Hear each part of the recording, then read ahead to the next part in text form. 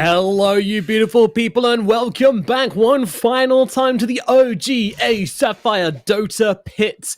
We are very excited because 5 days ago, 8 of the best international teams set out on a journey which would end in one of them winning the lion's share of the prize pool of $275,000 and, of course, being crowned one of the champions of one of the biggest tournaments before TI. It's a huge deal for all of these teams here, and we are down to the final two. We've lost many different names along the way, many regions underperforming, and in the end, we are left with Team Spirit versus LGD. And joining me to break down this grand final matchup, we've got Lizard, and we've got 1437.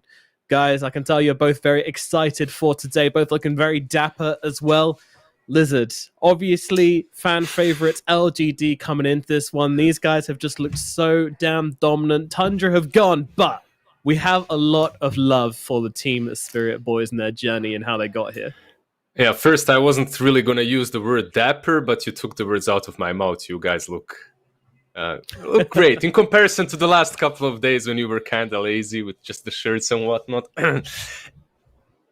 Fan favorites LGD, definitely, yes. However, the Slav boys, Team Spirit, they're looking amazing. They have this huge momentum following them all the way through the lower bracket and into the grand finals. Look at that, 2-0 versus Tundra, 2-1 T1, 2-0 versus Fnatic. That game versus Undying we're not going to talk about because it was a little bit iffy, but the other 3 series were on point. And I just can't wait to watch these upcoming games because I don't know, I have a feeling maybe we're witnessing a birth of a phenomenal team coming from the CIS, or maybe I'm just wrong and PSG.LGD is going to trio them, and that's also possible, but I'm hoping for the former.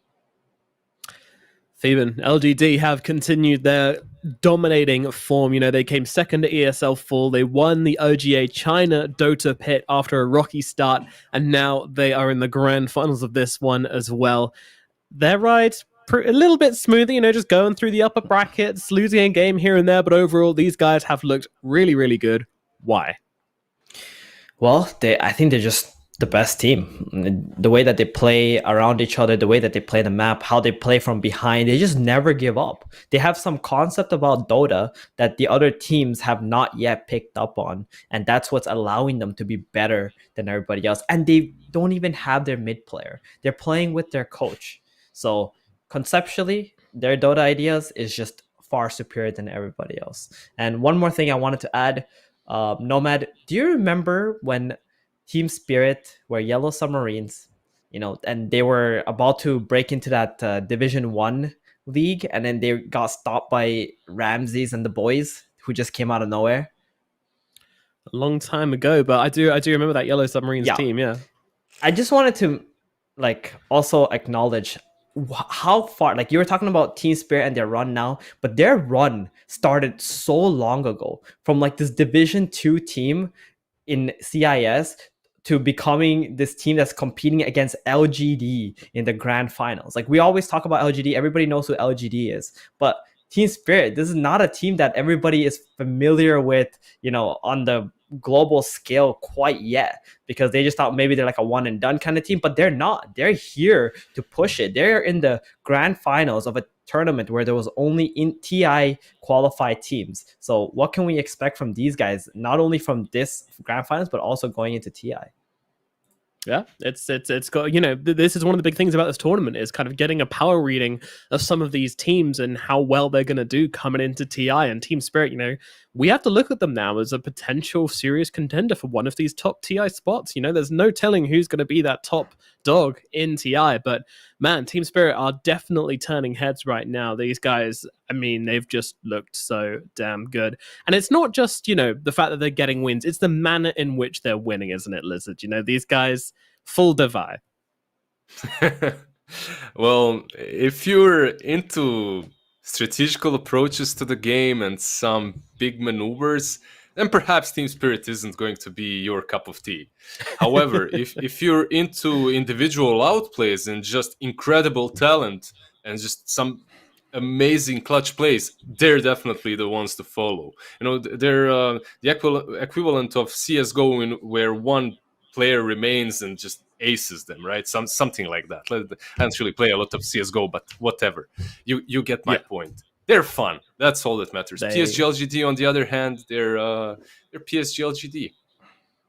You can't underestimate PSG.LGD. We talked a lot about team spirit, but in reality, how do you foresee this series going before we get into the draft, Theban? It's going to be tough for Team Spirit. I don't think they've played against a team of this caliber in terms of macro movement. I feel like it's going to end. If Team Spirit is going to win this, it's going to go all the way to game 5. And I said yesterday, I want Toronto Tokyo to really step it up because he's going to need to outplay Zhao Wei in the mid lane. Maybe that's like the weak point of LGD right now. And maybe if he can take over a game, especially win matchups that he normally shouldn't, we might see some games going in favor of Team Spirit. But other than that, LGD, I think they're still the clear favorites there. I think that's very reasonable. Let's get into the draft then for game number 1 of this grand final matchup of LGD versus Team Spirit. And we're going to start things off with the Monkey King and the Clinks banned out by Team Spirit, and LGD will ban out the Coddle and the Bane. But guys, I do want to ask you for some concrete predictions. Exactly what do you think the score will be at the end of the day, guys? It's gonna be a rough one. I would agree that if Team Spirit will take this one, it's gonna go all the stretch, all the way. But probably 3-1 PSG.LGD, something like that. But what am I saying? Team Spirit's gonna win this 3-0 for the Slab boys. They're on a momentum. I can't go against them, and how do I talk to my dad after? I see what you did there. You took 2 different possible outcomes, put it in the same sentence. So, covering your bases there. No. I'm all in on Team Spirit, man. To the moon, all in. Okay. Like I said, I think LGD, they're the superior team. If I would go with the 3-1 LGD here. All right. And I'm going 3-2 Team Spirit. Yesterday I said 3-1 Team Spirit. Today I'm saying 3-2 Team Spirit. They're like they can do it, man. They can do it. If anyone can do it, like that lower bracket run, 3-0. I said okay. 3-0. You guys, PSG.LGD, who? Don't you know the powerhouse of SEA Team Spirit? It's gonna happen. The heart however, of Blizzard talking. Yeah. However, I'm already worried because PSG.LGD, they banned out the Kotl, which is obviously a problem for every single team, but they banned out this Bane, which means they're very well prepared. They've been watching Team Spirit, and they banned out Miposhka's favorite hero, and now they snatched that Bet plus Elder. Bet has been highly contested, but you are playing versus Vengeful, and that swap versus Lasso, it always comes in handy. It certainly does. Talk to me about these bans from Team Spirit, Theban, because we're starting to see a decline in popularity for the Clinks, but then Team Spirit go ahead and ban it first phase now. Yeah, I think it's more of like an LGD thing, where they're willing to play it in the mid lane or the safe lane, and the way that they move around with the hero is much more fluid than the other teams.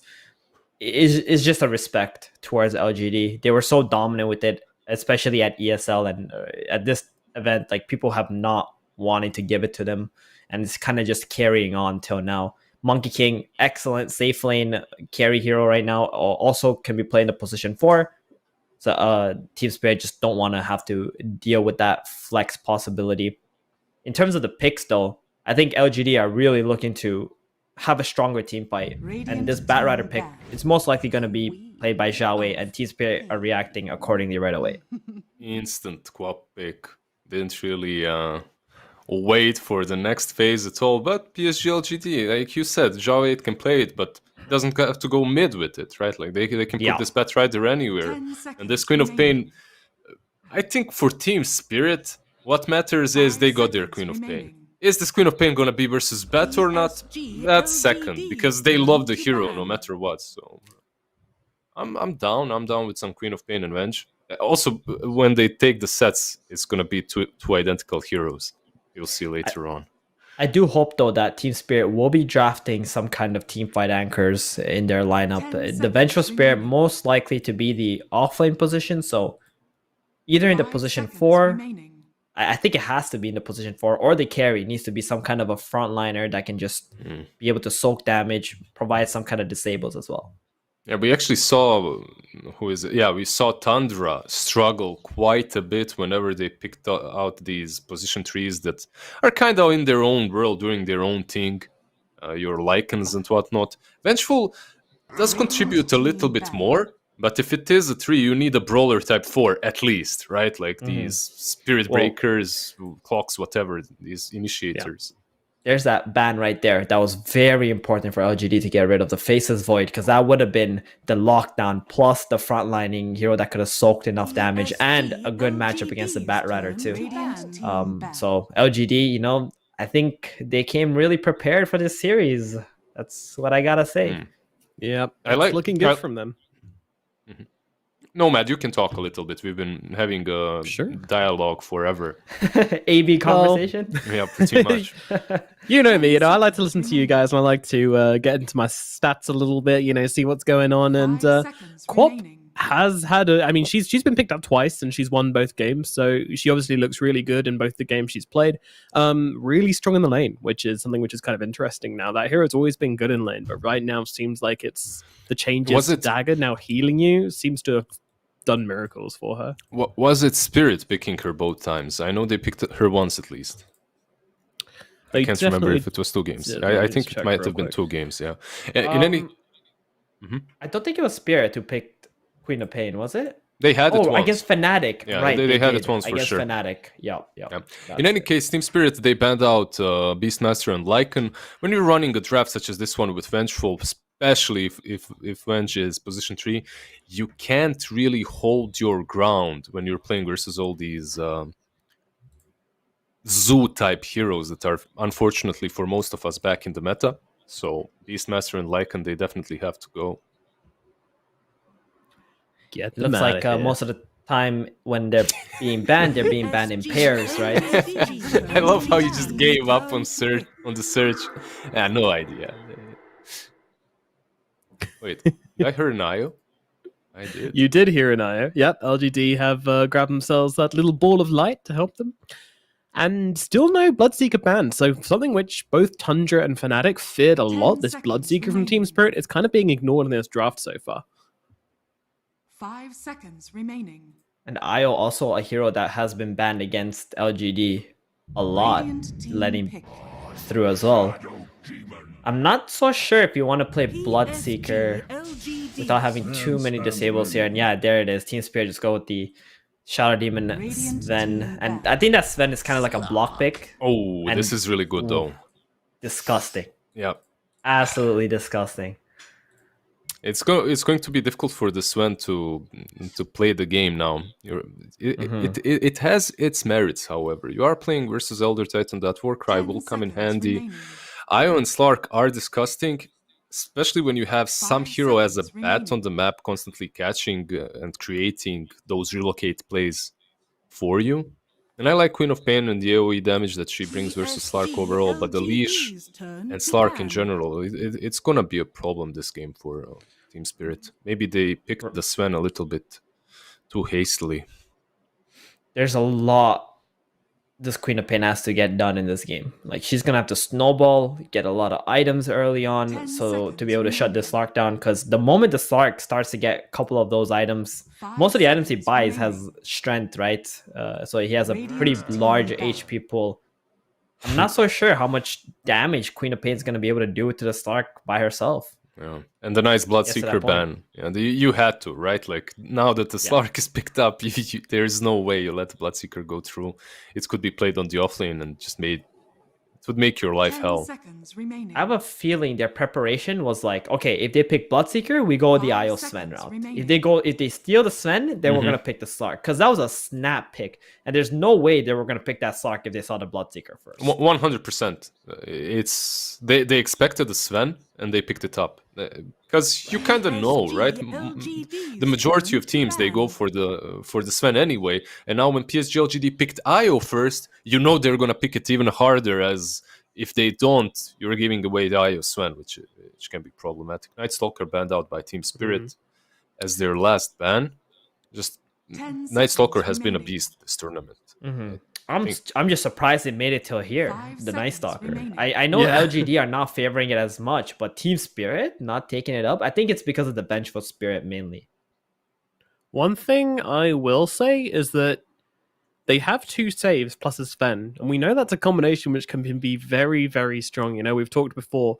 Aegis not that valuable on Sven because of God's Strength, but keeping him alive whilst that God's Strength is going is really, really nice. And Venge and Shadow Demon can both do that. And also versus Slark, you know, you just want to stop him getting those shifts up really, really quickly.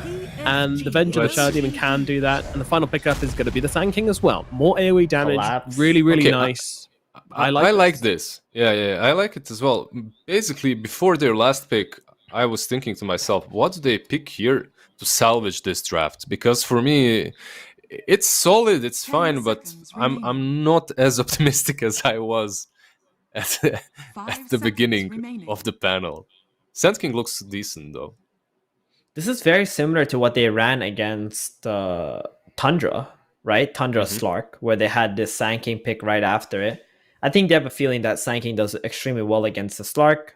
They needed another disabler, in my opinion, so this definitely helps out much more. I thought they were going to go for like an axe or something, and I was going to be like, I don't really like that, but this Sand King, I think, has much more options. Yeah. Has more potential this game for sure. Meanwhile, PSG.LGD are going to reveal if Batrider will go mid or if they will maybe mix things up and send him on offlane. Is there something that Queen of Pain really suffers against at the moment that's still left in the pool that they could go for? Some crazy Zhao Maybe, 8 Legion commander mid or Storm something. Okay. Spirit or something. But no, Okay, Underlord. Underlord. Okay, not bad. I like to think some Uh, people watching LGD for like who haven't watched them that much might be like, "Whoa, they go Underlord Batrider in the same draft." Like, no, this is pretty tame by their standards. A pretty normal have- draft for LGD. Yeah, I have a feeling this might be a Batrider offlane and an Underlord middle by Faith Beyond. And they're going to try to get Zhao Wei to match up against the Sven. Because if he goes mid against this Queen of Pain, we saw what Toronto Tokyo with Quap did to Cheon's Batrider. you mean yeah. I see That what you was not good for the bat. Wasn't So pretty. it might be favorable for the bat to lane against the Sven here. And Team Spirit might not see it coming if they see that Zhao Wei is on that Batrider. Will Toronto Tokyo really care though? I mean, maybe he will not crush the lane as hard, but He will not care, but it's more about Zhao Wei having a Yeah. good game and also being able to put some pressure on the Sven. yeah, I can definitely see that happening. Still though, Underlord gives you some catch, bit of malice, Athos in this kind of a lineup to help out versus the Sand King, to help out mainly versus the Queen of Pain, right? Makes a lot of sense, brings a lot of utility to their lineup. It's a rough one. I have to say I like the Sand King last pick from Team Spirit, which has me dancing a little bit from one side to the other when it comes to predictions. You can't decide. Steven, do you want to put forward your prediction first? I think LGD's late game potential is insane, but Team Spirit, Toronto Tokyo, this might just be his game. That being said, though, I always prefer the late game, so I'm gonna go with the LGD. Just put me on Alright, the let's- Slavic squad, of course. Let's Yep. go Slash. Team Spirit. I'm going Team Spirit as well. They look like they can brawl, and that's exactly what they want to be doing in this series. So, yeah, it's going to get messy, and Team Spirit, I reckon, are going to come out on top. But let's bring it over to our casters. We've got Bkop who's casting. You'll be delighted when he's on the mic. We all get excited. With him as Mo, you'll be distressed. He's just above average when he's at his best. Thank you, Nomad. Man, this guy's rhyming. I promise you. I absolutely promise you. He's been sat up for he was sat up all night thinking about that. He was like, God, how do I make He it do look work? tired. He's got 2 hours sleep. He's been up all day thinking about it as well. Gets that one line out of there. Shall LG we? is so good Ooh. at finding mid wards. I'm sure there's not. I'd love to see the stats, but I reckon there hasn't been a better team this tournament at de-warding around that mid lane before the rune spawn. Yeah, they're like pre-horn movements are some of the best from what we've seen, not only in this one, but like the China Dota pit as well. Like they played really well around the horn and around what they want to get done in terms of vision. Yeah, I completely agree. I will say though, I'm on the Spirit train today, Bkop. Everybody on the Spirit train. I'm surprised that the faith has been lost here on LGD. All of a sudden, Magic Missile with the Burrow Strike coming in from Collapse and Mira. Ame in some trouble. He's starting to get some essence shift, though. Only 4. But it's not looking really that great for Ame. He knows he's in trouble. Yeah, the tether's gone. The life is gone. And Collapse gets first blood. Not the start that they would want on LGD. And, you know, we praise their early pre-horn movements, and then they give us that. So when I should say I'm on the Spirit train today, I meant for this game. I realised that it made it sound like it was for the whole series, but I think their draft for this game looks really strong. They've got this really good mid matchup that we've mentioned before from on the panel. Like Transfer Tokyo, when he had to play this matchup before, did a really good job. And I think Joe probably been one of the better Batrider players this tournament, but I would still favour Transfer Tokyo. Yeah, like you said, he's had some good performances on this Queen of Pain, and I'm interested to see. They picked it up pretty early, so they're prioritizing it for him. And, you know, he's like, when you have good performances with a hero, certainly want to try it again. When you've got the ability to really flex and try things in a best of 5, why not? Not the most common picked mid. I think Nomad said it's only been picked twice this event. Yeah, it's just against Batrider specifically, we've been seeing teams doing it, right? Right.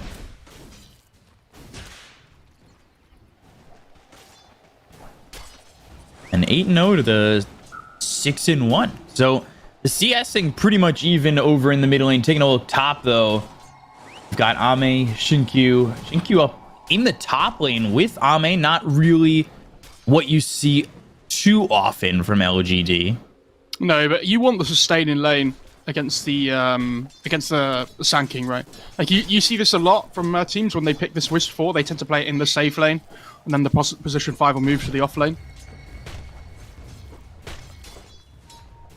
Ame trying to secure some CS as best he can. And this is also a move on the Venge from what we've been normally seeing, the 3 to the 4, but I'm not surprised. Collapse is not who we've been seeing play Venge, more so like the Axes, the Mags, the Sand Kings, the guys who blink initiate, want to get something done. I mean, I'm sure we can play Venge, right? But like you say, I think they look so much better on Spirit when he's playing those big initiate team fighters. Yeah. The CS across the board, though, looking really good for LGD so far. Especially in this mid lane. And Zhao, he's had his struggles in the mid lane in a couple of these matchups, but for the most part, even when his laning goes poorly, he somehow makes something of nothing. And it's always interesting to see how he accomplishes that. Well, if you see his skill build as well, he actually went Flame Break at level 3, which I think against the Queen of Pain, something that happens a decent amount, right? Where you want to be able to offer that damage straight on the Queen of Pain, but you know you're never going to get it from Firefly, because she just blinks away. So. Right. Is it possible that maybe you force that blink with the Flame Break and then dive in with Firefly? I mean, potentially, but it's so difficult. Mira? Oh, Mira in some trouble. Ame trying to get the kill. Pops the Fairy Fire, just surviving, and then a salve. They're trying to stay in this lane. Has 4 tangos and a mango to go. Burrow Strike on 2 with the Wave of Terror, but that's just... yeah, a good glyph to stop Collapse from getting a bit of CS with that Burrow Strike. And now they're starting to right-click away on these heroes. They've got the Pounce Leash. There's the Magic Missile. Right-clicking in. Mira just used that salve. Oh, the Courier as well. Oh, yeah, Collapse losing that Courier, but it did deliver before it did go down. So not awful, but definitely not what you want to be giving away. And again, Ame playing so aggressive.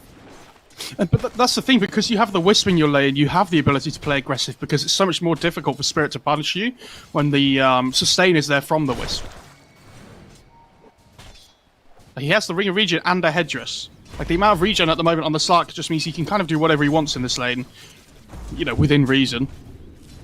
And at the moment, even if he gets in a little bit of trouble, he does have 10 wand charges to go back to. And potentially survive. Like, he's not an easy kill, and he definitely feels comfortable playing in the faces of Team Spirit in this lane at the moment.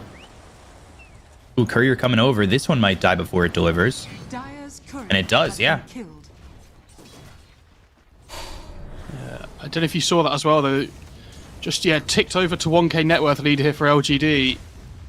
And again, we've mentioned it time and time again. Look at the support net worths. That's where the big difference maker comes in. And these are two teams that have, at least in this event, played their aggression very, very aggressively. They played the aggression aggressively. Played their That's pretty poggers, advantage Bkop. aggressively. There we go. You could have let me have it.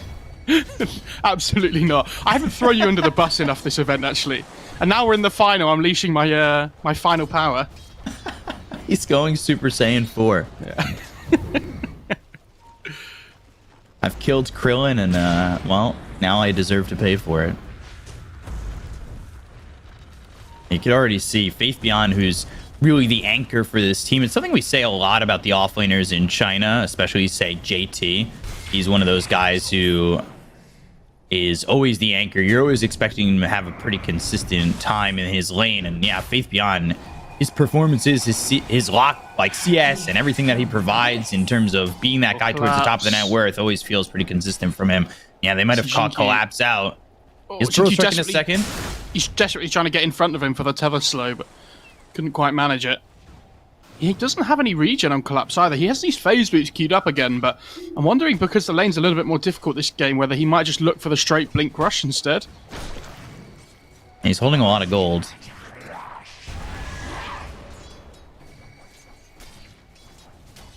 He is sitting second on the net worth. Like, he could definitely do that. And if he's got the farm, if the lane stays consistent like this, go for the blink, right? Like, it's not the worst thing in the world. Because I look at this game, and I think if you can get the early blink on the Sand King in conjunction with this, like, Queen of Pain, they have the ability to play such, like, quick Dota. I'm not saying LGD can't, but I think you need that kill threat relatively early on. Oh, he's going for the phase boost. Okay, take it all back. He definitely wants the phase boost first.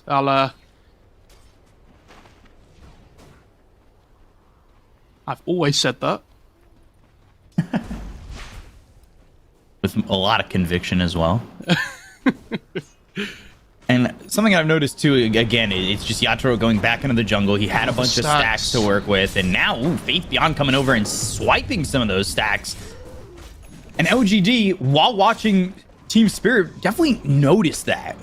I think a lot of teams towards the back end of the event kind of did as well, where they know Spirit, Miposhka, he's always looking for these stacks to make for his carry. And yeah, you know, if it's going to be made for him, you need to invade and try and steal them. And that's exactly what Faith Beyond does.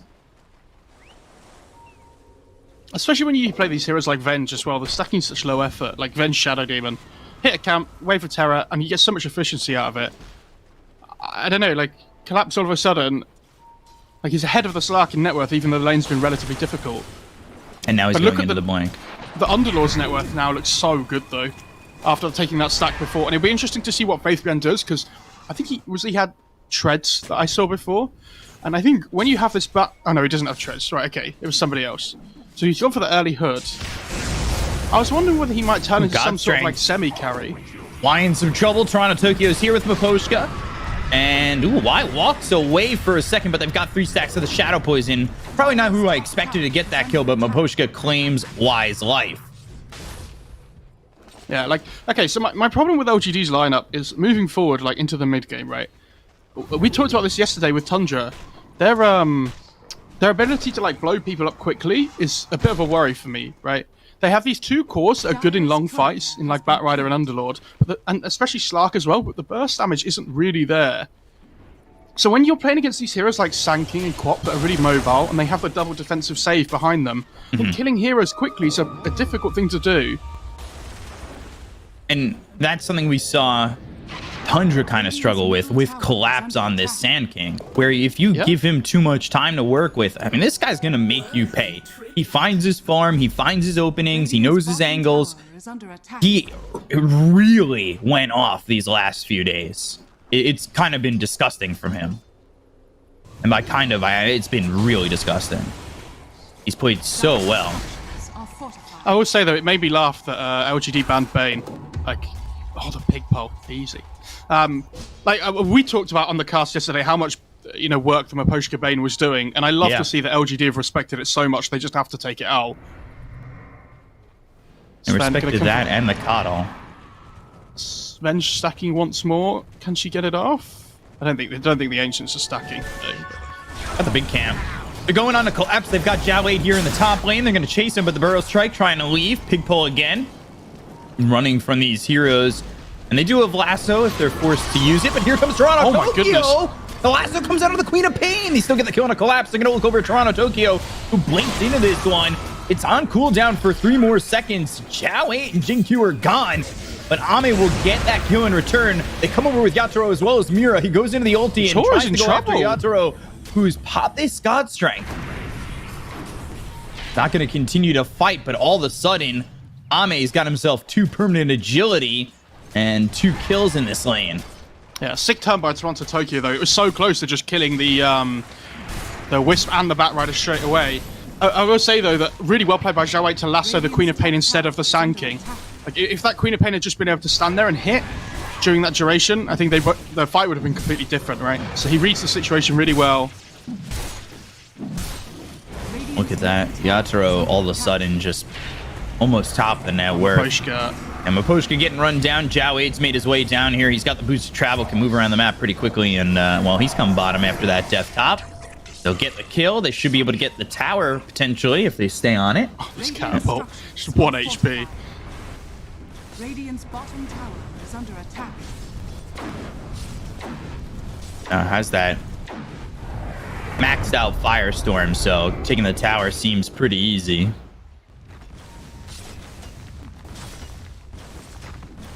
Collapse in the dire jungle. Yeah, he's playing really aggressive, but like he is forcing rotations and things, right? Like he's just cutting waves, being as annoying as possible. He has 200 gold off his blink as well, so that timing that we talked about, maybe he wanted to get that blink early. With that stack in particular before, he actually still has a really strong amount of net worth, so the blink's going to come at a good time anyway. Good flame break to push off that illusion rune. Now Mira coming over, hit with the Pit of Malice. The Earth Splitter flies in from Y.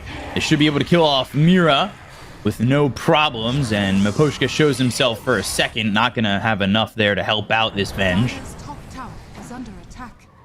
And I assume the build is still the same for the 4 Venge, right? You just go Ags after boots?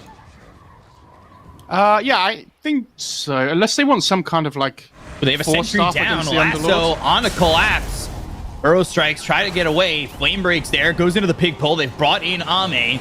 And Pounce not leashing, but the right clicks are in, and Jowade gets credit for the kill.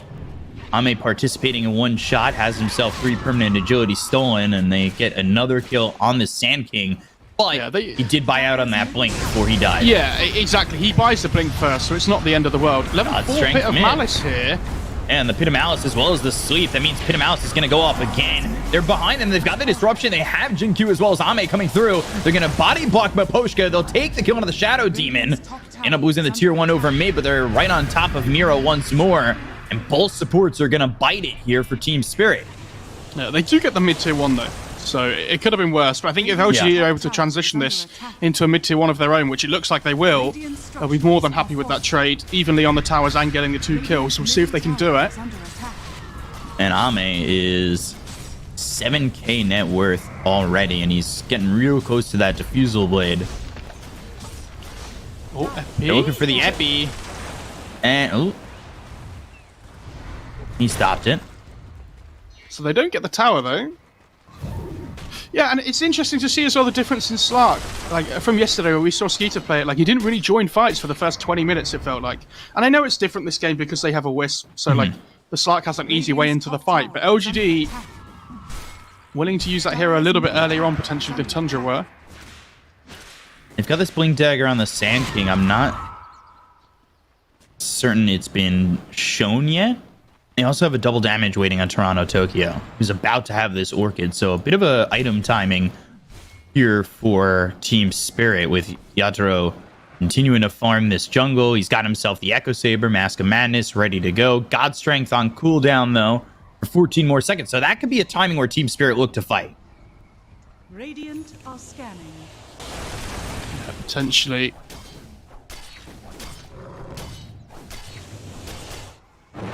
I don't know. Are they reliant on the BKB timing here potentially on the Slark still, or can they go with the Diffusal?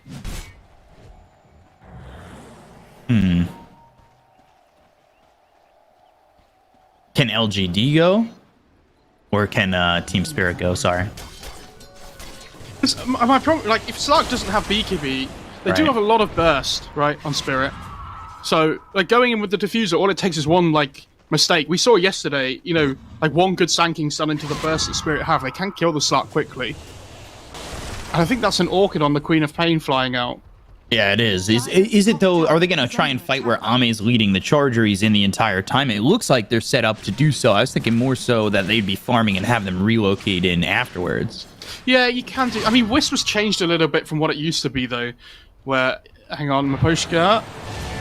And it's going to be spotted. They'll slow him down with the defusal. The disruption comes out. They'll have the Venge coming in. They've got themselves the Pit of Malice. And now the Blink as well as the Epic coming in with the Burrow Strike. mech! They don't have the damage. They have the mech, but the kill is on Ame as well as Jinkyu. They'll take out both. It feels so good talking about something and then it just happens straight away. Yeah. It doesn't happen very often, but when it does, It feels good. you feel so vindicated. That was so close to him not dying, though, right? With the mech coming through from Jinkyu. Ame kind of going crazy, going up the hill Dire's top blindly. tower is But, under I mean, attack. it could have been good, right? Like, if they kill off the Shadow Demon quickly, the fight's much different. But the supporting cast just a little bit far behind for LGD.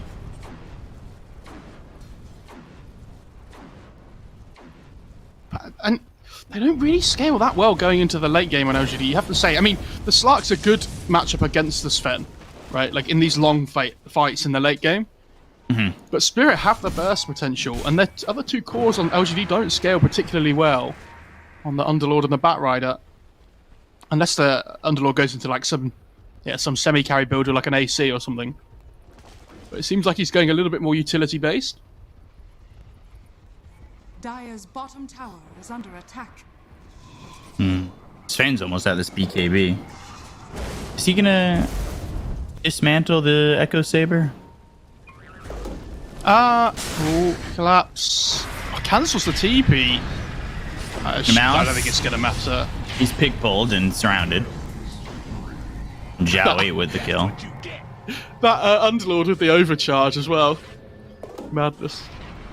Clicks like a monster.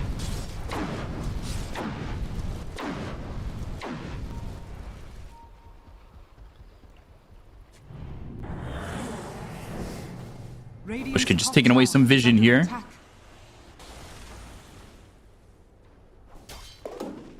Doing his thing as best he can right now, sitting...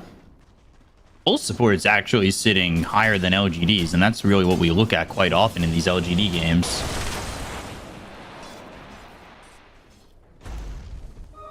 It's just the difference in net worths where we can find it. Meanwhile, Zhao 8's been spotted, and he is very dead. Toronto Tokyo moving in with Mira to get that kill. He's got That's a that big net BKB, but Big net worth increase for Toronto Tokyo as well. 500 gold. yeah. And he's almost got his BKB. And it looks like Yatoro's not going to dismantle that Echo Saber, and he's just going to buy out on the BKB. Is there a mech on the Wisp Bkop? No, he's still building it. How did he save the Slark before? What happened? Did he just wand or something and fairy yeah. fire? Yeah. I think so. Dire's top tower is under attack. But I swear I heard the noise for mech. Yeah, I thought I heard a mech noise as well. I just assumed he had it. Radiant are scanning. They're looking to make a play here up towards top. BKB gets popped as the magic missile is thrown their way. Still slowed up, goes into the pig pole, staying right on top of Mira. On the other side of the fight, though, they've got themselves the Sonic Wave coming through and getting the kill on the Jinkyu. They're going to look over at Ame and try and finish off this Sark. The lasso comes through under the Venge. And now Jinkyu, who bought back, TP's in and tethers up onto Ame. God Strength pop going after Faith Beyond the Cleave. Really doing some damage onto Zhao 8. Not only on the Faith Beyond, they've got the Earth Splitter coming through from Wise. He only is able to just stand there. This is a new BKB for Yatoro. They get the kill on the Faith Beyond, and they've got some heroes low on Team Spirit. The dust comes out. It's on a collapse, but the swap is there from Mira to save the Sand King. Nobody lost from Team Spirit yet. I mean, these double defensive supports, man. Like, they swap out the Sven, they then banish the Venge. They're just saving each other. Ooh, Burrow Strike on it too. And now Toronto Tokyo coming over. They've got the silence on Ame. Ame. Ame trying to survive. The right click's on a collapse, but it's not going to be enough for him to survive. And Toronto Tokyo gets the kill. They finally take out Mira, but that's only one killed off on Team Spirit. They've killed off Faith Beyond as well as Ame. They had the buyback coming out from Jinkyu. They're looking after Y. He's getting chased down by 3 heroes. He's certainly dead on the screen already. While Zhao 8 is forced to TP away. He goes back towards mid, and Jinkyu's already walked away as he bought back, doesn't want to die again. This is what I was saying, that like LGD, it's so difficult for them to find these kills. Like the double defensive supports, the lack of like burst damage relatively early on. Such a big issue for them here. This like the constant saves coming through from Spirit, disrupting the fights. Yeah. It feels like the Spirit from yesterday. Still very much here. And they're up 5,000 net worth. They've had such a great time so far. They've played around the aggression that LGD were pushing forward quite well. And I wonder if maybe they've pushed and stymied it enough that now LGD, they might need to stop for a little bit because they want this BKB on Ame, right? So yeah, do you just take the time to farm that up, kind of hold back on fighting a little bit, and wait for that? Well, it's difficult though, right? Because the Batrider's just finished his BKB. So it's like, oh, do we want to wait for for the Slark BKB, or do we want to play around this like Bat BKB that we've just finished off? Like the timings are slightly off for LGD. Oh, he gets out on the Boschka. Faith Beyond, Lotus Orb for him next as he's picked up a pipe and a Rod of Atos, so he's got a decent chunk of farm. The top two right now are the Sven of the Queen of Pain, so Yotaro, who's used these stacks, and well, he's 2-0-1, just continuing to farm and be involved when he can be. He's going for a Daedalus next, and he just picked up a Blink Dagger, so definitely a time to fight for Team Spirit as they'll group up and smoke. They have God Strength ready. What can they find though? Because Roche is up, remember. You know, if they don't find a kill, I don't think they should force it. Maybe potentially just go and look to play around the pit instead. But we know what Spirit are like. They do like finding these kills. Might find something in the triangle. They're gonna walk up. They put down the obs. They just spot Jinkyu, and they're gonna come through. They've got themselves the God Strength so quickly killed, and he had bought back. They'll take it in one swipe as well. I think they just run into Roche now, surely. Is there anything really to stop them from taking it? And it does not feel like that's likely. I mean, you do have Elder Titan. He's very good at disrupting these Roche attempts, but I just don't think there's confidence there in going that way. LGD do scan it though, so they know this is going on, and they're going to head into the pit. You have to remember, with the Elder Titan, they have really good stall around the pit here. Underlord as well, probably one of the better heroes. It's already so low. It's already getting down towards the end. They need to get into the pit, but they won't be able to do so. They actually get the kill on a Roche. Sonic Wave comes in. They've got themselves the Rod of Atos coming through, as well as the Pit of Malice onto the Shadow Demon. Yatoro comes through, right clicks in, and it's a two-man stun. They're looking for Zhao 8, who gets out of the high ground. The swap's in on Y. They got the kill on a potion. They're going to look over as Ame's coming into the fight looking for Mira. Y ends up dead. Venging trouble. Down goes Mira. 2 heroes gone on the side of Spirit as they'll buy back on Y. Zhao 8 still very low. TPing out and away from this fight. That's so unfortunate for Toronto Tokyo. He got stuck in the trees by the creeps, so he had to BKB to get away. Yeah. And not awful from LGD. Spirit, though, forcing the buyback on Y. They lose both their supports. They end up getting the Aegis, but the Aegis kill, or the Roche kill, is LGD's. It was a snatched Aegis. Yeah, I think if Zhao 8 had died there, the fight would have been much better for Spirit, right? But yeah, the fact that he's able to just get up off on the cliff and get out of there, decent fight for LGD. Or collapse. They have lasso. And they're going up towards the top with the relocate. They have the Rod of Atos on to Toronto Tokyo. Now the Pit of Malice as well as the sleep. He doesn't have the BKB. He used it for the previous fight, but they're going to go in with the God Strength as well as the BKB. The damage on the Faith Beyond is just too much for him to handle, and now Jinku's going back over as they'll relocate out. They relocated in to try and take this fight, but the complete turnaround, which is something we see so often from Team Spirit, is right there, ready and willing to go. They got the dagger. They get the kill into Zhao 8. They've got the dagger on to Y. They might dive this tower, and it looks like they're definitely going to dive this tower. They have the blink and the God Strength still going, and they'll get the kill on a Y. Triple kill for Yatoro, and that is easy pickings there for Team Spirit. Yeah, well played by Collapse there to like drag the fight out a little bit longer, so the initial lasso didn't come through. Kind of drags LGD a little bit too far from where they would like, and you know, Wisp with the relocate just manages to get out, but very close to dying as well. Is this the most poor we've seen Xingqiu this tournament, I feel? At like 25 minutes? Seems like it, yeah. And it's just not the hero that we've been seeing him play. Not the type, Monkey Kings, Void Spirits, just more heroes that become cores than this. I mean, he is a great Wisp player, though. Like, Yeah. he's played it a lot before, but I agree with what you're saying. Like, different to normal. Is that the Wisp shard? Or is it the Slark shard? I wouldn't be surprised if it's Sark Shard coming out. He's got the Depth Shroud now. Ags is finished on Mira, too. Very good against, like, the Sven, right? Where if the Sven's trying to blow somebody up, you pounce in on the Slark with the Depth Shroud and keep them alive. They don't really... I guess they have decent AoE damage with the Queen of Pain and the Sand King, but for the Sven itself... Pounce. Not easy. Although this is a kill on Mira, who's got that new Ags. They're going to continue to chase. They've got Collapse going with the Epicenter as well as the Burrow Strike. Oh, the damage coming in on his sword! My He goodness! ends up dead. The Sonic Wave is there. They'll take out Ame.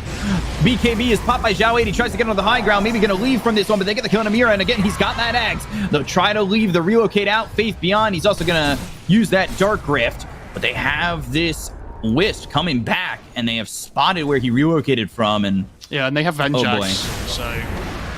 very dead. They get the kill on Amira, but again, it's just not... It doesn't matter. Once you have that Ags, Venge, it does not matter.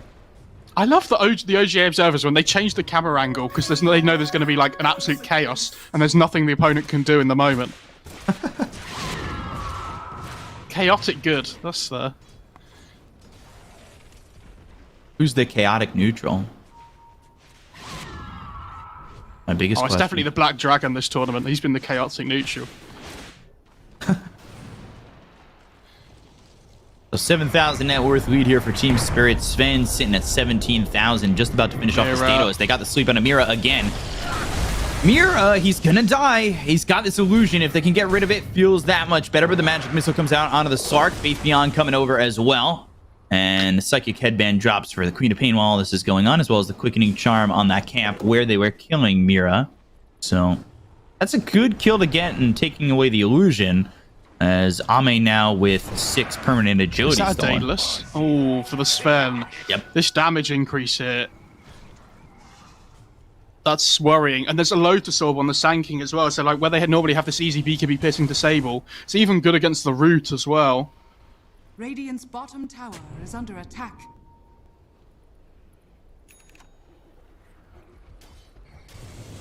Faith Beyond almost has the goal to get his Lotus Orb as well.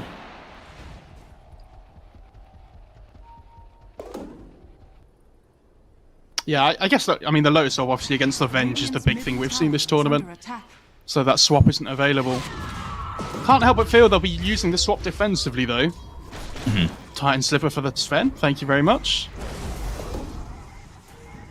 Thanks for making my game that much easier. Right now he is holding onto the Mindbreaker though, and I'll also grab that Titan Silver. They're going to smoke and draw a line right towards bottom. I think LGD should know this is happening though. Dire's top tower Yeah, is under they're going to attack. scan top and Radiant are going to scan Radiant's bottom tower towards the is bottom under area of the attack. map. LGD, they should know. And the question is, can Spirit catch them? Making this cross over the river. Good retreat there from LGD. Keeping the Slark farming the whole time as well. Yeah, finds an enchanted quiver. Just about has the gold here for the Basher.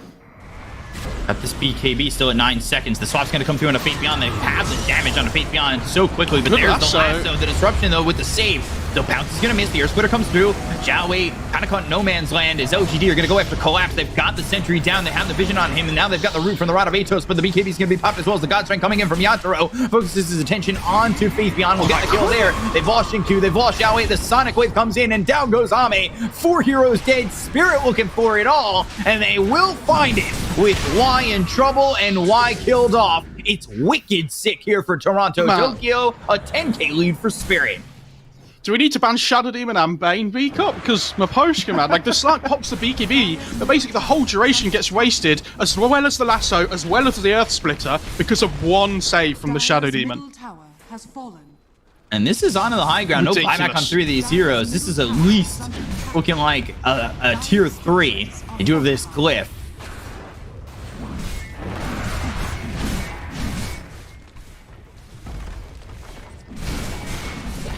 So there goes the tier 3, and looking like the melee racks will follow. 15 seconds still to go. Highest respawn timer on LGD. They do have a tier 1 bottom, so it's stopping them from going through bot, but top is open. I mean, they can't deal with Yatora at the moment on LGD. Like, this guy basically just blinks into a fight with the Stayless, and somebody's dead. Like, that fight, it was the Bat Rider, especially after his BKB ended. And he's just able to move from target to target because the rest of Spirit can keep themselves alive with all this maneuverability and defensive capability.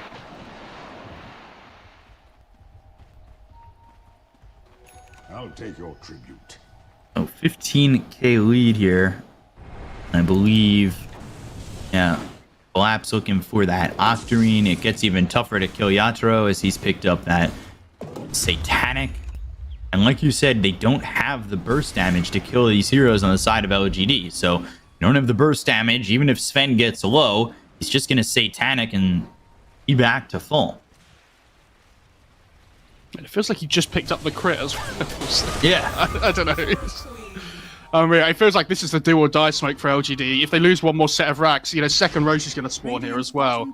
So this fight has to go their way. Toronto Tokyo spotted. Oh my god, he went in! Aggressively! They're going to get the Rod of Atos as well as the last one, but they've got the Lotus Orb being placed there out onto Toronto Tokyo. Mira comes in, dead for the first time. Sonic Wave hits on a 3. They've got the BKB Popeye Xiao 8 as well as Toronto Tokyo, but those are finally going to wear off. The Epicenter comes through with the Flame Break, pushing Collapse away. It's not the best placed Epicenter, but he's right now in the Sandstorm. They've got the dust. They have Toronto Tokyo coming over from the side. Here comes the Sven! And Yatoro kills off Phase Beyond and looking towards the rest. He's got this concentrate. God, he's so strong. He's so strong. Full team wipe for Team Spirit, and game 1 goes their way. That was such a satisfying attack to watch. Oh my god. Unbelievable from Spirit. I mean, we were, you know, coming into today saying, you know, they've been up against it in every single series they've played. Yeah. Every single time they prove us wrong, and they come against the final bosses of LGD, and you're like, man, like maybe this is the final hurdle for them. Maybe they can't deal it. It's going to be a quick 3-0 for LGD. Sit down, guys, because it's going to be a long day. Yeah. I mean, that's all I'm hoping for. I don't even care who wins 5 games. Give me everything. You had a lot of people saying that it's going to be 3-0 LGD. Well, Team Spirit just come out of the gates rolling, and they blew up LGD in game 1. Man, that 2-shot from Sven is just everything about that game, where LGD just had no answers. Yatoro was just so farmed and destroys them in 2 shots. It was a disgusting amount of damage. Unreal, honestly. I mean, it's so impressive from Spirit, and the way they were just able to play this aggression all the time. I can't wait to see again, because yeah, LGD up against it already. I know it's a best of 5, but that's got to be a bit of a, okay, guys, let's chill out. Call. Maybe we need to respect them a little bit more. Yeah. We can't just ban Bane. We need to think about this more. Do we ban Bane and Shadow Damien? Like, that's going to be the most important part. Like, I want to see what these drafts are going to show us in game number 2, how LGD are going to change and, you know, try and even the series up at 1. But we will have a short break before we get there, so stay right there. We'll be back in a second. See you soon.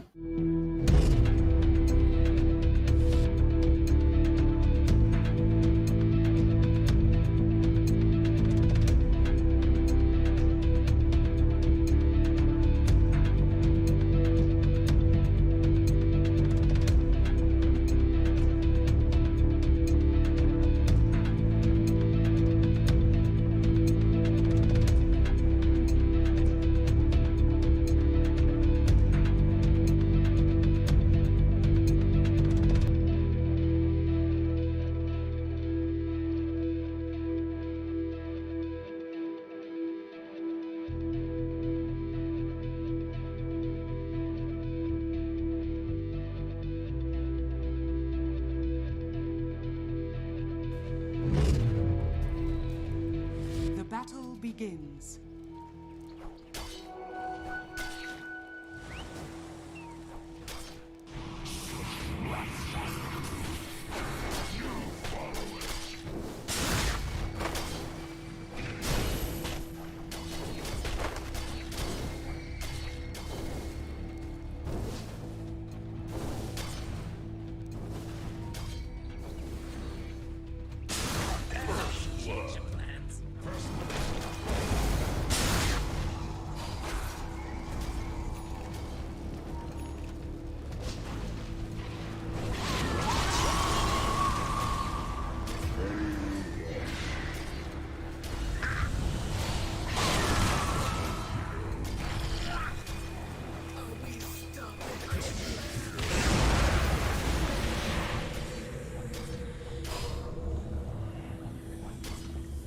Dire's middle tower is under attack.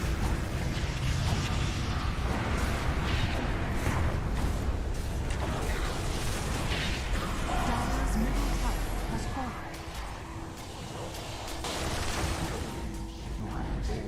Radiant's top tower is under attack.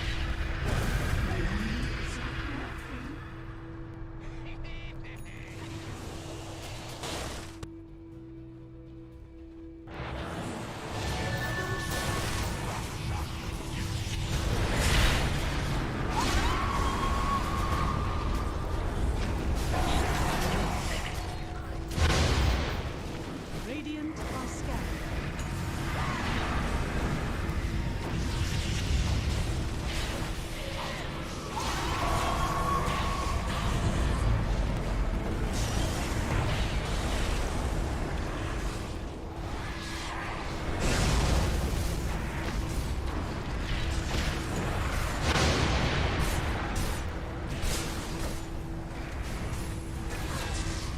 Dire's top tower has fallen.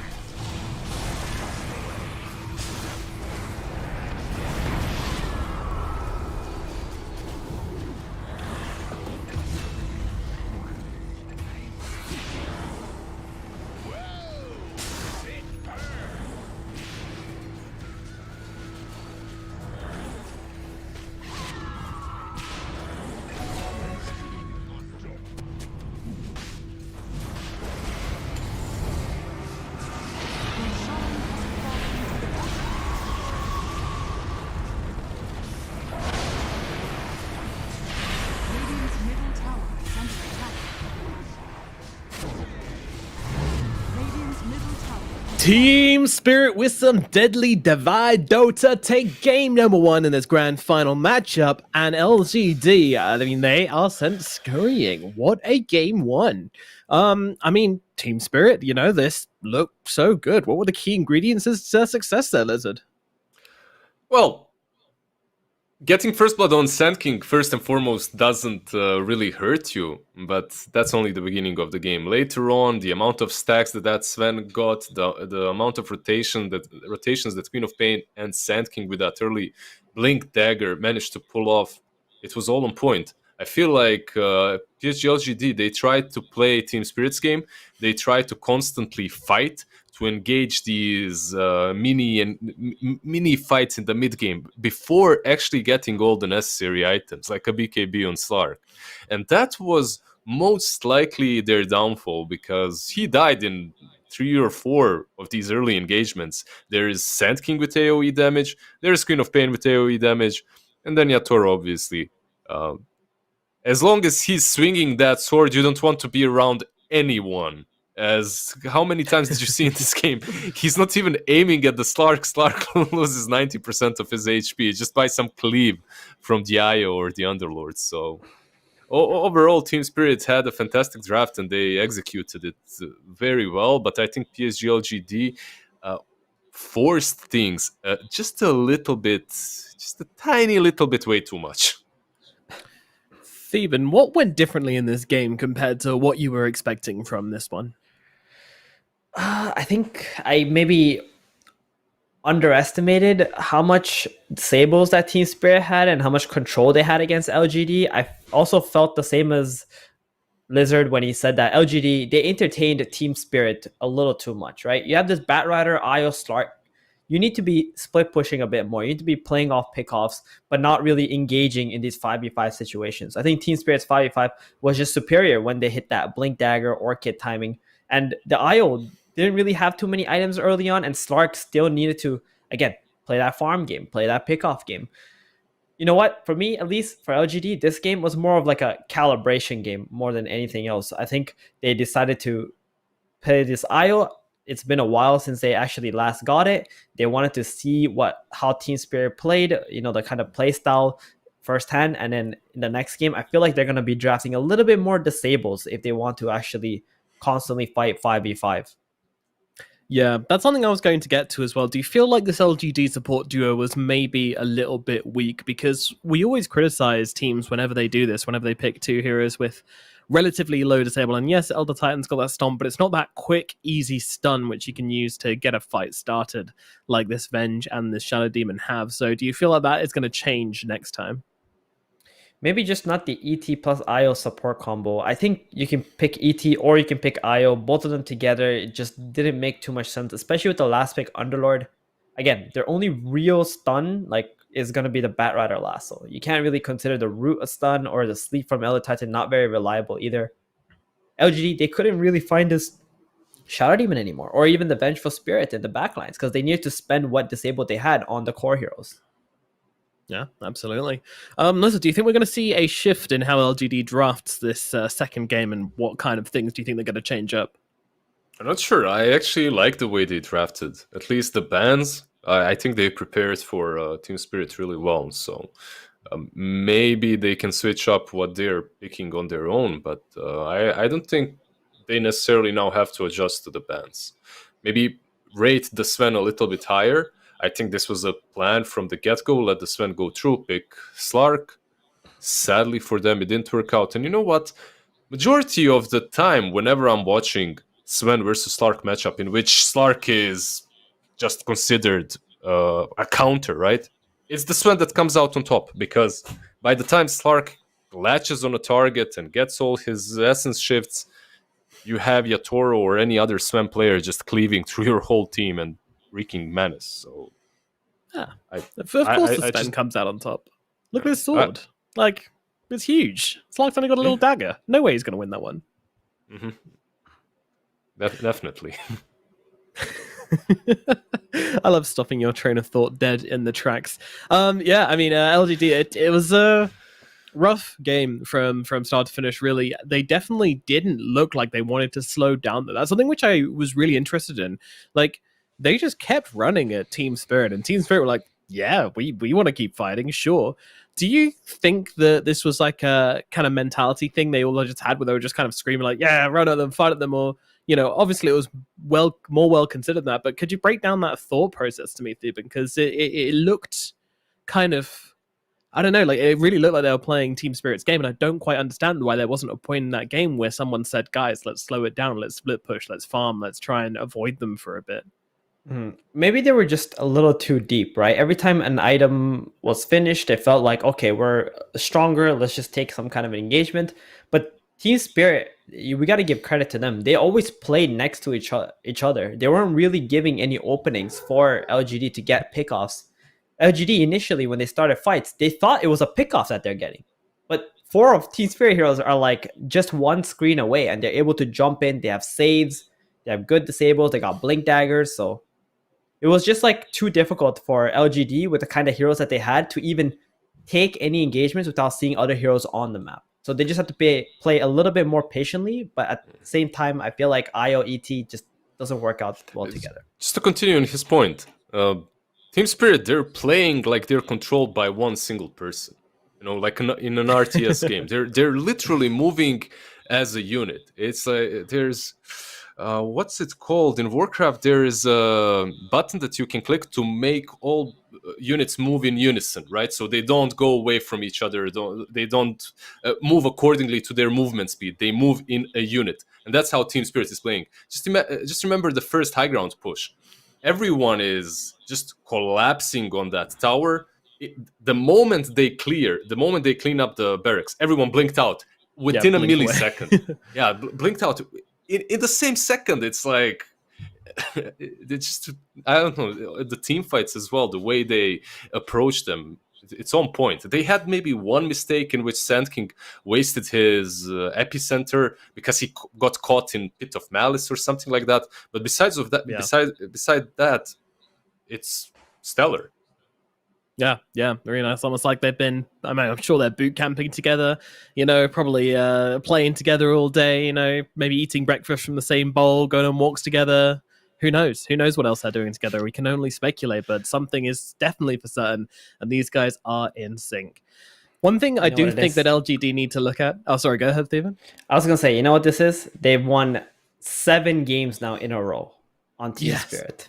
Yeah. This is what you call a hot streak. And if history, tells us anything, the moment they lose one game, that's when the real resistance comes in, right? Let's see what happens at that point.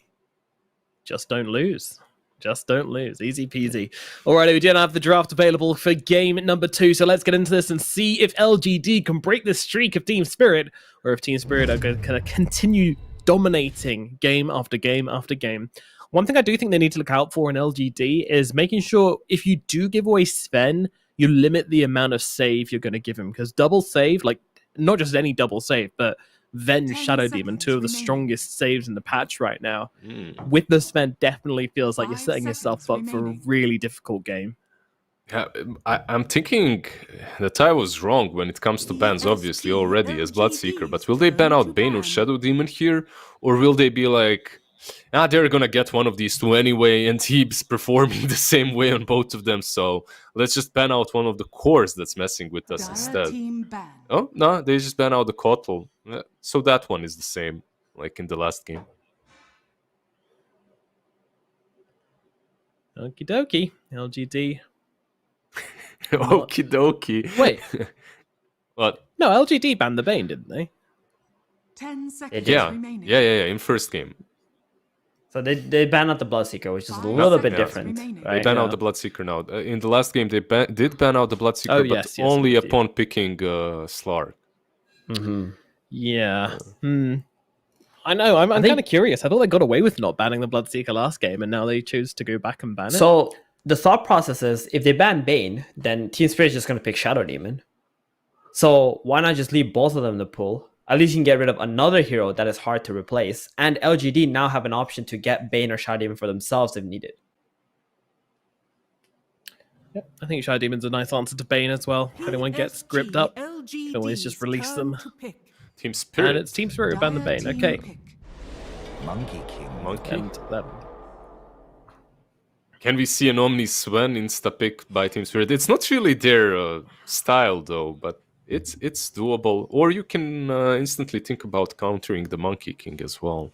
However, if you're PSG.LGD, you're more than happy to put Zinkyu on that position 4 MK, so not sure if Team Spirit so can good. even think about countering it until late on in the draft. yeah, when you have an idea of where it's going to go, you can start thinking about answering it. But until then, you just have to draft your own game. So it's crazy how even after game 1, like the mind games are already starting to come out. Team Spirit have their read is that the Bane's just going to go away first pick. They don't want to have to deal with that. So they let the Monkey go through. And I mean, now it's going to be a completely new game. Venge, though, right? It's still in the pool. Yep. There you go. Instant pick. And with that, they also snatched the Batrider. I'm not sure I'm too happy with the Batrider snatch. The hero is extremely strong, but I feel like Toronto Tokyo, I'd rather have him. I guess you're playing versus Monkey, so it's really valuable. I can see that. But Beastmaster, yikes. Why is that a yikes, Lizard? Look at him. Would you fight that? Come on. There's only one. This is one of the few heroes Lizard is intimidated by. Look at those gains. That guy's huge. Beastmaster and Axe. But yeah, the Batrider and the Venge, like both these heroes are excellent against Monkey King. They can move the Monkey out of the ring, so the carry Monkey has been kind of countered in some ways. I think support Monkey King is still going to be fine. LGD, they're always going to flex this Monkey till the very end anyway. And I get what your point is. Like, you'd rather see Toronto Tokyo play one of these Spirit guys who are constantly active instead of Batrider, who needs to get like Boots of Travels, BKB, Blink Dagger, or whatever items, like to be able to really be always on top of your opponents.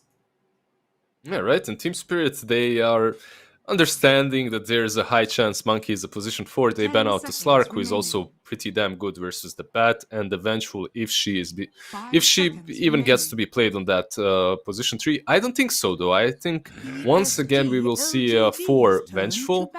They ban out the Omni. They don't want maybe Omni Sven to be picked up next. But yeah, you're playing versus Beastmaster. You need to address the summons now. And if you put Vengeful on position 3, I think you're going to be in a lot of trouble once he gets that item or two and just starts dominating creeps, rushing you down.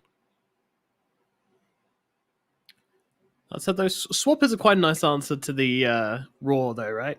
Get someone 10 out of danger, seconds remaining. And then you die. and then you But- die. but But then you have it- Axe, so you don't really die. Yeah, I guess it's fine as an initial save. It's just overall you don't have anything to clear the wave, to clear the creeps, right? To stop the pushes. Because of that, it's very difficult. So maybe we might see something like a Mars or a Tide Hunter. But then again, you're playing versus Monkey King, so Mars might be a better option. Are you guys surprised that the LGD did not ban Shadow Demon here? Yeah, a little bit. I feel a little bit surprised myself. Like seeing that you have Beastmaster you're playing Dire against. I team mean, pick. Beastmaster Hawk can find you. You know, they can kill you, but I still think it's a great Sven- save and Sven's still great here for the as laning well. stage. Mm-hmm. I feel like the Sven Vengeful and Shadow Demon combination could be coming out again here for Team Spirit if they can get it. There are, of 10 course, 2 seconds picks remaining. in between Team Spirit's first and second pick. But LGD 5 has done a seconds really remaining. good job at shutting down Miposhka's heroes by just pretty much banning out the Coddle and threatening the Bane first pick. They're going with the Hoodwink. Wow. Ooh. Damn. We have Okay. not seen Hoodwink, have we? A single no, game. so Yeah, far. not a single game of Hoodwink, actually.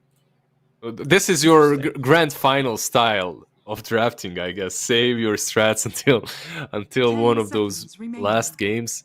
I'm not sure how I feel about this, but 5 seconds yeah, we'll remaining. see. They can play it on 4 or on 5. I suppose it's going to be a 5 played by Miposhka, but it's a very flexible hero in that way. It's a curveball, Hoodwink right? was banned once.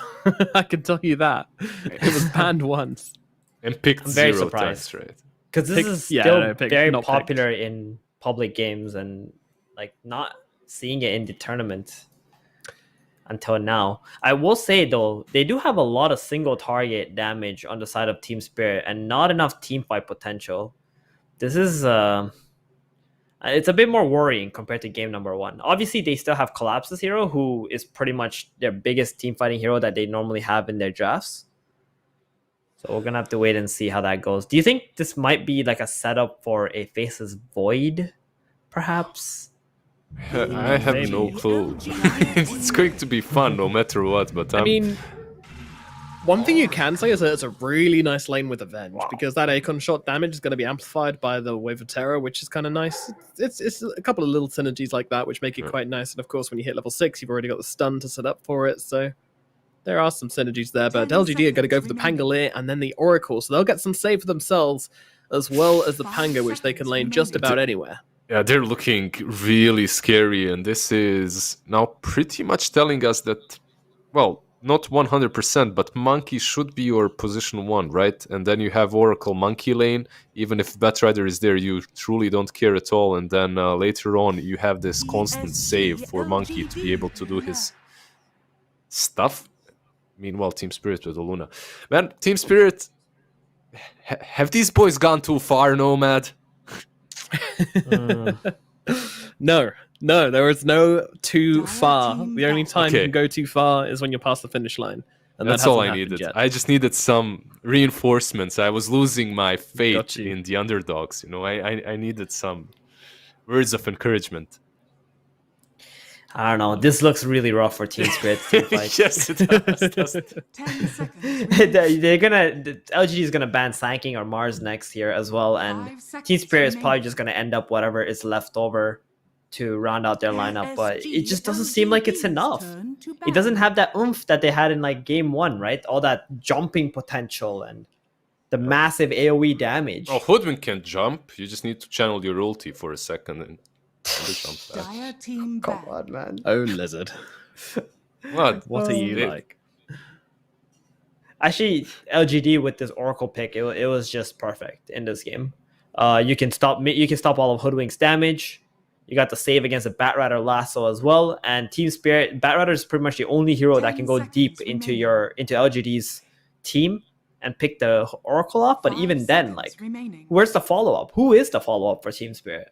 Yeah. That's there it is. Sand isn't King's any. gone. Yeah, there isn't any. They banned out the Tide and the Sand King. I suppose Team Spirit will round their draft up with the Mars. I don't Yep. see anything else that's SGLGD's really that turn to valuable pick. for them left in the pool. It's just very rough. They do have the Venge and the Luna now to be a little bit optimistic, which is a nice combo. Venge will continue stacking the same way Mira was stacking 10 for seconds remaining. the Sven in the last match, but 5 yeah, seconds it's just remaining. looking rough for Team Spirit. This little squirrel, a third pick, just threw me off Completely so threw hard. us. Yeah, it really is. Like, this hero has not been picked. And I mean, so the hero was popular about 2 months ago, and then we had the OGA China tournament where teams really figured it out. Like, it got picked the first day loads, and it had a horrible win rate, and then people kind of just stopped picking it because they realized how ineffectual it was being. And then during ESL Fall, I think we saw it like a handful of times, and it never felt that good. So I'm so surprised to see Team Spirit go back for it, but nevertheless, team picked. here we are. An LGD. They will now grab that big boy with his big old sword, and it's their turn to play. So it's with mid this guy. Pango, right? Mid Pango, offlane Beast for Monkey, and safe lane Sven with Oracle. That's what Absolutely. we're seeing. Yeah. That's what we would expect. 10 seconds Team Spirit now remaining. have to answer what will be their choice. 5 seconds remaining. I will say though, this Luna should be free farming, and maybe if Toronto, Tokyo also Rex, Zhao mids Pango, there's a pretty big window in the early mid game for Team Spirit to like just completely take over. But they need to get that. Mars, 1 second. Yep. Oh, no. whoa! He's back. All right. Oh, okay. Right, that gives me some confidence here. I'm Yeah. back. I'm back to the slap side. That actually changes things because I think Mars would have been way too one-dimensional, and now with this Night Stalker, they have a huge window during the night now. Especially if Luna and Batrider will win their lanes respectively. I mean, that looks so much better. Guys, sign me we- up. I said 3-0 for the Slav boys, for the underdogs, for Yeah. the team that no one expects to win here. Collapse will be able to jump on the Oracle. We'll be able to eliminate him first out of these fights. He'll give you that vision for the Monkey King. It's decent versus Pango. I still think that PSG.LGD's draft is a bit better, but Team Spirit is on such a roll that anything can happen here. I'm going with Team Spirit once again. Not only is this a great Night Stalker game, but it also enables the Batrider to actually land lassos without having to worry about the Oracle, because Collapse is just going to be on him like a flash.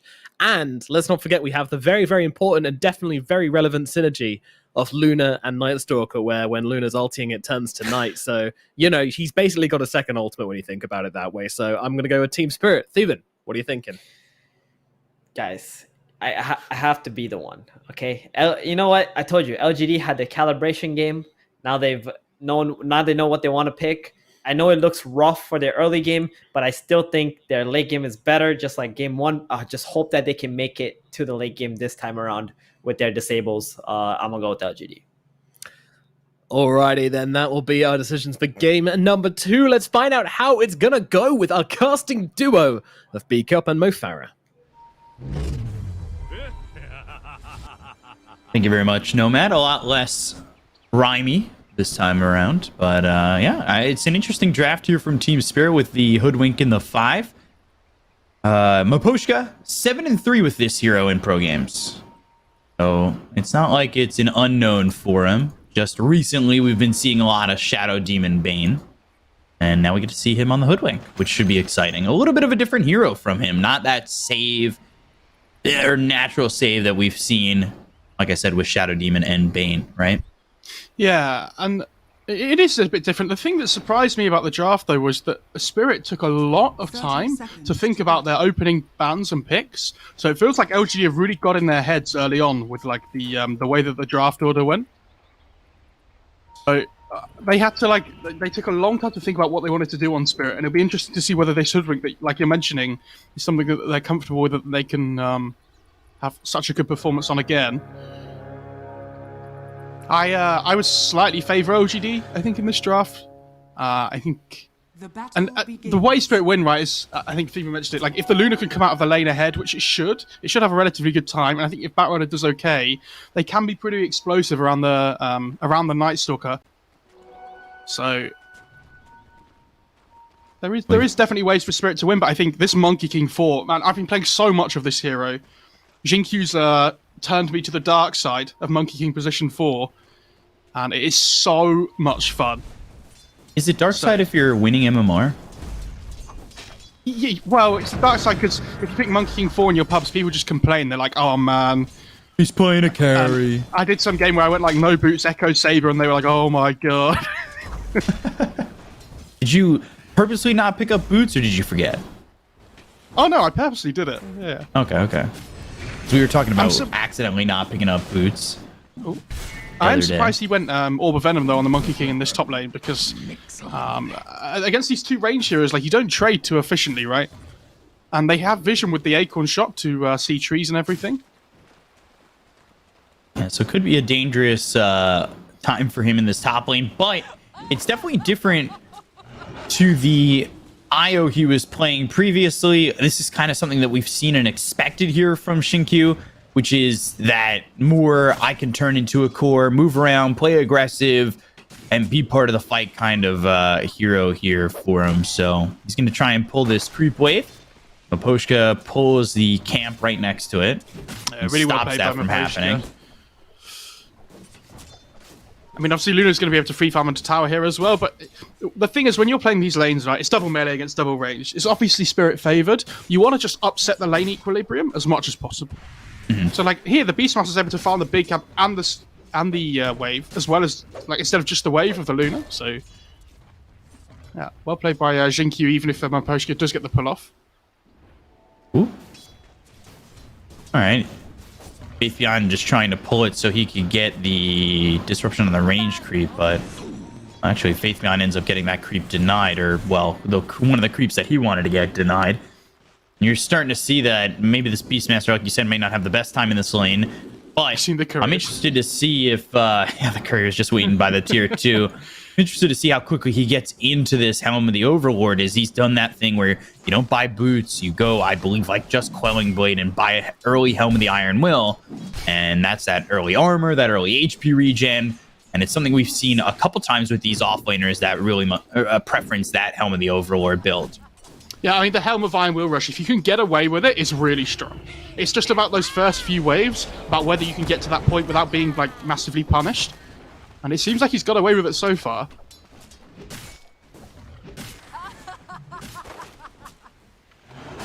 So Xinkyu has blocked this pull camp. And they've got the Hawk, so they see the Courier. At least for now. So they managed to get one Courier there, but then now they have to worry about it getting back without it dying. So, goes both ways. Meanwhile, Luna and Sven pretty much neck and neck. That being said, the top CS for everybody's pretty much up there. Yeah, it's all very even right now. I think I was expecting this top lane to do a little bit better for Spirit, but LGD have played it well. Jinkyu comes over, Primal springs down. Oh, the Courier. Back looking for a Courier. This time he'll That's a find lot. Luna's. Oh. That's a lot of net worth on that Courier as well. Yeah, It's like 900 900 gold. net worth or something. Yep. So the patience finally pays off for Jinkyu.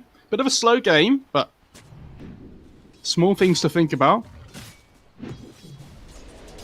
We'll finally unblock that camp. So Maposhka lays down that sentry. And we'll actually send the Courier back home finally. So Courier does have a chance to walk back home, and this lane kind of staying quiet. The whole game pretty quiet. That being said, Zhao 8 mid, 28-4 to the Bat Riders 27-3. This has been a very close CS matchup so far. Yeah, I think when the Helm of Dom comes out on the Beastmaster, this top lane's going to get really difficult for Spirit. And it look, I don't know if they've been making any stacks yet. I haven't seen the Ancient area or anything on the Dire side, but this Luna is going to need to head back to that jungle. Obviously, we see a lot. Okay, there's a big camp stack. And that's one ancient stack. Okay. So a little bit to fall back on already. Something we've mentioned, Spirit are very good at. And at the same time, nighttime. At the same time, Faith Beyond's using that board to stack up the Ancients. Oh, okay. So he's been really efficient with it. If he can't be aggressive, if they know they're not going to get these kills, he's used the board to just get stacks. Ooh, now Jinkyu will lose his courier. That came through in an odd way. And he might just be dead. Balance Strike comes in. Yatoro is going to grab first blood. So he gets caught out of position. Yep, with that bushwhack. And will ultimately lose his life for it. Yeah, they really want the Oracle here. It's not an easy kill, but... Bottom lane. Y on the run, getting body blocked by Mira. Collapse looking for the kill. It's Mira who gets credit for it. Ame just can't get the kill yet. Swashbuckle missing, but the shield crashes there. Should be a trade, and it's Ame who gets the kill. Yeah, and 6-minute rune about to spawn here as well. Could be a big moment. In this, Pango Batrider, both these heroes that can Radiant's courier has and they been get out of control with this active rune. Toki is going to pick it up. Not the most impactful one, but with the napalm cooldown, it could help. Now he lost his courier as well, and now he gets that bottle refill thanks to Y, who came over mid. Looks for a deep obs, not going to find it, not on that cliff. Oh, the lasso, and they use the magic missile to get that stun on Zhao 8, but he's got the rolling thunder. He should escape and will. Shield Crash is one of the most absolutely ridiculous skills that is in Dota at the moment. Like, the amount of damage resistance you get is per hero, not okay. Like, that skill does far too much. 16% per hero, hits 2, 32% resistance. You're using lasso, you're using stun. Who cares? See you later. Pretty rough when you're trying to get a kill there onto the Pangolier, and all of a sudden now he's going after Mira. Doesn't have the Rolling Thunder, but he does have Swashbuckle in a second if he wants to stick with this Venge. We'll go into the trees. They've got Jinkyu for some vision. And over on the other side, though, is Toronto Tokyo going for Y. Y taking a lot of damage. They'll get the kill on Mira, and now they're going to turn on Toronto Tokyo. Y on the run, surviving, and will walk out of this, at least for now. And Toronto Tokyo is not going to look for anything more. Not going to try and dive this with 3 heroes showing from LGD, but they're trying to go into the Fortune's End with a shield crash right on top. Wise from Toronto Tokyo to use that flame break to push Zhao 8 away. Yeah, that was a nice timing, wasn't it? I'm assuming he did it on purpose. He must have done, but really well played. Luna having a good time top, though. I mean, we've been focusing around a lot of the action that's been happening in the last couple of minutes, but Toro has that Mask of Madness up with the Treads now, so going to start farming away. Possess Mask as well. That ancient camp again, and I think he's got it. Yeah. Wow, this is like 6 stacks. Oh, what, on the Radiant Ancients? Oh my god. Yeah, maybe 6 or 7. I mean, it's a full house. Oh. You know the stack's good when the creeps are like glitching out and they keep moving around because they can't sit still. That's a tasty stack.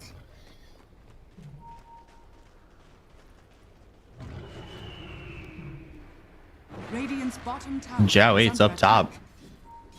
Trying to work here with Faith Beyond, who does have that Helm of the Dom ready. 500 gold to his name just about. They've got the Boundless Strike as well as the Primal Spring. He'll use that Bushwhack early. Maposhka gets into the trees.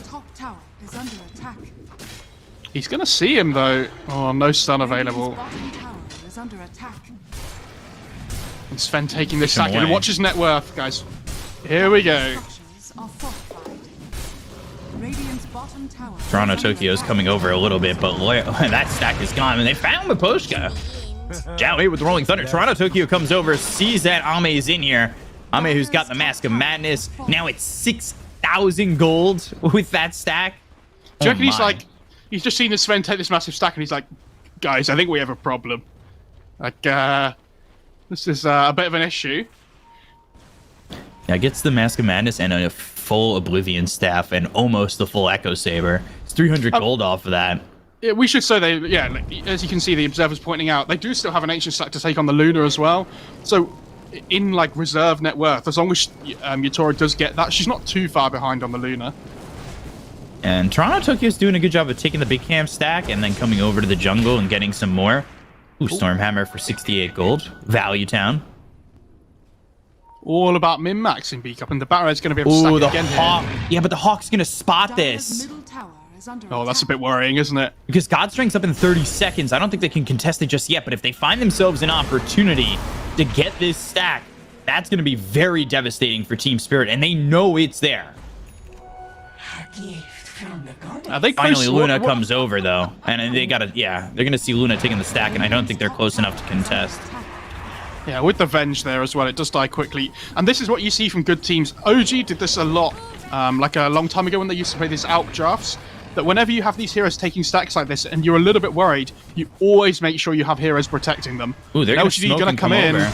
And they're going to try and contest this. There's the Swashbuckle as well as the Stormhammer coming in and out. They're killing a Mira. Oh, this is now, a lot of the huge. stack is left. The God Strength, Bushwhack on it too, but it's not going to matter. He'll swipe and take the stack. They've got the Primal Roar onto Yatoro, and they'll get the kill on the Luna.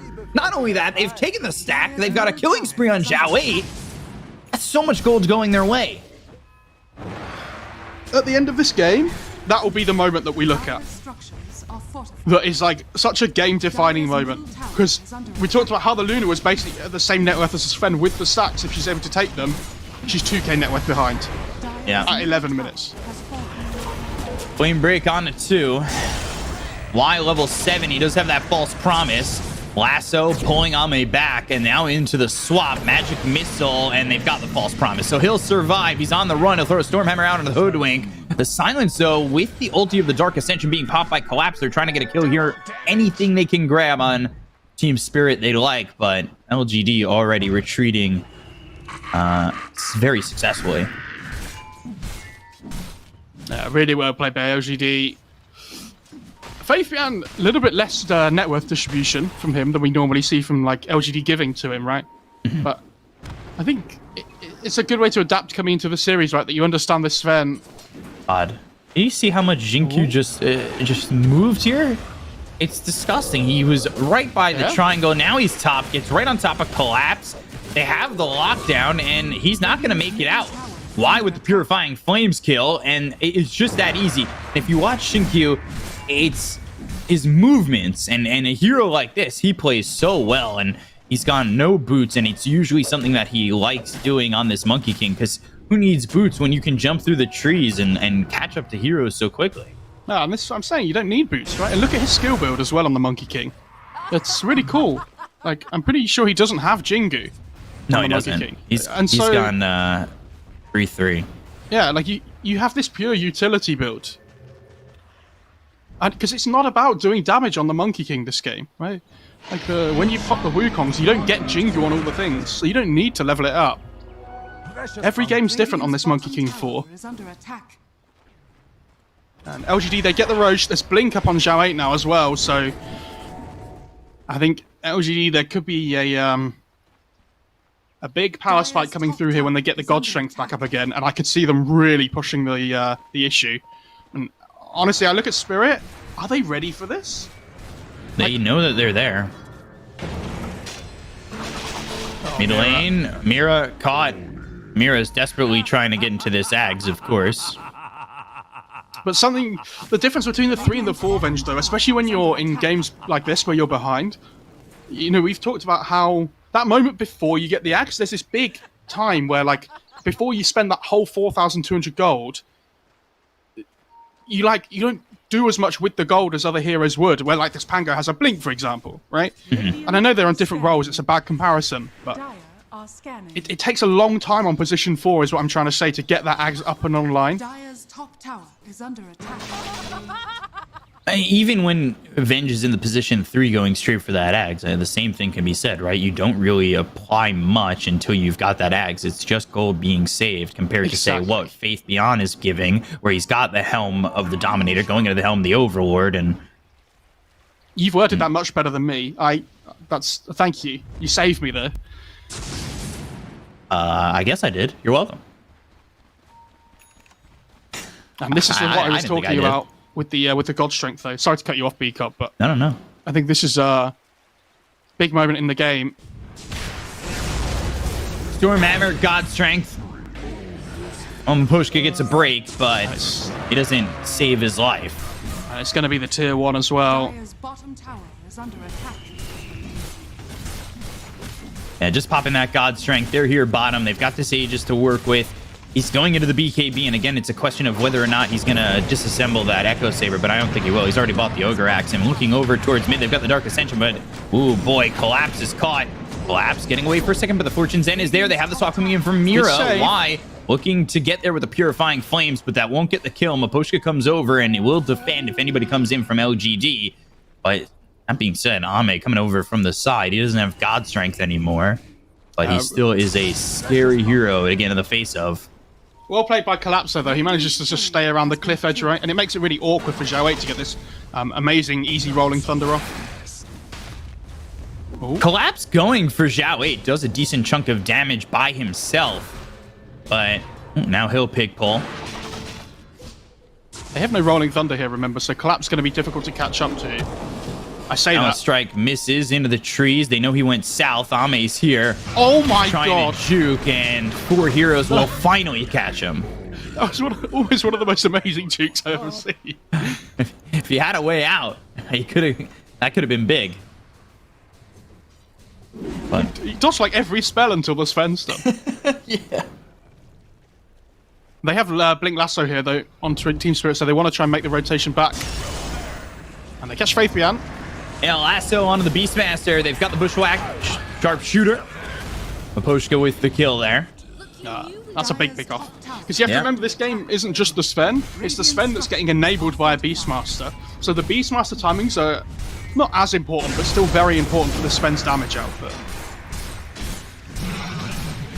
Slows him down from the Helm of the Overlord by about 400 gold, which once that comes up can be difficult to deal with. And we've seen a lot of these heroes that have gotten the Helm of the Overlord. They get that Ancient Black Dragon. They push out these creep waves, especially when they get an early tier 2, which LGD just did.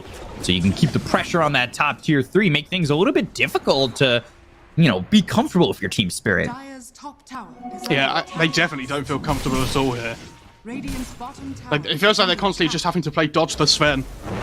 Because even with this Blink initiation, it's not even like he farms quickly. He also is a kill threat, right? Yep. That's the difference. Whereas this Luna is kind of like at the point where she can't deal with the Sven.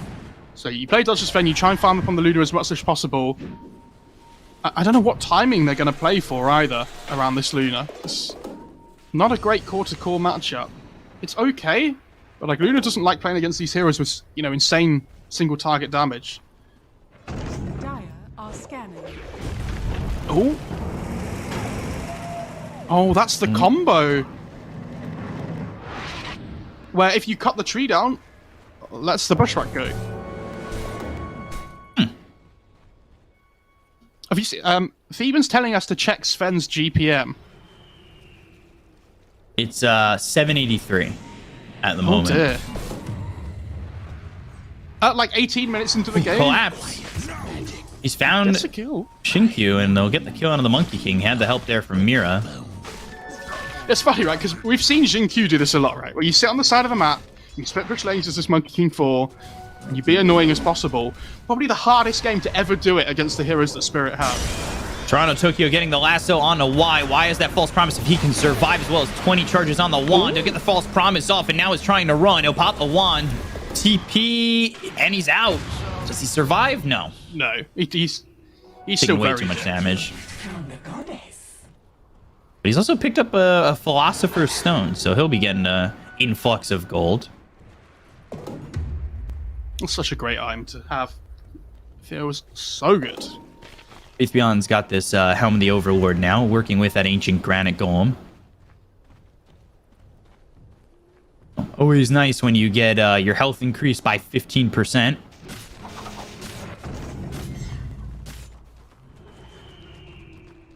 Quite nice with this Ancient Granite Golem. Radiant's I do like middle that tower Zhao 8's going this more like utility Pango build though. Sometimes we see from these Pango cores where they go like diffusal and everything like that, where they kind of like become this like semi-core themselves. But I think when you have this position 1, hang on, Poshka, Dire's Yeah, Rolling Thunder coming in from Zhao 8. He goes the other way, but he's got the Blink Dagger. Swashbuckle, Miposhka into the trees. Goes to TP out, but he's been spotted. One more right click there from Zhao 8, and they'll get the kill on a Miposhka. So the point I was going to make is that when you have this big hero like the Sven that you know is going to do damage and is the hard hitter, you don't need to double down on it. Like, you're absolutely fine. Stormhammer. Hero spotted, and there's the Boundless Strike magic missile thrown, but Ame's got more than enough damage to get this kill, even without the God Strength, which he is holding. He's going into a Silver Edge, by the way. He's got the Christos already picked up. Every time we click the Sven, I feel like he has another item. Yeah, 816 on the GPM now. If you showed me that Sven and told me what minute it was into the game, I would not tell you minute 20. Dire's middle tower is under He is attack. so far in front. They're going to get this tier 2. He's got 3,100 health Tower has fallen. when affected by this granite golem.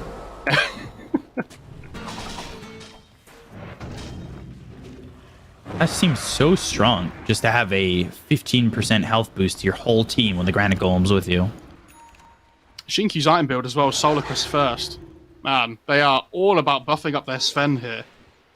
BKB on the Night Stalker, as the Observer points out, obviously disassembling that Echo Saber. Unfortunately, for Collapse, it's not just magic damage that you have to worry about here. It does help with the Rolling Thunder, but this Sven, I don't know what they can build on their heroes that makes me feel good for them. Scanning. Really, at the moment, not much. Scanning. Like, they need to try and find a way of kiting the Sven BKB, I think, but even then, do they have the damage to kill him? It's really tough. BKB and a smoke from Team Spirit could be, honestly, Roche coming up soon could end up being game on the line here. Especially if LGD just wipe the floor. But Spirit, not like they don't have the tools to bring this one back. They just have to be in the right position to make it all happen, and that's going to start with a kill on Zhao Wei. That's perfect. That's exactly what they need. Yeah, that's such a huge kill. That's the big team fight for LGD, and they're going to have to get out here. Stormhammer say God that. Strength, but there's the BKB. LGD, do they leave? They've already popped the God Strength. Do they want to go back in and fight? They know that Roche is up pretty soon. 30 seconds until they've gotten themselves Zhao Wei back. And there's it's a a DD. minute 40 until Roche. Oh, they didn't give it to the Luna. Okay. Radiant's middle tower is under attack. Yeah, Radiant's as soon as they pop the are God Strength, I think fortified. Spirit do the right thing by getting out. LGD felt so good even without the Pango, which shocked me. Yeah. I think they knew that with God Strength popping and with how farmed Ame is, they could still scare them. Yeah, and I guess without Lasso, they missed that big BKB piercing disable, right, on Spirit, so... Yeah, as the Obs is showing, Silver Edge coming out for the Sven. Even more net worth to work with now in his inventory. Takes the extra 25 movement speed on Sven at level 20. Just running around at like almost max movement speed at the moment with the Silver Edge and the Mask of Madness. Under ward vision for the moment.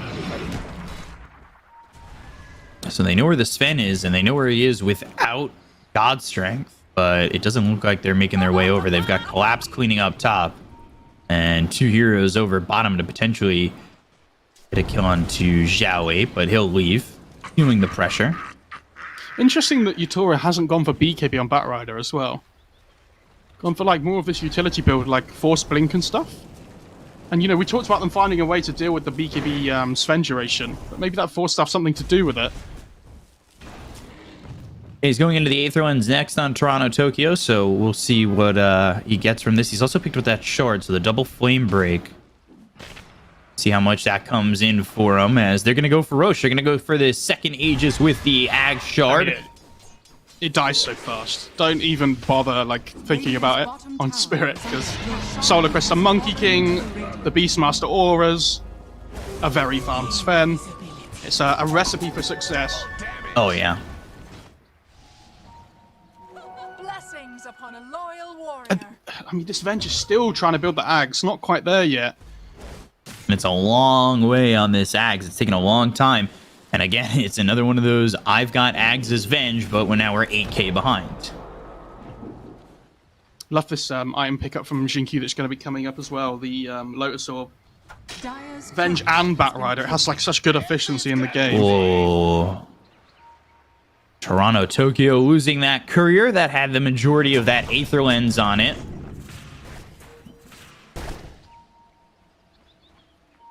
good D ward as well, by the way. Look at where Ame's playing. Not by himself. They seem because the Poshka. team's kind of close by, but man, he's so confident in what he's got at the moment. And yeah, they do spot Maposhka. They've got Shinkyu coming with the Boundless Strike. Primal Spring down. Zhao. Oh, no. Oh, God. Did you see that where he got caught, though, with those... I mean, oh, God, they caught the Sven. Now they've caught Ame, and he's got himself that Aegis, so he's not going to pop the God Strength just yet. He'll pop the BKB, and now we're going to the God Strength. Three-shotting Mira. Oh, dear. Collapse. Hit with the Primal Roar. Here come the right clicks from Ame. Double kill here for the Sven. Did you catch me, or did I catch you? And that's Ame turning it back around with the help of his team on a Spirit. Yeah, the confidence of Ame to turn around with BKB God Strength at like 300 HP and just start hitting when you have Aegis is, yeah, I can appreciate that. Going up onto the high ground. He's so tanky. How much health does he have now? He's got, yeah, still that 3151 with the Ancient Granite Golem. They'll go and take themselves the melee racks. Bushwhack comes through, but they're still dealing with the Aegis and a False Promise. These save heroes throughout the series so far have been very crucial to each team's potential victories.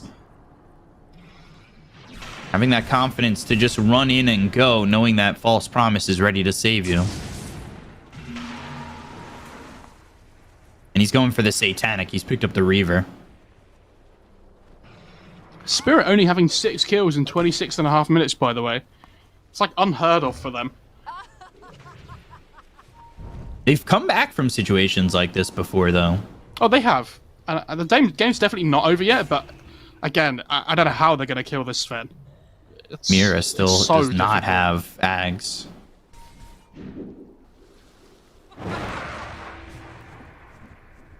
You just, again, you see the supports of LGD higher net worth than both supports of Team Spirit.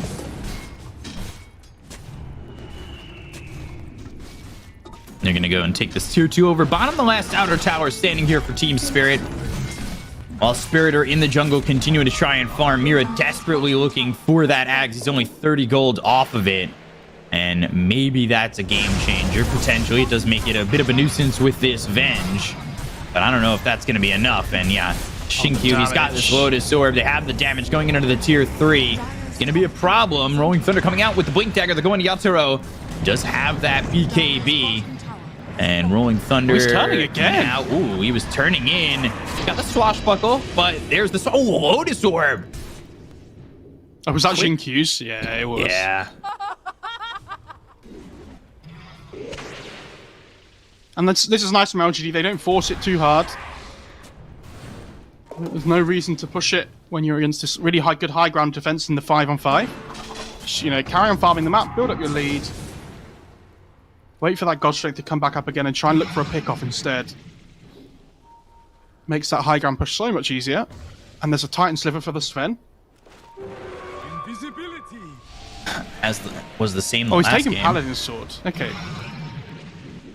Both teams with the Svens ending up getting themselves a Titan Sliver. They're going to go over. They'll find Maposhka. Ame, very farmed, very heavy. He'll just step on this squirrel, and they'll go for more. Mira does have the Ags. The illusion is there, but, well, that was a great use of the first Ags availability for Mira as he's dead and gone. And this is exactly what we're talking about. You don't force the high ground when it's a 5-on-5. You get the pick-offs. Now you go and finish the buildings. Now that there's less to be worried about. It's... Yeah. It's not the most exciting win from LGD if they grab this, but it certainly is the most methodical we've seen them. I think Not over the top, not too far out of their own way, you know? Methodical is definitely the correct word. You know, move from A to B to C. You got your checklist. You tick everything off. And eventually, you win the game. You've choked them out, you're taking over the map, and making sure that you can win this game and not throw anything away. Down 1-0 in the grand final.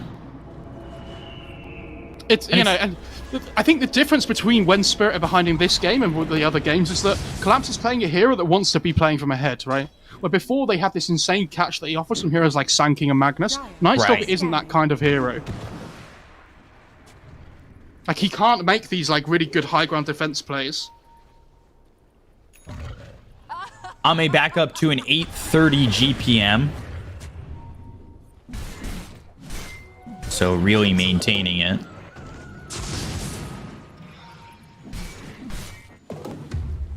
And he's just about going to have this Swift Blink. He's 1100 gold away from it, so basically a minute and a half away.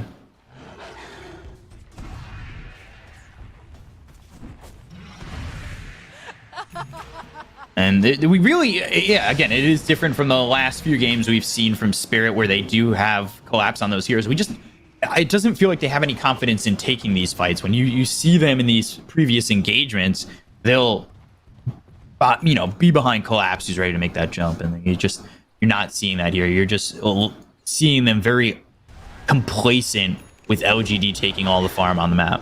Mm-hmm. See the Beastmaster cutting through the trees as well, just checking for the hoodwink, making sure there's nobody hiding, sneaking their way through. Bash on Jinkyu as well, I should probably point out. I mean, that's, sorry, not Jinkyu, Zhao 8.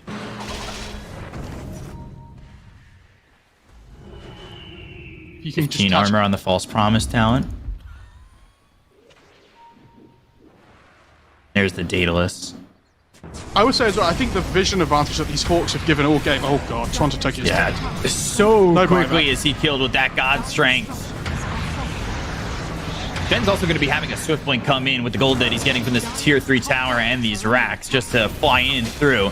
They pop the Aeon Disc. First hit bash coming in from Zhao 8. The Stormhammer's going to be thrown over onto Maposhka. The swap has actually put Mira in a worse position. And that position's right next to Ame. Swap again with the illusion. The BKB gets popped. They've got themselves the Primal War into the Wukong's command. Yatoro needing to back up, but Collapse is finally trying to jump in with the Crippling Fear and get the Silence out. The Silence is onto the Pango, but they use the False Promise to keep Ame alive with the BKB pop by Collapse. The chase is on here from Spirit. They have the buyback coming in from Toronto Tokyo. They're looking over, but the Balance Strike comes through from Shinkyu. Shinkyu's kind of left by himself. He'll go to the Mischief. The right click's coming in from Yatoro. Might be enough to finally get a kill here onto the Monkey King. They get themselves one. They'll take out Maposhka, though, in return. Down goes Faith Beyond. 3 heroes down to the side of LGD, and Spirit finally have themselves a hold.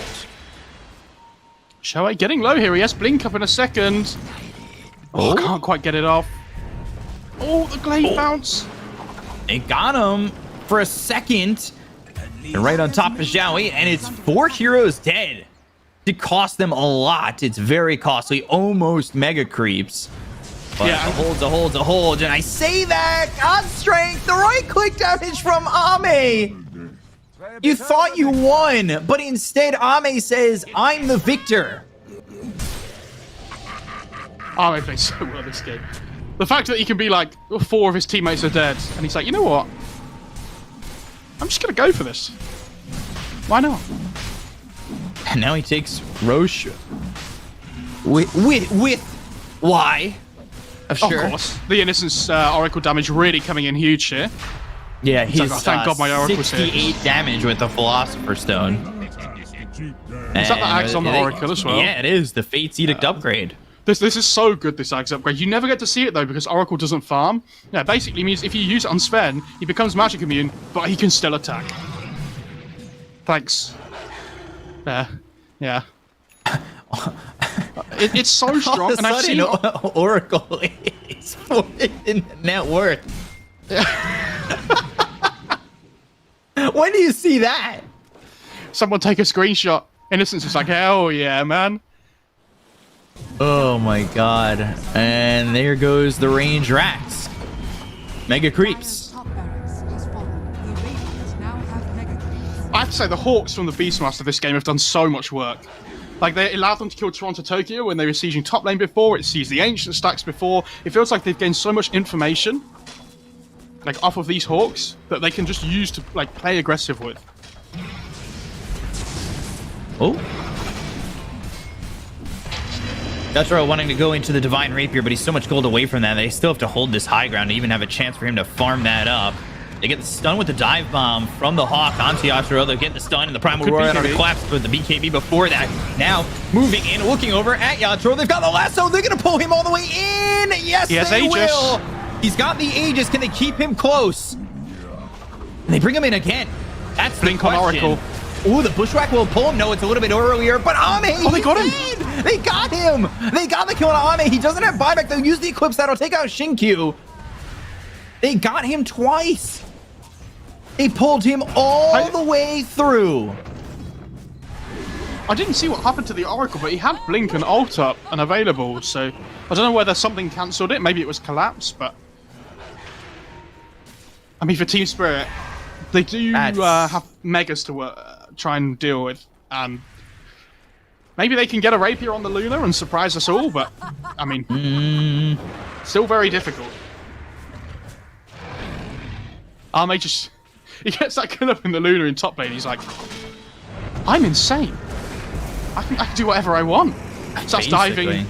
And, yeah, gets punished and they're for still putting the pressure on this Spirit team without Ame. They're going to get a kill here on Amira. Again, not a kill that really matters when you've got the Ags. Because, yeah, look at that. Swap comes out. Magic Missile. That's going to be bounced back with the Lotus Orb being placed on by Shinkyu. I'm telling you, this shield crash damage and like reduction is... Don't make me go on another rant about it, because I'll be here for hours. Stupid. 500. Ooh. Okay, so Yatoro is going to go off the Divine Rapier and go to the Satanic.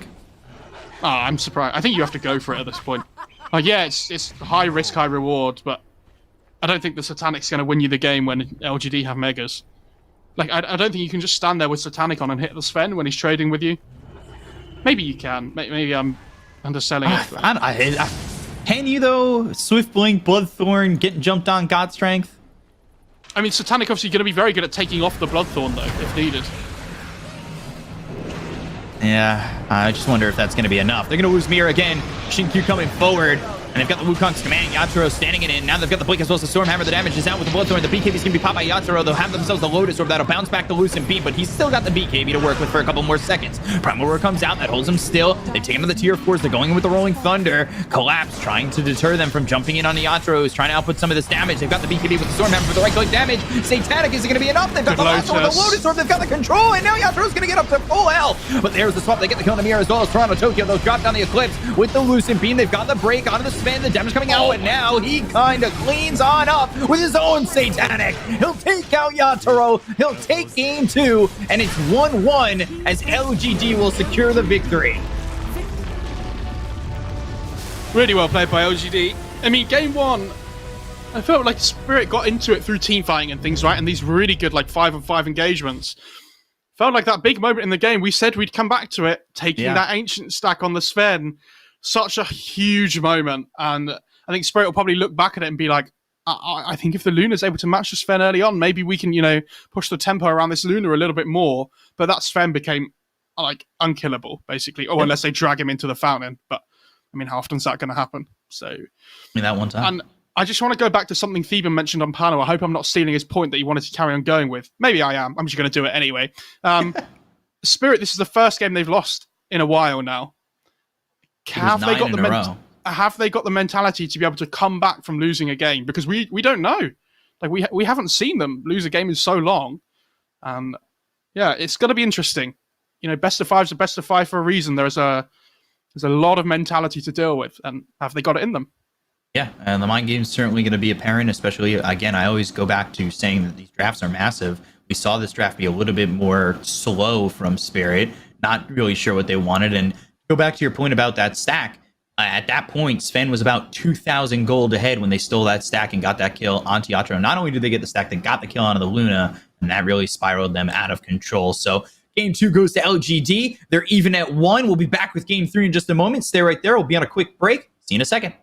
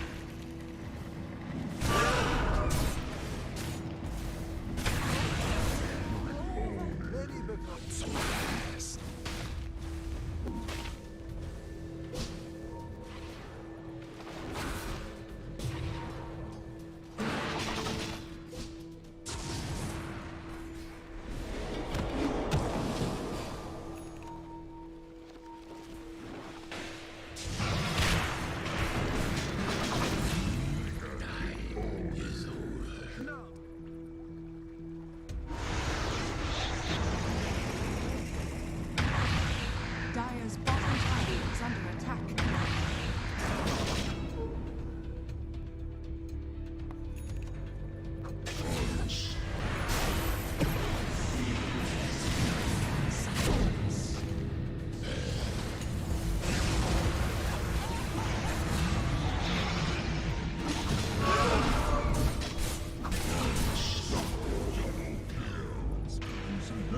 Barracks are under attack.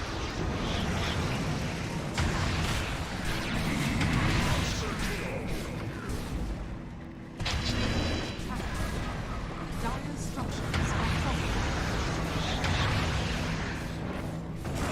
Dire's top barracks are under attack.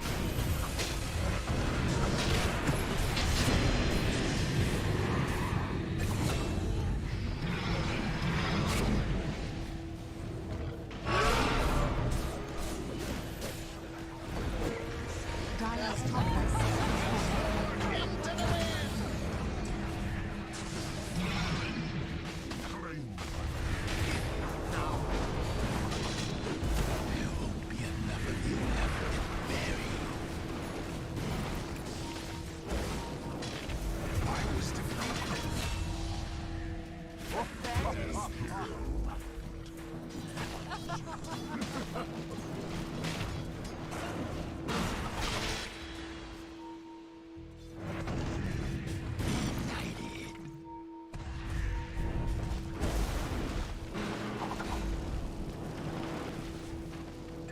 Dire's middle tower is under attack.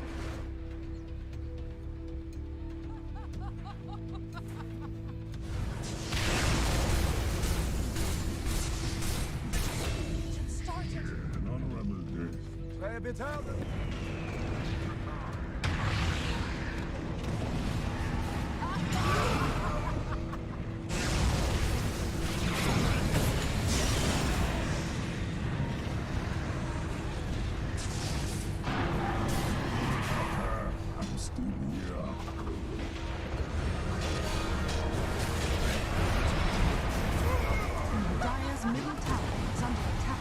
I won't give up.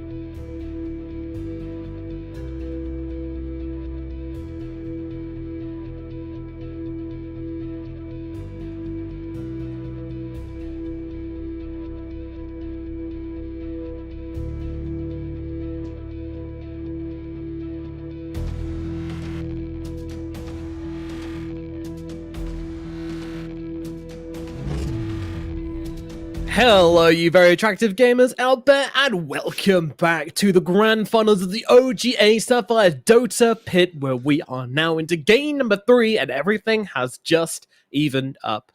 The dominant performance from Team Spirit was closely followed by a dominant performance from LGD, and now we move ourselves on to game number 3. Sven seems to be the hero of the series so far, both games absolutely kicking off, but Ame, I mean, what a performance from him. What made this guy just absolutely kick off this game, Lizard? What made him kick off this game is a bunch of stacks, I would say. And we see a very repeating pattern here. You get someone to stack for a Sven. Sven goes to farm the stacks. Suddenly he has plus 2k net worth. Suddenly you can't fight him anymore. What happened to the good old days of contesting the triangle? I'm seriously now. I'm actually curious. Well, What happened to in all that? fairness, LGD definitely contested the triangle, and they stole your Toro stacks and killed him. Okay, but that's a bit later. I mean, those first stacks Yeah. that people take, they aren't truly contested by any of the teams anymore. I think that's the difference between Sven and all these other carries, is that they can take that stack much earlier, right? Like you were able to contest Luna's stacks because she can only farm it at that point in the game. Where Sven, as soon as he's like level 7, he can just delete that, what was that, 6 stacks there or something? Like it was nothing. But you see the team, the heroes that they're picking in the mid lane, they're picking Pangolier, Batrider, all these heroes that are able to protect that triangle. And it's so scary to just like run a bunch of low leveled supports plus your mid laner into that place, because you know you're pretty much going to be trapped, and that's going to be a big issue. So I think as much as Spirit would have liked to have contested a stack, I don't think it was possible by them. And it really was quite a running over by LGD this game. Like, this was one of the most convincing games we've seen recently. What was it about Team Spirit which just didn't work? Hard to say, really. In a game such as this one, I feel that the main problem is the Sven, and he needs to go out. However, for Team Spirit, I'd much rather see Toronto Tokyo not play this Batrider. I'd much rather see him play, and like we talked about this in the draft. I'd rather give Batrider to PSG.LGD than take it myself. Just give them the bat, pick Storm or Queen of Pain, whichever they leave in the pool, and play the game off of that, because they feel just so vibrant when they're on one of these spirits on the mid lane, even Ember that they play. But when they pick the Batrider and then that same Batrider gets countered like it just did by Wise Oracle, you're putting yourself in a position in which one of your most talented players isn't on a hero that can accomplish a lot, and that's a big issue. It definitely did feel like he wasn't as comfortable. Like his plays, where he can rotate, what he can do, didn't feel so fluid. But at the same time, you're also playing with a Night Stalker on your team. The first nighttime, Night Stalker just farmed. Didn't really have much potential to run around and do anything, because LGD played so defensively, stayed on their side of the map, made sure the Sven can finish his Ancients and all the other creeps around it. Then the first daytime, that's when LGD really exploded and took advantage of the game. And at that point, Batrider's like, what do? I don't have anybody else to really play with. My Venge and my Hoodwink aren't really heroes that can go in there too. So I think LGD, they just kind of abused Team Spirit's weaknesses early on. And that might be one of the reasons why Night Stalker has been let through the early stages and even was allowed to be last picked in this game. Do you guys want a stat? Go for it. Let's hear it.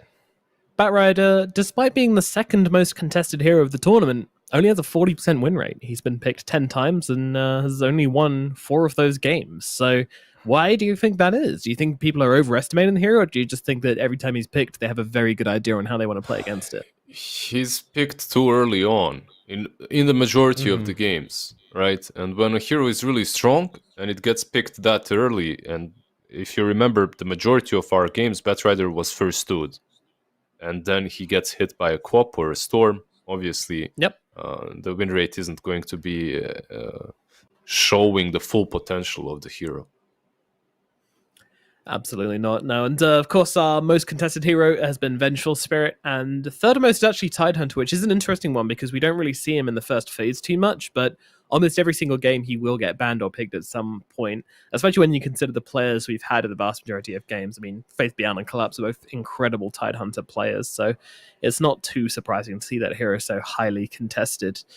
Guys, what do we expect is going to happen in this third game then? How are Team Spirit going to shake things up?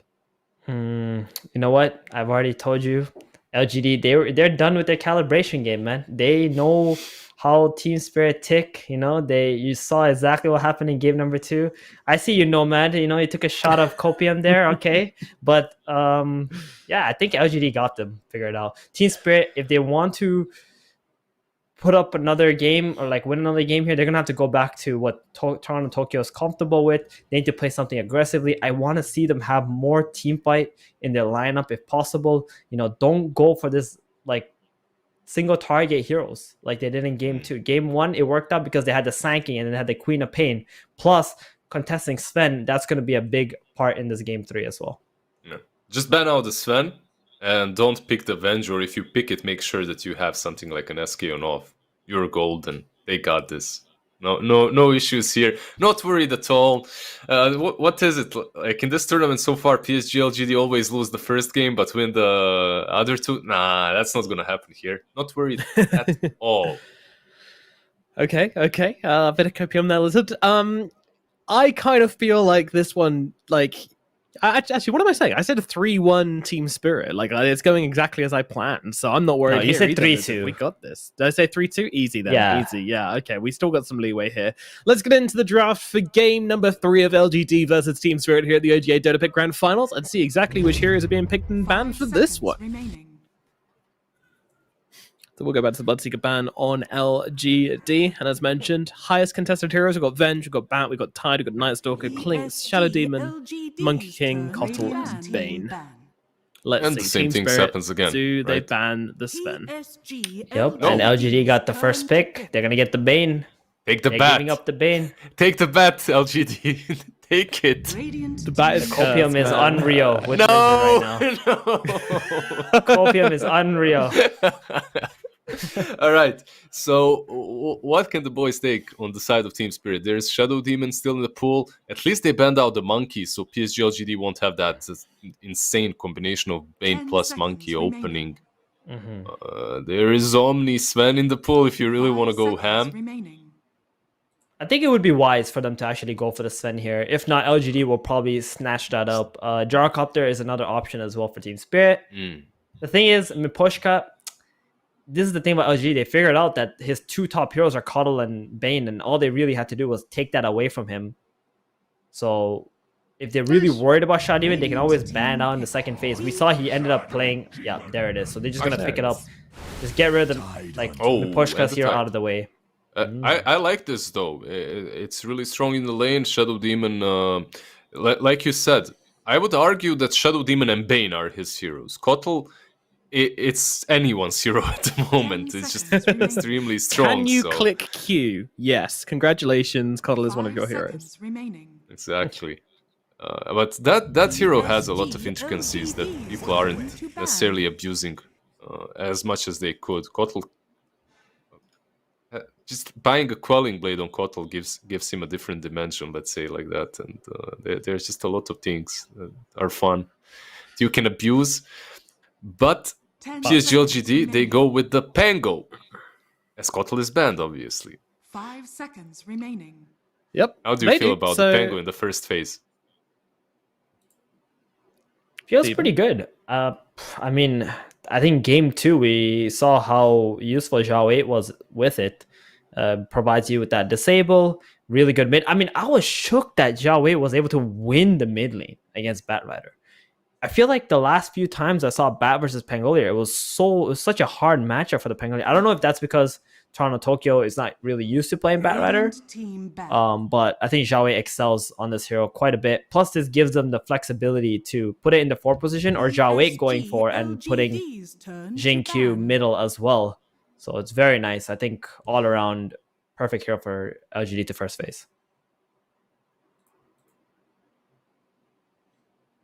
The Void Spirit ban and the IO ban, they continue with, Radiant team well, ban. what they've seen in the last couple of days from each other, right? The Void Spirit on the side of Team Spirit was really sick. We've seen one IO plus Lark.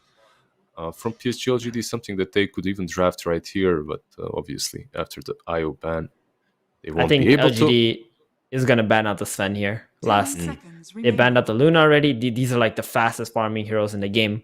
I 5 don't think they're gonna seconds give remaining. Spirit Sven. And if Sven is left in the pool, Spirit is gonna snatch it right away out of the ban phase. There's two heroes in the pool that are super important at the moment, right? It's Gyrocopter and it's Sven. We'll Yeah. see. I think Sven PSG takes priority, LGD's especially turn now to with the ban. Slark ban. I think with the Slark ban, they're banning the Sven for sure. They were thinking that Sark would also be very good against the Tidehunter. We might be able to see some new carries here. At last. 10 seconds remaining. Don't Like a get long your time, so we just hopes had up. little- Yeah. Let's see if 5 they seconds ban remaining. the standard ones out first. When it comes to Radiant carries, at team least, ban. most contested heroes, obviously the Sven. Then we have Luna, Monkey King, very high up there, but of course, a very flexible hero, moves from role to role. Gyrocopter could still be an option for both of these teams. Morphling banned out. That's peculiar, I 10 have to say. seconds remaining. Not a lot of good games that we've witnessed played 5 on that seconds hero. remaining. Yeah, This they're setting tournament, up at least. for the gyro. Yeah, you guys think maybe that's the thing. They're thinking about the Why? Sven and the Gyro. Now And it's which one they Gyro can for take team, out right? PSG TSR will take it, yeah. Sure. There you go. There it is. I mean, why would you Confusing. ban? Unless it was a bait. Is it a Is it a bait? Is it some next level play from PSG.LGD? Because that's the only thing that comes to my mind. If you're banning out the Morphling, they will ban the Sven and pick up Gyro instantly. It's kind of a Yeah, I mean- no-brainer. Remaining. If I can call a pick, anyone's going to be able to call the pick. 5 So they seconds probably remaining. knew, but they didn't instant snatch something like they did in the first game. So What's going on here, LGD? They've got something up their sleeves. I am a little bit worried now for LGD with Team Spirit having Gyrocopter in their hands with the Tidehunter. Their team fight is Yes. ridiculously strong here. Plus, I feel like Jaro might just be the superior carry left in the pool that we have seen so far in this tournament.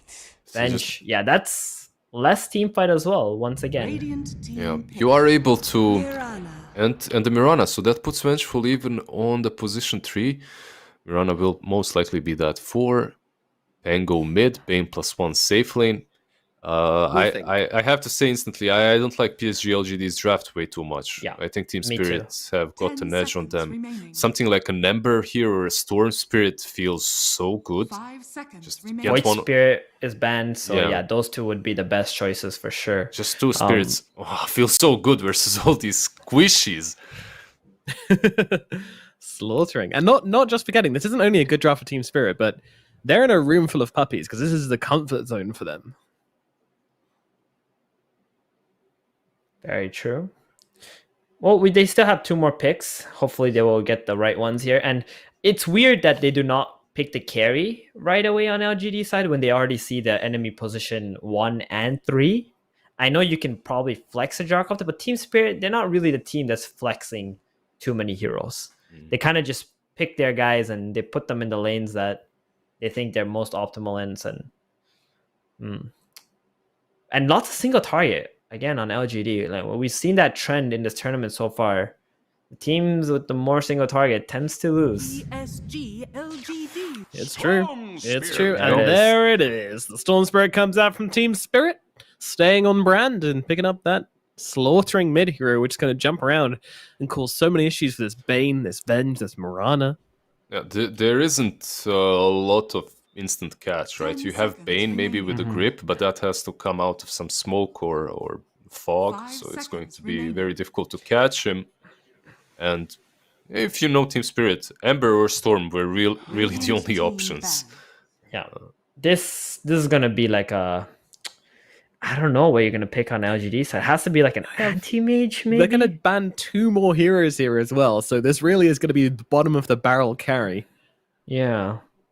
I don't know. My brain is telling me like AM, Spectre, 10 something seconds along remaining. those lines, but this is rough. 5 seconds remaining.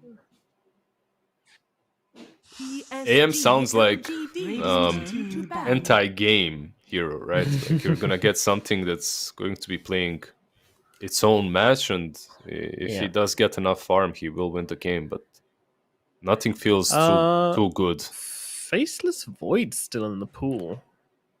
Thing about Void here is you don't really 10 have that much seconds damage remaining. in the chrono, and you have so many single target heroes too. You're gonna really 5 suffer. seconds remaining.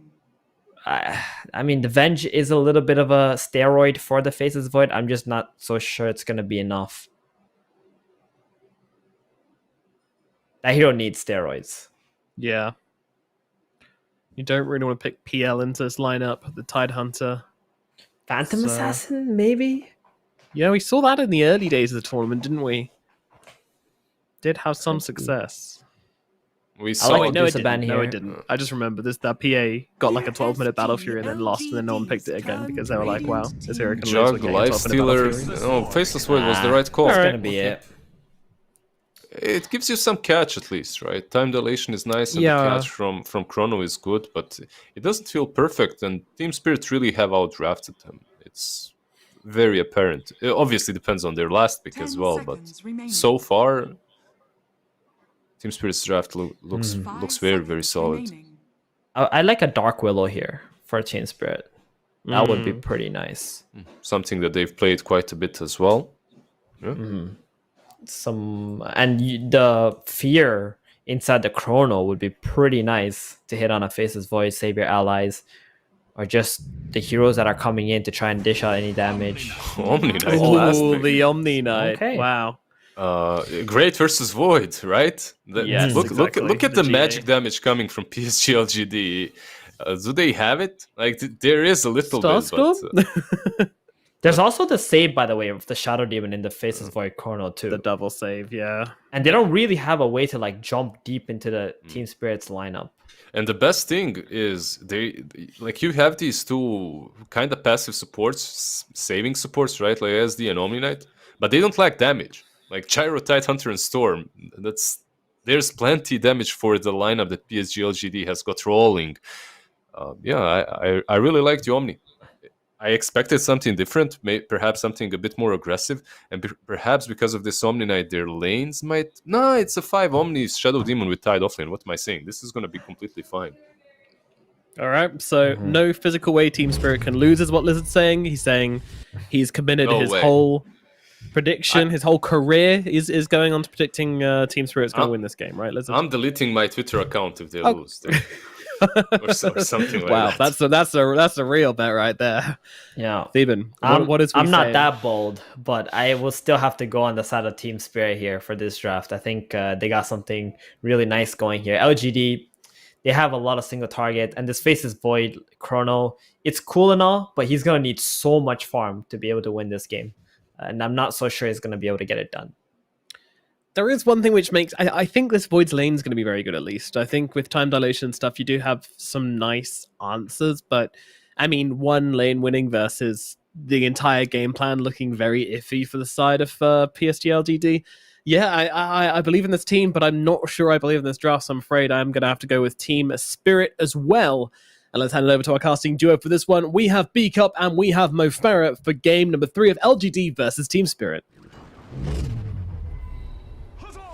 Thank you very much, Nomad. Coming into game number 3, even at 1. Always a good place to be. I never want to see a sweep. See if LGD can get the lead or if it's going to be Spirit's way. They're smoking onto the high ground. This is going to be a quick one into some action.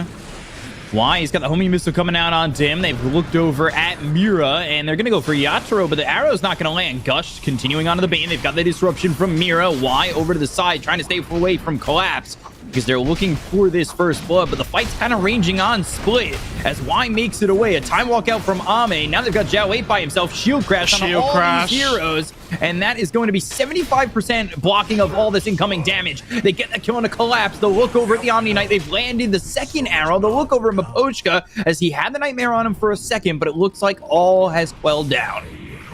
I say that. Disruption? Are we looking for more? 75% damage reduction, Bkop. I'm already... Before minute 1. I'm not okay with this game already. It's just... Nightmare, Purification. Mira, though, caught by himself. And Time Walk, Body Block, staying in front of him, looking for the damage to be done by the supports while he takes the last hit. And that's exactly what he's going to do. They'll get themselves a second kill, and we've already ticked over into that 1k net worth lead for LGD. How many bounty runes did they get? All of them. All of them, and 2 kills. Well, I agreed with the panel that I thought Team Spirit's draft was really good, but this is such a lead to have to come back from already. Innocence just goes and denies himself to the tower. Nothing to think about there. So, saying Lizard, you should might want to make another Twitter account. I don't know. You're going to be deleting the one you have. Ooh, Start advertising the new one now. Yeah, but Faithion taking a lot of damage in this lane very quickly. All memes aside, though, I think if LGD are going to win this game, they're going to need a big performance from Xiao and from Innocence as well on the Bane. I think both those two are going to need to do some big work. Why being body blocked by Collapse in the top lane? I know he squeaks by. We've seen Bane do great things from both these teams. Yeah, glad to see Collapse on Tide this game as well. We've mentioned with Spirit, when Collapse is on these big team fighting heroes, they look so much better. And I don't think that's anything against Collapse. I think it's just finding that balance within the team. I was so glad they prioritized this hero earlier on this time. Yeah, finally getting one of those, like you said, blink-in heroes. But we'll see as I almost expect him to play, what, 5 different heroes throughout the event? Or throughout the final? Maybe Axe next. Magnus, potentially. Did that camp just spawn? I think the Bane came out of Disruption just after the camp spawned. It's pretty fortunate. Denied. So we'll see. Again, a lot of the talk in the panel was this mid matchup in the second game. Trying to see if Xiao can beat Toronto Tokyo again, but Toronto Tokyo on one of his best heroes. Certainly some comfort for him on the Storm. I don't even think it's just him on his best hero though. Like Yatoro, this Gyrocopter, this tournament has been incredible. I say that his Courier dies at the same time, but yeah, I think Spirit have looked so good with this Gyrocopter hero. Xiao taking a lot of damage. Yeah, he's very comfortable, and then you see, of course, Xinkyu getting the Courier. I'm not surprised. I feel like he is always just killing Couriers. That's like his job in the first 5 minutes. Yeah, I mean, he's playing these heroes with such maneuverability, though, that it does become easier. Yeah. Does that Sentry will block the big camp from Omni? I think it does. Oh, can he get a Courier of his own? Courier has been killed. Yeah, and it does block. I think it blocks it, right? Looks like it. Not sure. It looks close on the edge. It's really difficult to know. Faithion getting chased down. I think he should be fine, but... They've got Purification ready to go. Body blocks, Magic Missile now going the other way. A couple right clicks in from the Creeps and the Omni. But a salve is popped and he's able to walk it off. Do they have homing missile in a sec? Black Cannon hit Faithion. Who misses the Purification. Nice. Now they've got the Magic Missile and the Arrow. Heavenly Grace, Miposhka, he's going to fall to Xinkyu. What a sick bait by Xinkyu. Gets the leap so he doesn't get hit by Purification. Great spell usage. And they take away the Water Rune as well. Toronto Tokyo on the Storm is actually going back to base. Which, not something we usually see at like this 4-minute mark.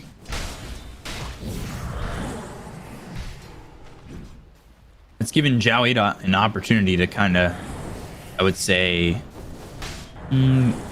catch up, but now they're about even in terms of experience. CS is still close now. I mean, you have to remember though that Xiao got that. I think he got one of the kills at the start of the game, right? So yeah, His net worth from the lane itself is probably a little bit less than Yatoro. Sorry, than Toronto Tokyo.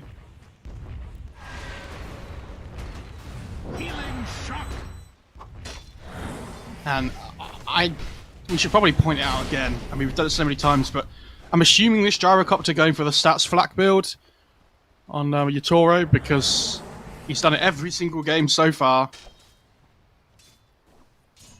Well, he's gone 0-1-3 at the moment. Yeah, okay. Got the he is 1 in doing it. stats, yeah. And he's going into the early Chrysalis after the treads. It's not his best start where he had the Chrysalis before the treads, but it's certainly a good start overall. Yeah, I mean, he's still going to be happy with how his lane's gone so far. Okay, if you look at the net worth of the Venge in comparison, apart from that one death on the Omni Knight, Maposhka done a very good job. Boyd leading the net worth in the moment, but you know Gyro's ready Oh, not level 6 on the to Storm! go. Oh, God, Zhao 8 getting that kill with the help of Shinkyu coming in, and yeah, not level 6 to ball laning out. Radiant's bottom Can we check the tower Storm's is under XP? attack. Was he close? He's like 5 XP away. Yeah, I think he was trying to get the kill on the creep so that he could then just zip away, but it didn't quite come. That's really unfortunate for Toronto Tokyo, but Zhao 8, Winning Great another kill for him. matchup. yeah, I mean, we doubt him. I don't know why we ever do, but time and time again, pulls through. Now Toronto Tokyo level 6, so he's got that ball laning. He also fills up the bottom with a haste rune.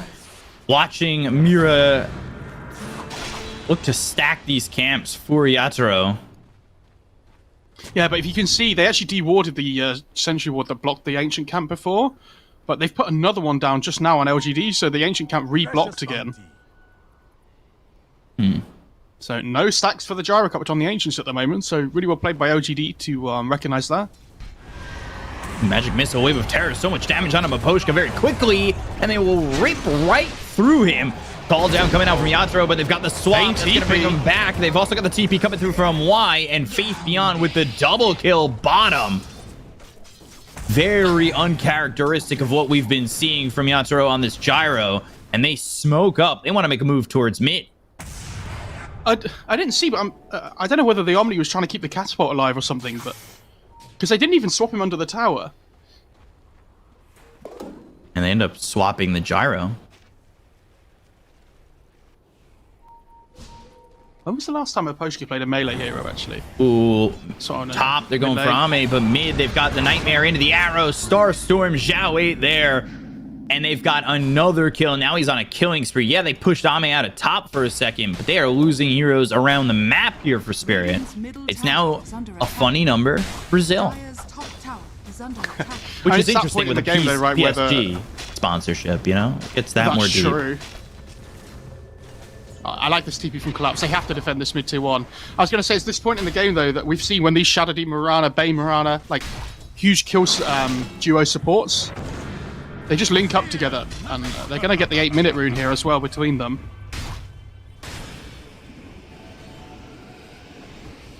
Shinkyu covering it. Haste! If they Yeah. kill the... I think, yeah, Gyrocopter knows they have the ward that sees the Pango moving towards bot lane, so Yatoro's going to get on out of there. Ooh, Toronto Tokyo looking up towards top because Ame, he used his chrono. Probably when he was getting chased out top. They're also putting pressure on the tier 1. But the creep wave will get pushed behind the tower, or pulled behind the tower by Y. Dire's top tower is under attack. So not the easiest tower to take. And just LGD, they've got control of this bottom side of the map. They've got Zhao 8 in the jungle. They have Shinkyu looking for an option. And they find themselves Yatoro. And they're going to see if they can maybe get something done. But Maposhka is right there. Only 2 Yeah, I mean, heroes for LGD. Not really that comfortable going for it. Is Faith able to just freely take this bot tier 1 as well? I'm assuming he is, because it looks like they're just going to trade tier 1s. And I think Spirit are doing the right thing here. When you do this, you want to try and like run at the enemy's mid tier 1 to force them away from bot. But, Toronto Tokyo, this is probably the most difficult start we've seen from him Yeah. in a little while on the Storm. So, Radiant's interesting to bottom see how he tower is recovers. falling. Also, I want to say that you've got Faith Beyond on pace to Arrow. get the quicker time dilation. Ravage comes in. They get the kill on a Y. They're going to swashbuckle over. Collapse. He's bashed up and hit with that Star Storm. Rolling Thunder comes in. Jiao Wei gets himself dominating now. 4-0 for the game. They do kill off the Bane. They save the Storm, but that's it. Honestly, I think that's kind of worth it. Like, if Toronto Tokyo dies again, his game is like, yeah, it would have been incredibly hard. So going back to my point, Faith Beyond's getting some of the maybe the quickest ags we've seen in this event. He's on pace for it at least. He's having a good time. He's only 1,400 gold away from it already, and he's got treads. And the thing with the quick axe this game as well is that if you look at their lineup, they have the aggression that they can play with it. Where, you know, some games you might think, oh, like, our lineup's a little bit slower, we might not be able to use this axe at full effect, but they definitely can this game. Like, this Pango's going to want to look for kills non-stop. Gyro top of net worth now, though, after that stack taking. I think that's the difference between the two carries, though, as well, right, that we've seen in this game. The Gyro's going to have the ability to power farm that the Void doesn't really have. And we've seen these big ancient stack takers be, you know, such a huge priority for a lot of teams. The Lunas, the Svens, Gyros. It allows them to turn games around that you think might be falling very out of favor if one more fight doesn't go their way, but they get that stack, they get that farm, and they have that next item. Interesting scam from the Radiant, actually hits on a Shinkyu. Yeah, I think that's why they're taking the stat, because they don't want the LGD to come in and take it. Rolling Thunder coming through from Jiao Wei on to Collapse. Collapse, he doesn't have Ravage to work with. There's the Heavenly Grace placed on him by Maposhka. They've got a swap coming in on this Mira Shadow Demon. So they already got one save out of the fight. They go into the Moonlight Shadow. It's under the tier 1 tower. They're going to continue to collapse on Collapse. Guardian Angel gets used, and now eventually it looks like Collapse should be run down, but they focus their attention now on Maposhka. They let Collapse run away, and in turn, they'll go for this Omni. They've got the Brain Sap. They're going to look as Omni... Oh, he's not far enough away from Ame. I cannot believe... he does make it out. I can't believe they didn't get that kill. I can't believe they only lost one hero on Spirit. Like, the Gyrocopter was farming, the Storm was just farming. Radiant structures are And LGD, they should be able to get this mid-tier 1 here, I guess, but... Not what they I thought wanted. they were gonna I be mean, able to- it is what they want, but I thought they would get way more out of it. Now they've got Ravage Yeah, available. exactly. And now they have Ravage up again on Spirit, so... Shinkyu. He has 2 leaps. Oh. Goes up onto the cliff quite. and gets out with the TP. You love seeing that controller as well, when 2 leaps are available and they still only use 1. Like, Not just you know, most spamming people, it. they just panic, right? Right. Myself included. I'd be like, oh my god. But picked up for Collapse, and Ame getting close to the Maelstrom. Meanwhile, Jiao Wei, he now has the gold for Blink Dagger, and he's going to immediately buy it, which could be something that really, even though they've got Ravage ready on Collapse, could disrupt these fights. And Shinkyu's 1-0-7, by the way. He's having a good time. I mean, they did get those kills in bot lane as well, which I think really helped his boost of net worth, right? Beans grip in 13. They're going to throw the magic missile out on a Collapse. They don't hit him with that Rolling Thunder, but they do have that new Blink, so they'll be right on top of the Tidehunter.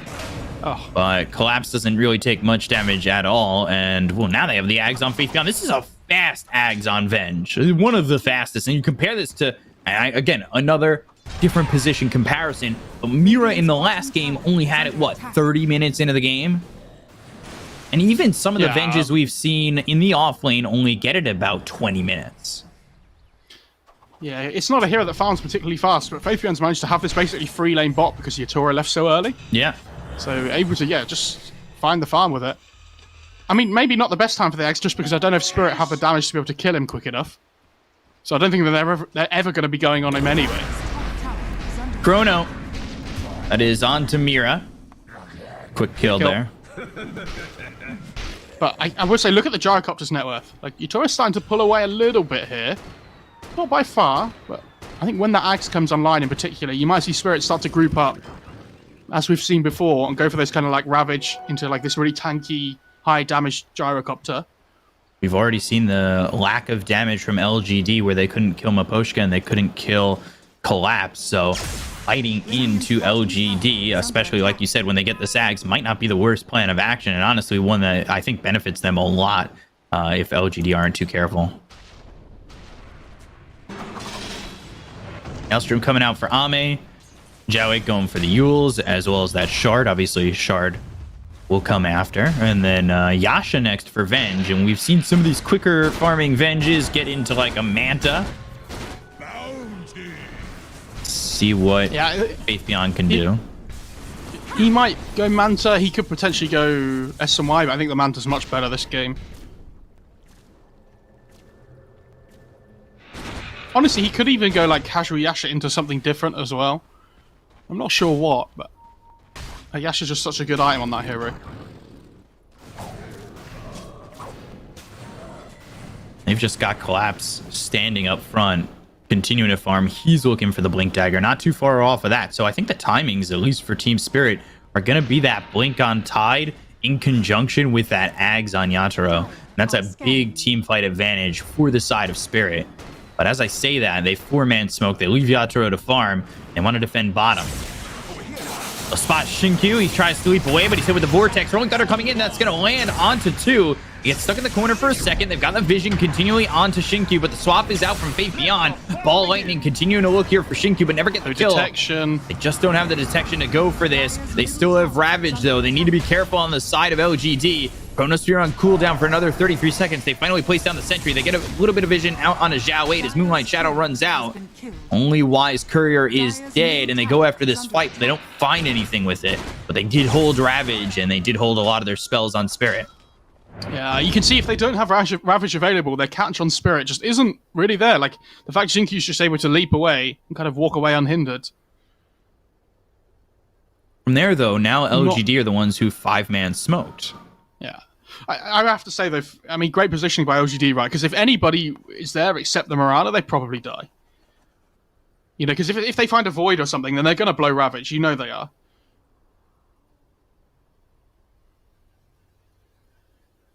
Now, let's see if they're looking to use this Ravage. They'll have Ags come out in just a second for Gyro.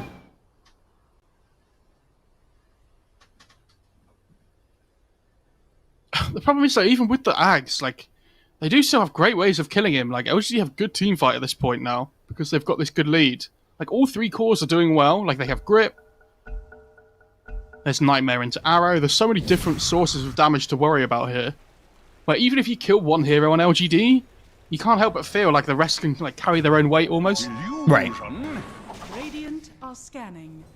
Like, this Venge, particularly, is so hard for Spirit to deal with.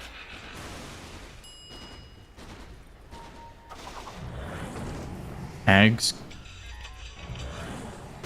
should be on its way for the Gyro, and they're smoked up here on LGD. Blink Dagger picked up, and Ags there for the Gyro. So yeah, they come in at the same time. Top lane, Ball Lightning away. They're trying to go on Toronto Tokyo for a second. Maybe a swap into a potential Nightmare. They don't have Fiend's Grip for another 55.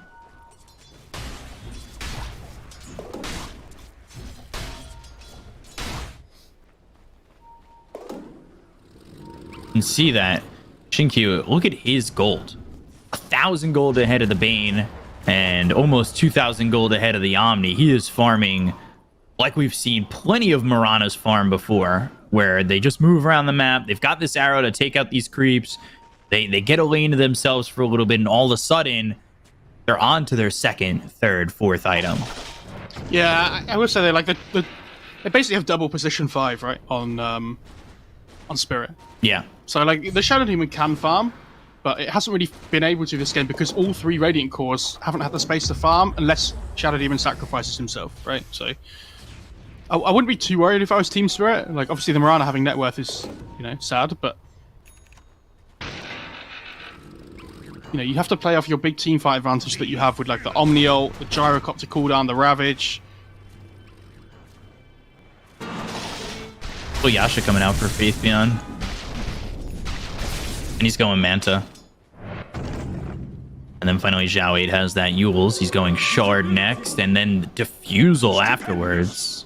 It's the same build we saw from him last game with the Shard. It's all about that like big team fight control, big utility, and Faithbjorn's basically become this semi-carry with the Manta, like a hard clicker. That's pretty good. Game quieting down despite the fact they picked up that Blink as well as the Ags on Spirit. They've got Yatoro pushing top. He's going into a Sanjin Yasha. And then he'll go Satanic afterwards. But LGD coming over. They see Yatoro. They're under the Moonlight Shadow.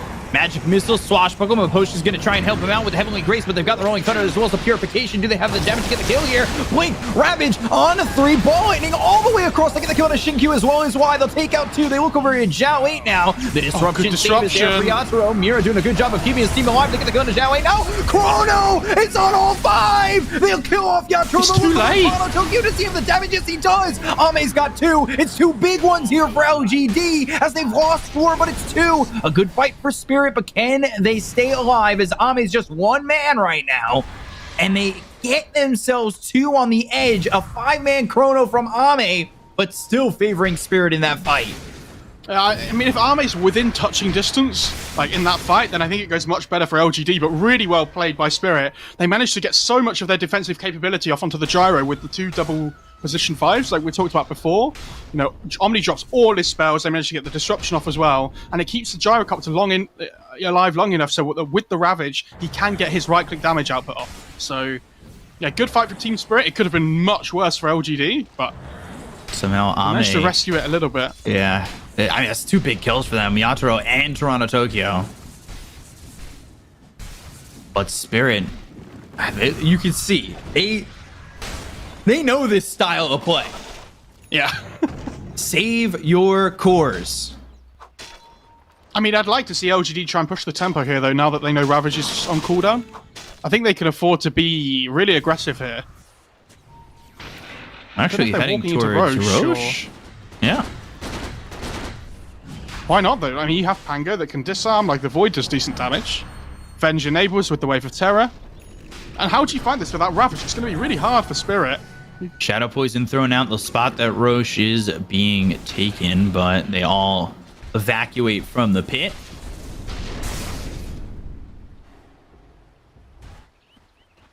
I'm surprised. I thought LGD were going to stay. Yeah, they've played aggressive like that and stepped up in the past.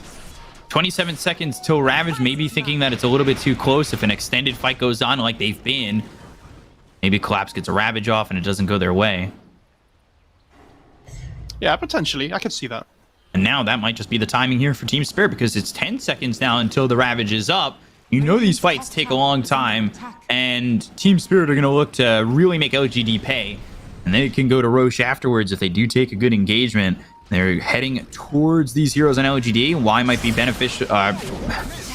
Might be in a good enough spot to break the smoke. There's the swap. Faith Beyond throws the Magic Missile out. They've got the Rolling Thunder coming from behind. And now the Chrono on a 3 coming in from Ame, but they still have the Shadow Demon over to the side. Mira's not been touched. The Chrono doesn't do anything. They've got themselves a Ravage that hits the entire side of LGD. But a couple of BKBs there will keep them stationary. Maposhka, Mira, full support's gone to the side of Team Spirit. They'll take out this Omni Knight. They'll get the kill and he'll buy back. 3 heroes gone as Yatoro's going to fall on the side of Team Spirit. They've got the swap as the Illusion is here thanks to the Ags on Venge. They focus their attention on Maposhka. He pops Guardian Angel. The right click's coming in from Ame. Not going to be enough just yet. Time walk in with the bash.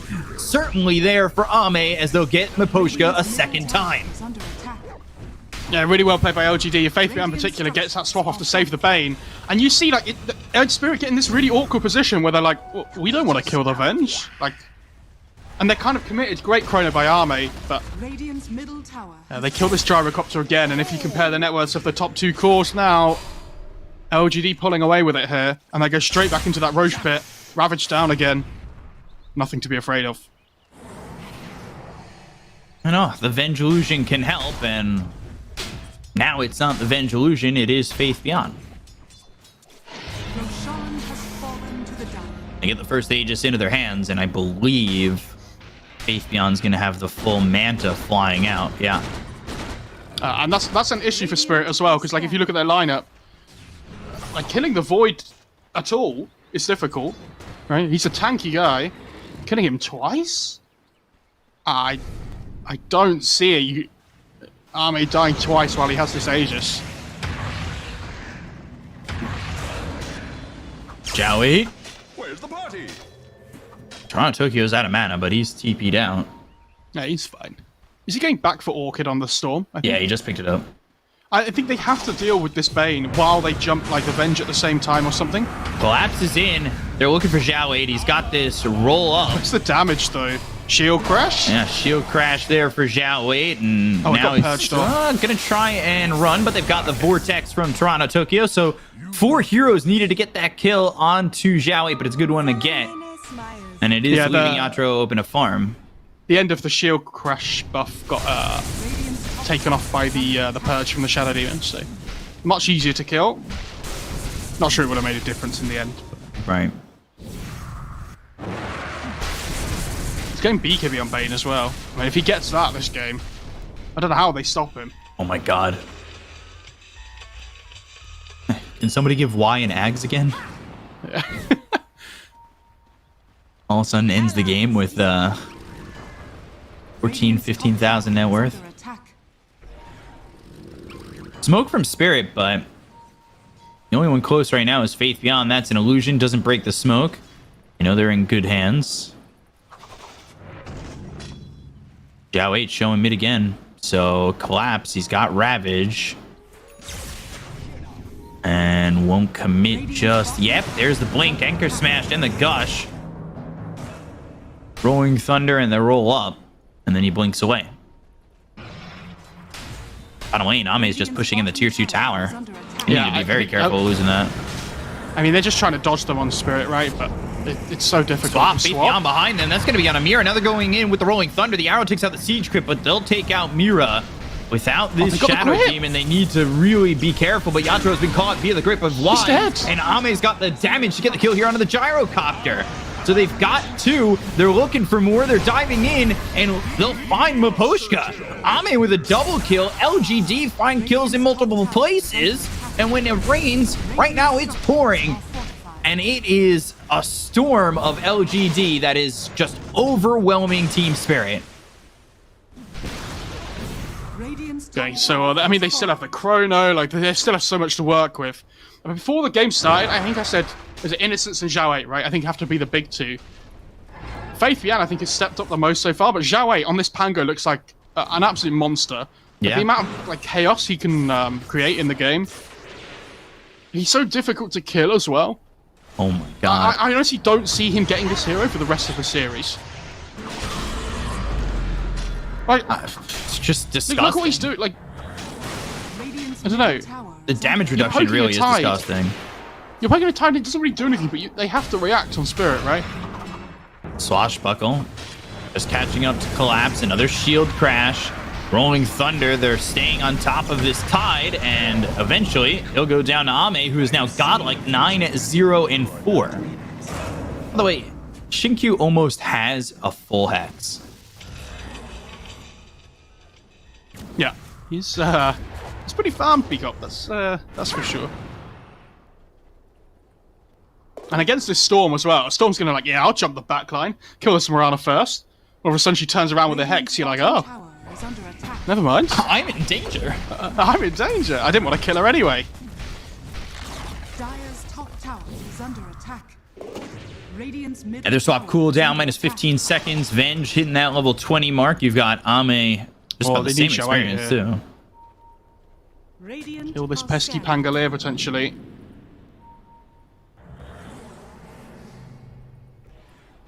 Radiant's middle tower is under attack. All lightning. Ooh, in the middle of the shield crash. I believe they got that vortex, but now he's going to use himself up into the air. They've got the call down. Here comes Y. Nightmare out onto the Oh, the storm. grip. And now the Fiend's grip for a second, but that's going to be stopped, and they'll look forward. They've got the swap on a Yatoro. Chrono's available. I don't even know if they need it. But, oh, Toronto Tokyo, he's actually close by. If Chrono was thrown out on a Yatoro, it might have even caught themselves the storm, but the right click's coming in. Yatoro's not going to survive this. Ame, now beyond godlike, sitting 10-0-4. As his Aegis expires. Toronto Tokyo. He gets him. And I mean, Zhao you can going see down. though, so they have this double position 5 right on Radiant's side, and they're like, "Yep, we'll just sit behind our gyrocopter, everything's great. If they go on him, we can save him. But when the Venge swap goes off, like, they have no maneuverability on their 2 supports, right? So they can't jump in after the swap. And this Void basically kind of like, if they come near the Gyrocopter, he's just going to kill them. And now that the Skadi's on the Void, if the Gyrocopter ever gets hit once, he can't run away anymore. Yeah. And it's hard for him to run away anyway. They've got themselves the Nightmare, the Fiend's Grip, the Magic Missile, the Swap. Anytime you're trying to run away, you're in trouble. And Faith Beyond, he's kind of become this carry. So there is... He's got an Eagle Song. He's going into the Butterfly. He's almost finished it off. Ooh. Okay, so they do have the blink on the Shadow Demon now. That'll leave him a little bit further back in these fights where he's not in too vulnerable of a position. But again, if you blink in and save the Gyrocopter when they're that far in, the Shadow Demon dies straight away, and then they chrono the Gyro, right? So it's kind of a lose-lose situation when the Void's this far ahead. Deep ward down here as well. Naturo picking up a double damage. Meanwhile, that Radiant side also stole a Blast Rig. Arrow. I think they have land. I think they have one more fight in them on Spirit. Radiant's middle tower is And under attack. yeah, they are going to smoke up. Showing But like they have a Outro's realistic Swashbuckler. chance of winning the game if they win the next fight. Yeah. If they lose another Ooh. fight, that I mean, yeah. Radiant's Thorn for bottom tower Toronto, is under Tokyo. attack. Radiant structures Okay. are fortified. Interesting. And they're pushing in Radiant's bottom, bottom tower is under attack. noticing that nobody's here. And they've also got the obs on the high ground. I mean, they're going to have to come back and deal with this. Like, LGD, they want to fight where they have their vision, and this really deep ward, Tier 3's gone. they're in control. Radiant's bottom tower has fallen. Ame's not even showing, and he's just towards the back. There's nothing that Team Spirit can do there. Yeah. It's just unfortunate they tried to make a play at the same time LGD just forced the issue. And Mirror gets the D ward. So another smoke here from Team Spirit. 5-man smoke as LGD retreat. Roche may respawn in 30 seconds, so this could time out well for Team Spirit if they win the fight. But again, a tough ask as they're down 11,000 net worth. Was this Gyro going Satanic as well? I think I saw. I mean, if he yes, but he if doesn't he have it goes yet. Satanic, if he can sort of out-survive the initial burst... Ooh, smoke like during the immediately chrono and broken stuff. on Y. Blink Ravage coming through on Ame. Do they have the damage? They've got the silence to get the kill on Ame. They're taking a Got him. 10 times spree. He was beyond godlike for a moment, but now he's dead. The Hex was there on the Toronto Tokyo, but it wasn't enough to save Ame. He's got a Blink Dagger picked up by Maposhka, so this Omni again in the same position the Shadow Demon can be in by avoiding these fights and sticking back. They've caught themselves Y. They'll get the kill. A killing spree for Toronto Tokyo. And unfortunately for Spirit, it's a little bit of a longer Roche respawn time, but fortunately for Team Spirit, they killed Ame and they cut 3k into that net worth lead of LGD. Yeah, great Ravage. Catches the Void and catches the defensive capability with the Bane Nightmare. So LGD not ready for that one whatsoever. And like you say, I think if that was an early Roche there, Spirit, that could have been their answer back into the game. Unfortunately for LGD, it's not going to happen like that. Dire are scanning. I love this refresher on the Tide as well. I think you just have to go all in on this team fight. Hope that you get the jump. As we saw from the last engagement. Blink on the Omni Knight now as well. So, okay, so both supports now have that maneuverability that we mentioned before. Yep. I think he... okay. Mira's in a bit of trouble there. Yeah. But Zhao 8, oh my god. He's gone! He was blown up instantly, and Faith Beyond, all of a sudden, he's in a bad spot. Trying to run, trying to hide, pops the man to hit with a disruption. They're all right by him, and they have the damage to get this kill. I mean... I think LGD were a little bit worried that the Roche was up and they were going to have to get in there, but Ame wasn't alive, right? They don't have buyback on either of those heroes. That being said, Faith Beyond has the illusion, but Zhao 8's the big one with Rolling Thunder to disrupt these fights. And that's the thing, right? If these two heroes are dead, they can still take Roche on Spirit, but the Roche spawn is so long. So long. They have rolled a 1 on the dice, unfortunately. Aegis and Shard now with Roche alive. Zhao 8 does buyback, and the Shadow Poison will spot this Roche. They have Ravage back up again now as well, so I think they want to go here before the other heroes are alive. They might buy back on Faith Beyond here. Do they have to, though? He's got the illusion. You can Oh, buy back true. at any time in this fight and be right there. Yeah, Potentially having 3 lives. So if his illusion's Exactly about that. to die, he buys back, respawns on the illusion, dies again, he's Yeah. got the illusion again. Tower is under attack. Exactly that. Blink in a forward sense. by Collapse. Ooh, close. And they're looking to swap someone. I will Yeah. say, by the way, that hang on, collapse. Moonlight Shadow, time walk forward. Ame not going to commit anything for that, but they've got Collapse controlled for a second. Joweight's here, Rolling Thunder, BKB getting popped. They're going after Collapse. They're trying to get the kill to take out the Ravage from this fight. So They hit the tanky, magic though. missile, the arrow coming in. Toronto Tokyo's dead. They've taken out 2 cities. And they're going to continue to go for more. Toronto Tokyo hasn't bought back just yet, as they'll go after this Tide. He's so tanky, he's so hard to kill, but finally Maposhka goes down, and finally Collapse falls with him. Maposhka buys back, so does the rest of the team. They can't give up this Roche, and if they can win this fight, they can get themselves an Aegis on to Toronto Tokyo, but that is desperately what they need. How did the Storm die? Did they catch him with a Fiend's Grip or something? The magic missile, the damage from Venge is so high right now. Toro. And they also landed the arrow. They've got the swap as he was passed up by Roche. Magic missile, but Manta to avoid it. Faith Beyond doing a good job of getting in the face of this gyro. And I think they were chasing the illusion like that was Faith Beyond. He kind of tricked him, I would say. He stood still and Ravage. let the illusion move. Swashbuckle swap coming out once again. They've got the Hex coming in from Shinkyu. Lotus Orb is there. They want Don't have the Joey. control just yet. They're looking over at Jiawei. Collapse, still holding onto that Ravage. Hit with that Swashbuckle. Faith Beyond, low on mana, low on life. But it's not going to matter if he's got that illusion to work with, and he does. And now he's got the buyback. If the illusion gets low, expect him to buy back and get back into the fight. But the Lotus Orb doing work. It's doing enough work here from Collapse, continuing to put it on the Yatoro. The time walking in the Chronosphere is going to be into the Chrono. Guardian Angel comes in. He's going to take Roche. He's trying to pick up the Aegis. The Ravage comes in, and they're going to get the Aegis out of the hands of Ame. Just barely. He didn't exactly have the opening for it to start off that fight when he wanted that Aegis, but they get the kill on him here. They take out the Shadow Demon. They're going to look for now Toronto Tokyo. They've got the Swashbuckle, and he'll ball lightning all the way out and bail. They've already used the Ravage. The control here from Team Spirit is now no longer existent, and they did not get the Aegis. They didn't get what they came there for. Radiant structures Collapse almost are gets hit by the stun as well. I was really worried there for Ame for a second that he wasn't going to pick up the Aegis in time, because the Roche died and it took quite a while for it to get picked up. And Ame's so unfortunate for Collapse. I mean, the really small things, right? If he gets the Ravage off before the Chrono goes off, then maybe they can win the fight. But he has to try and do it to protect his Gyrocopter. Really well played by Ame, though. Good timing. He was doing a good job in those fights by throwing those Lotus Orbs onto Yatoro and keeping him safe, or as safe as he could be. And eventually it just wasn't enough, and I think the difference there, of course, is that blink with the Ravage. Instead, he blinks into the Chronosphere. And the thing is, though, even if you get the Ravage off there, right, like, LGD are ready with the rest of the heroes. So maybe you can finish the Roche off and get the Aegis. I still think the fight's going to go poorly for you afterwards anyway. I mean, it's easy for me to say that, but... Oh, it's Silver Edge on the Void here as well. He's almost got that silver edge. Jiawei looking for an overwhelming blink. He's got this Halberd, Basher, Duels, Blink. A lot of gold for him. He's 1 XP off level 25 on the Void here as well, pretty much. So that backtrack talent potentially available. Arrow coming in. That's going to hit into They have Maposhka. Grip available. Time walk coming through. There's the Fiend's Grip. Disruption for the save. But is it a save or just an extension of his life? And it's looking like it's going to be the latter, as they'll get the kill on the Yatoro. They'll take on Maposhka. 2 heroes dead. The magic missile comes in from Faith Beyond, and they're going to find themselves both supports as well as this Gyro. And Gyro, well, Yatoro, no buyback. Maposhka, no neither. I mean, the amount of fights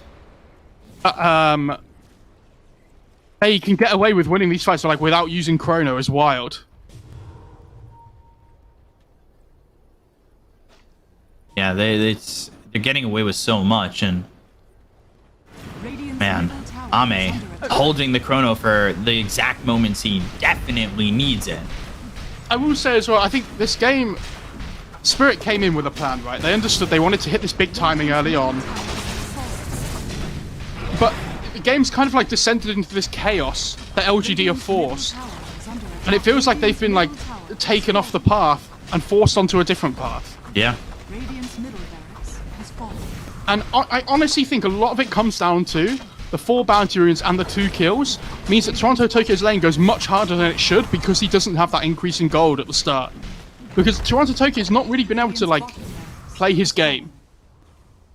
Not at all. And he gets killed twice over mid, and that's a big stumble at the start of his game, where he's on this storm, very reliant on the early quick starts.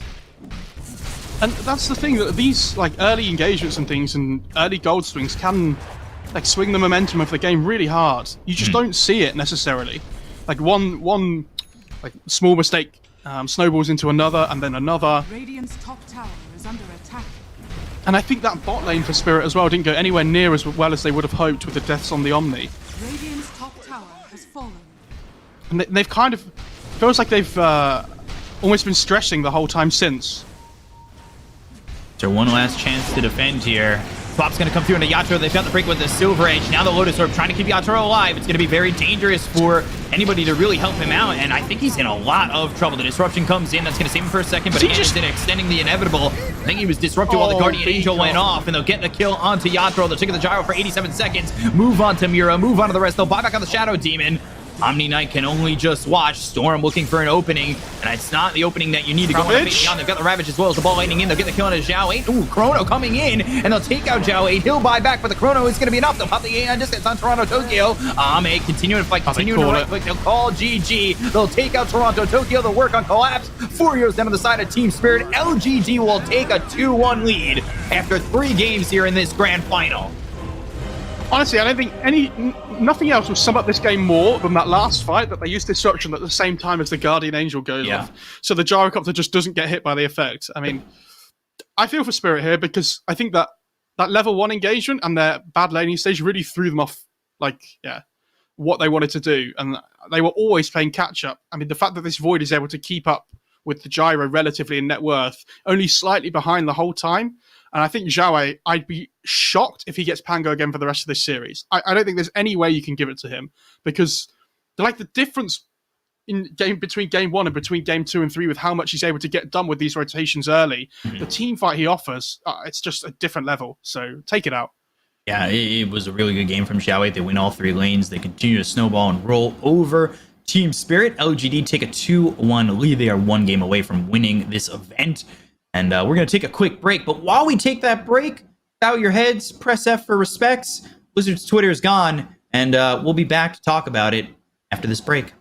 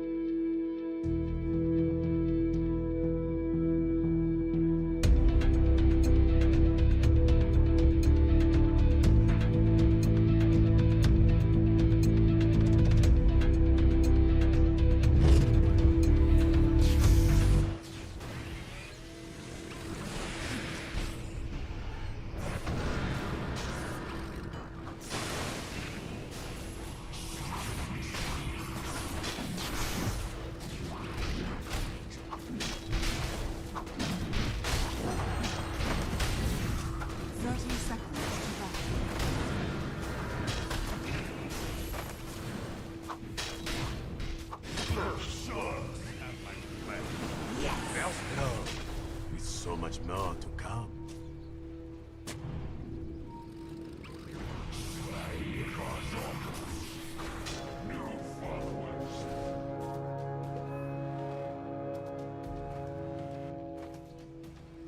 The battle begins.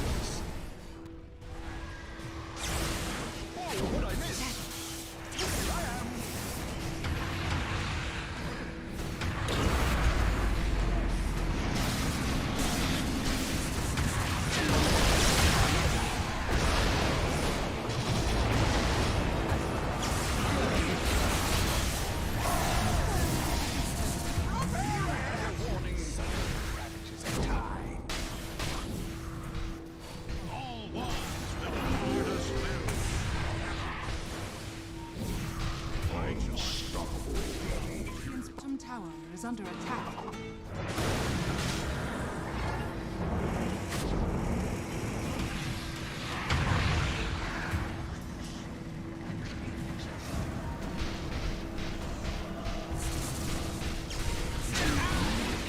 Radiant's bottom tower is under attack. Mid tower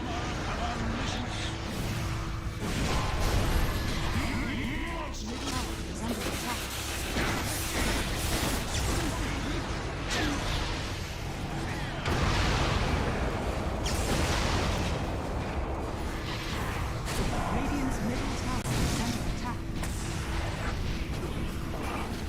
middle tower is under attack. Dire's Courier has been killed. Radiant's middle tower is under attack. Radiant's top tower is under attack.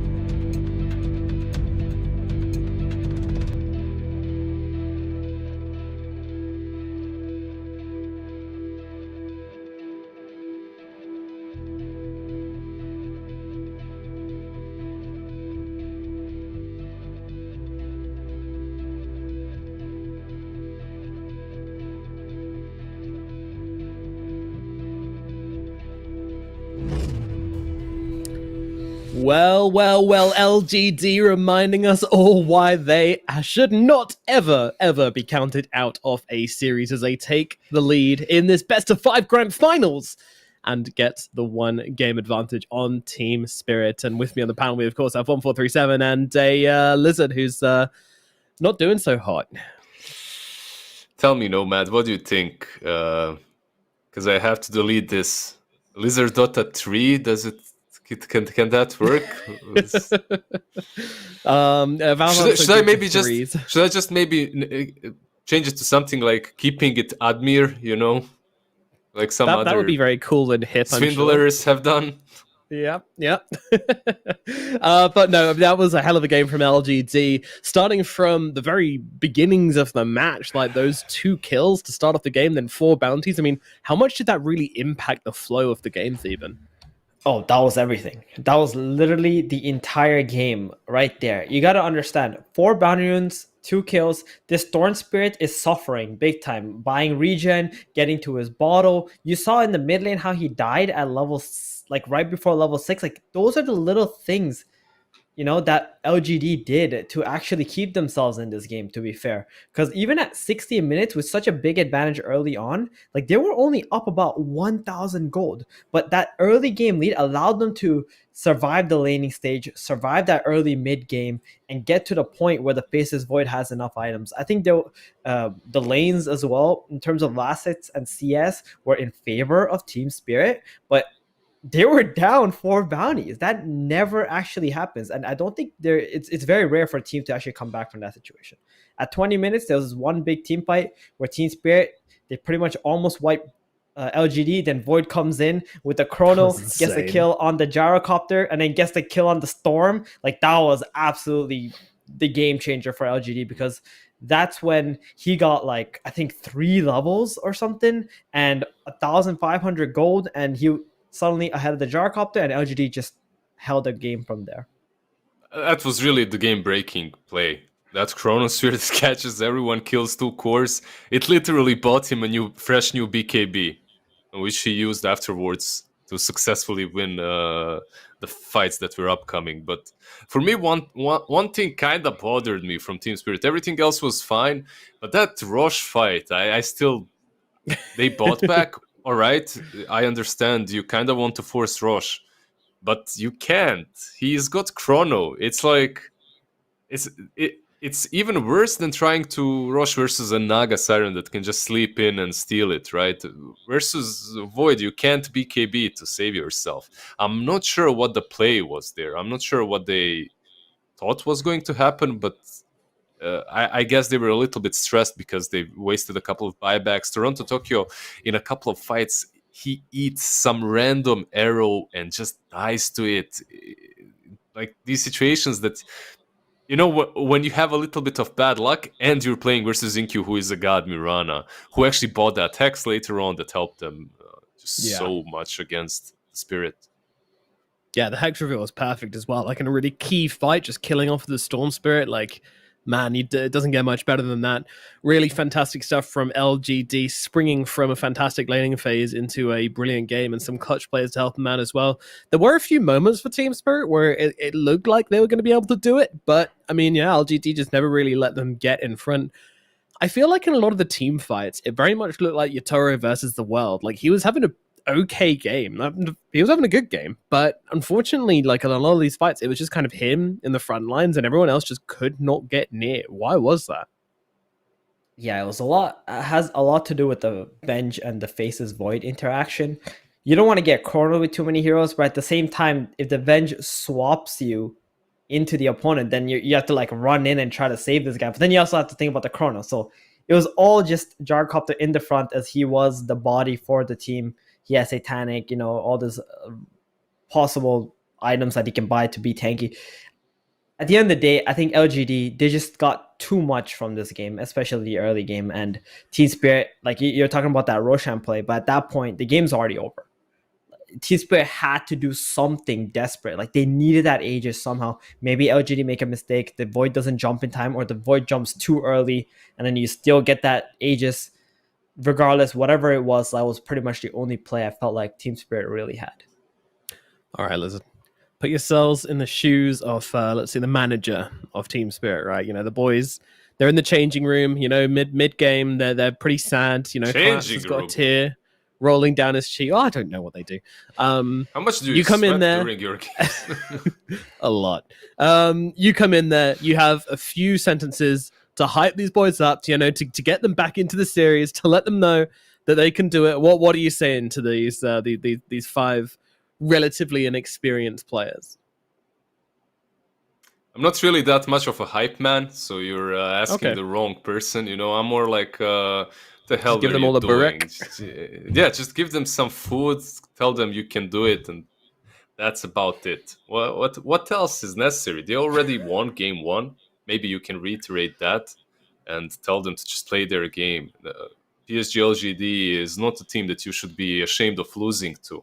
Even if this series goes PSG.LGD's way after they took game 1, it doesn't matter. They've already won the hearts of a lot of new fans because they're looking extremely strong. Much better, I would say, than even at the any major. They really are looking ridiculous, but you're such a liar, Lizard, honestly. You're not a hype man. I've seen you in the gym. I've seen what you've done to Bkop and Black. Like, you destroyed those poor people. You know? It's Yeah. And just how pure is that lies. hype? How is that hype? Poor Bkop, he never came to the gym again with us. Like, That's true. That's true. You did destroy him a little bit too hard. But nevertheless, we do now have the draft available for game number 4. So let's jump into it. LGD versus Team Spirit, the grand finals of the OGA Dota pit. And my goodness, we are storming into this drafting phase. We have Bane on the side of PSG.LGD. Meanwhile, Team Spirit, they're going to first phase their Mirana and Tidehunter combination. Tell me about this Tide. Collapse Tide. Do you think that was kind of like an anchor of last game, something which actually looked okay and amongst all the bad? I think it was great. Like, with what he had, he played really well. LGD now going to take the Sven. I think I'm going to tell you this. I'm going to tell you guys one last time. Like, LGD got away with that last game. Like, it does not copium or anything. Like, that level 1 play, just Team Spirit, they had the lane advantage, they had the late game advantage, and they just kind of threw it all away because of that level 1 play. If Team Spirit, like if I was Team Spirit coach, I'm like, guys, we had the perfect draft. Just don't throw the game away like that. Just play. No, go to your lanes with all your resources. Don't give them any extra gold. Get 2 bounty runes. Settle for that, and let's just play the game out. That Tidehunter, you saw how strong he was. Just like being able to go mid, even with the disadvantage on his Storm and the rest of his team, just to be able to get that tower just by being that body. It took them so many attempts to actually bring him down for the first time. This time around, though, the LGD does have a Sven who's incredibly strong at slicing through the watermelon later on, as Lizard would say. what's the name of the app again? Ninja Fruit. Fruit or Ninja? something? Fruit Ninja. Fruit Ninja? Yeah. Anyway, my favorite moment, it's a little bit of fluff, but my favorite moment from watching Collapse is the way he jukes Rolling Thunder. It's just too good. Like, That's true, actually. Whilst swimming. Exactly. If you want to stun this guy, you need to blink on him with Rolling Thunder. Else he's just going to juke it in a really fashionable way as well by swimming backwards. But what are we looking at here is a Sven for PSG.LGD, and I'm already worried for Team Spirit. This hero has looked so strong. I want to see some Venomancer. I want to see some lane, maybe a beast, but not even sure. I just want to see some lane that dominates the Sven and pushes him out of the lane early on. As if he's left to do whatever the hell he wants to, and if he also gets stacks, I think we're just gonna see the repeat of game 1, but in PSG.LGD's favor. Well, you already see the lane, right? The Sven's against with the Tide Mirana. Yeah, actually, you're completely right. They're not picking anything else. Yeah, I don't think they have any flexibility there to adjust and get something else. I was talking about Tidehunter, but like my brain didn't put them in positions at all for some reason. Yeah, you're completely right. There's no beast, no Venomancer, nothing like that. It can't happen. So is there any other hero they can pick up in another role which can try to invade the triangle early on when the Sven's going to be wanting to farm it?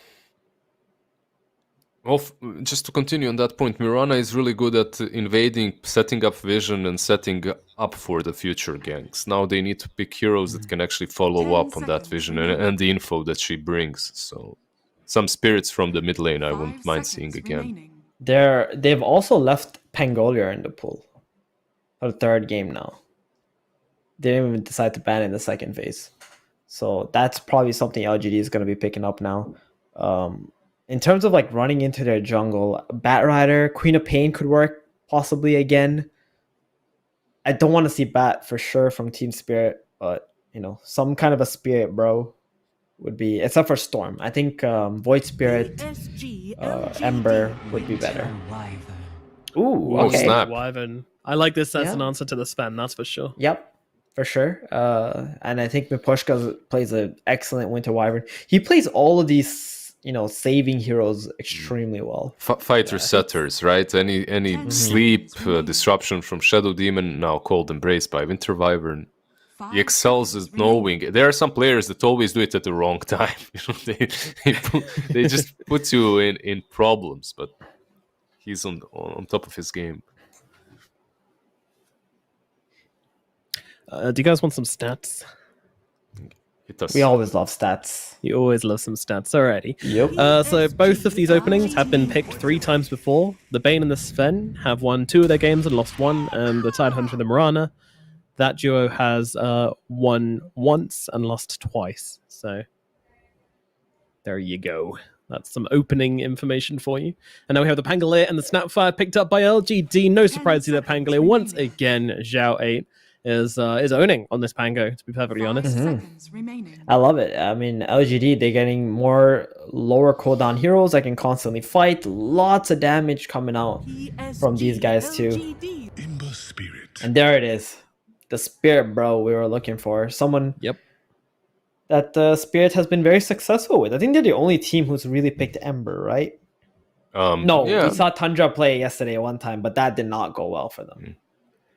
Yeah, that was Yeah, messy. they 10 just seconds remaining. Toronto Tokyo just utilizes all of these heroes that can poke 5 so well, seconds remaining. and I already like what he's playing against. Like these 2 supports, Bane and Snapfire. Yeah, you have grip from Bane, Dire team ban. but you can play around that.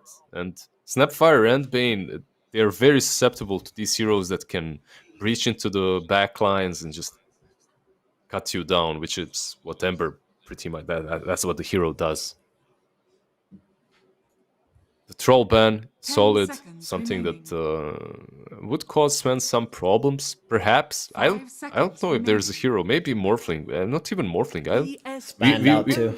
Yeah, we've seen what? We've seen Morphlings try, we've seen teams try Slark, and good teams, PSG.LGD, and they lose with Slark.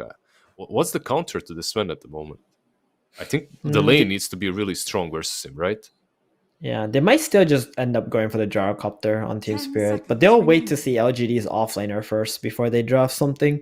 I think 5 having a good seconds lane there remaining. might just be a little bit more important. Luna's still in the pool. Yeah, I was I going know to say that- Luna. Yeah, I mean, Sven is just good against everything at the end of the day.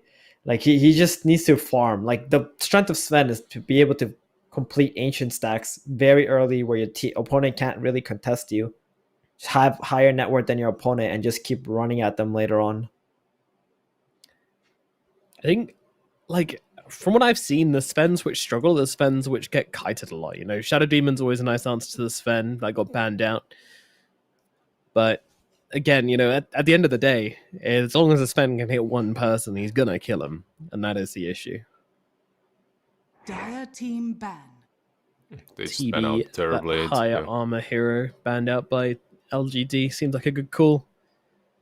We're waiting for the last offlaner the Team Spirit bans out here. Besides the Night Stalker, we've seen some Underlord here and there, which is kind of solid with Pit of Malice 10 versus Ember seconds versus remaining. Mirana. Not too horrible. How about like a 5 Mars? seconds remaining. Also very No. solid. But I doubt they're gonna pick Mars though, because they banned the Terrorblade out. Normally, when you see the TB, like, yeah, Mars, you don't really care about Terrorblade. Yep. Um, But maybe if Probably you're not thinking that. about picking, yeah, that's true. That's true. One thing as well about the Snapfire as an answer to the Wyvern is that it makes cold embracing someone always a little bit risky, because you never know when that Snapfire is ready to just start gobbling up on them, and yeah, you're in trouble when that happens. Doom could be interesting. Yeah, that's what Mo is suggesting. You know, something for the Ember Spirit, even the Tidehunter. Doom him. Yeah. 10 seconds remaining. No Ravage for you, sir.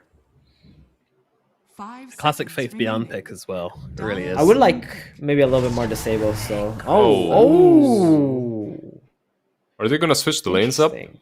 They can send him versus Ember as well, right? And then Pango off with Yeah. Snapfire. I think that's I like probably that. the plan. Yeah. You're just owning think- Ember. Right. This might just be a Faith Beyond mid Necrophos. 10 I mean, seconds Zhao can remaining. play Necro mid too, but because Zhao has been playing this 5 Pangolier so seconds much remaining. and he plays it extremely well, This, might as well just send him off lane. this is such a good last pick. Templar You just assassins. yeah, you just threw another additional problem at them that they have to figure out a way to deal with. Yatoro is playing the Ember Spirit, by the way, so and Zhao 8 is the Necro. I'm not sure how they're gonna lane. Do you guys think Yeah. that Toronto Tokyo will be some carry TA or mid? Probably mid, right? Yeah, I don't think you move Toronto Yeah. Tokyo away from the mid lane, honestly.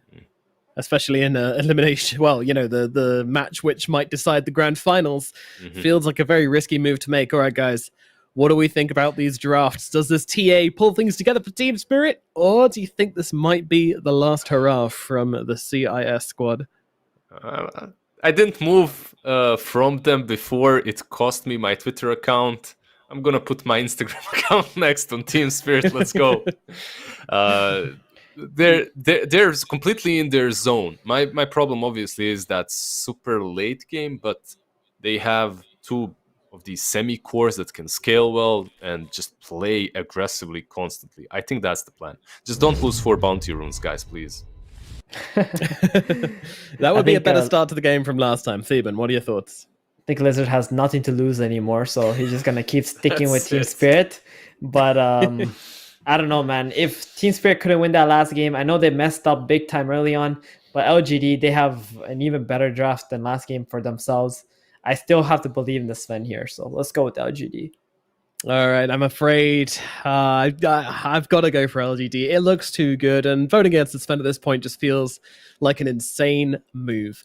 And of course, casting what could be the last game of the grand finals. If sounding good were a crime, he'd be put away for life. It's Bkop, and joining him, if looking good were a crime, then he'd be an upstanding, law-abiding citizen. It's Mofarah. That ending is a miles away. Thank you, Nomad. Big fan of the compliments. Definitely feel great. No, man. Mo, do you feel I'm that trying my great about the best. compliments? I try my best, man. I think you'd be in jail, I guess that would be the comparison, because you'd be looking so good.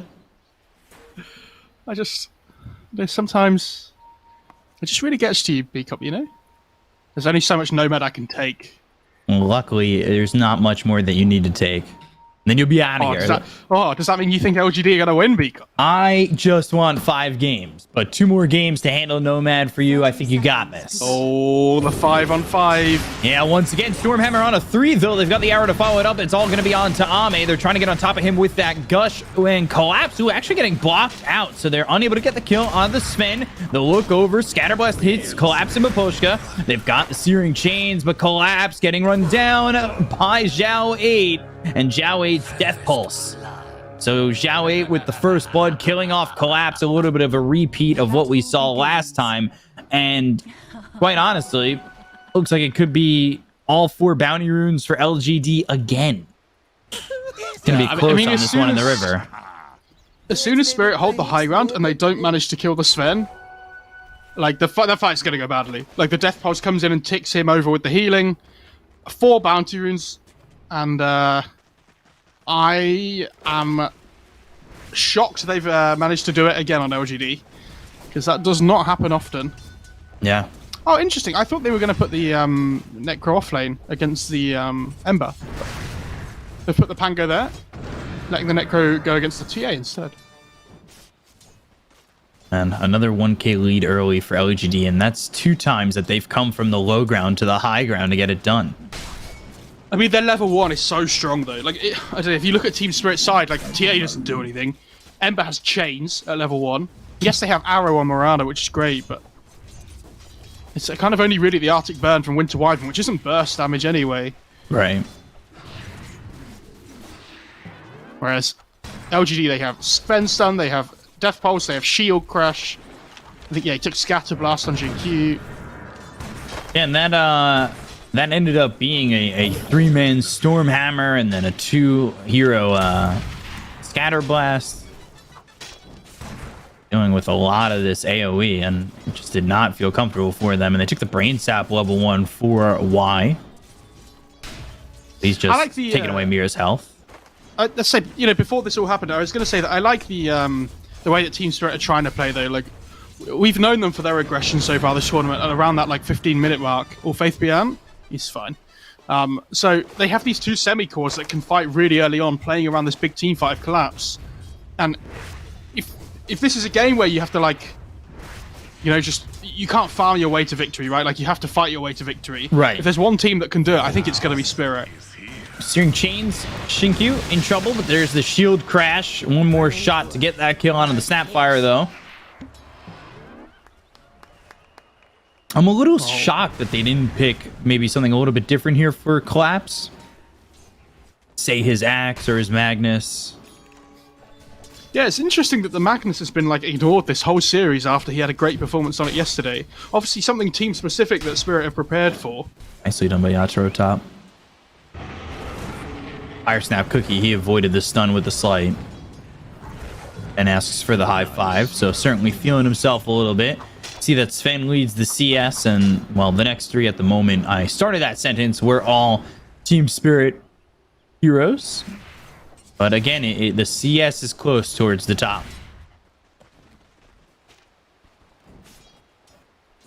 It's just a bounty rune advantage, right? And the first blood that LGD got was keeping them in the 1k net worth lead. I don't think I've ever seen 2 games in a row where one team gets like 4 bounty runes.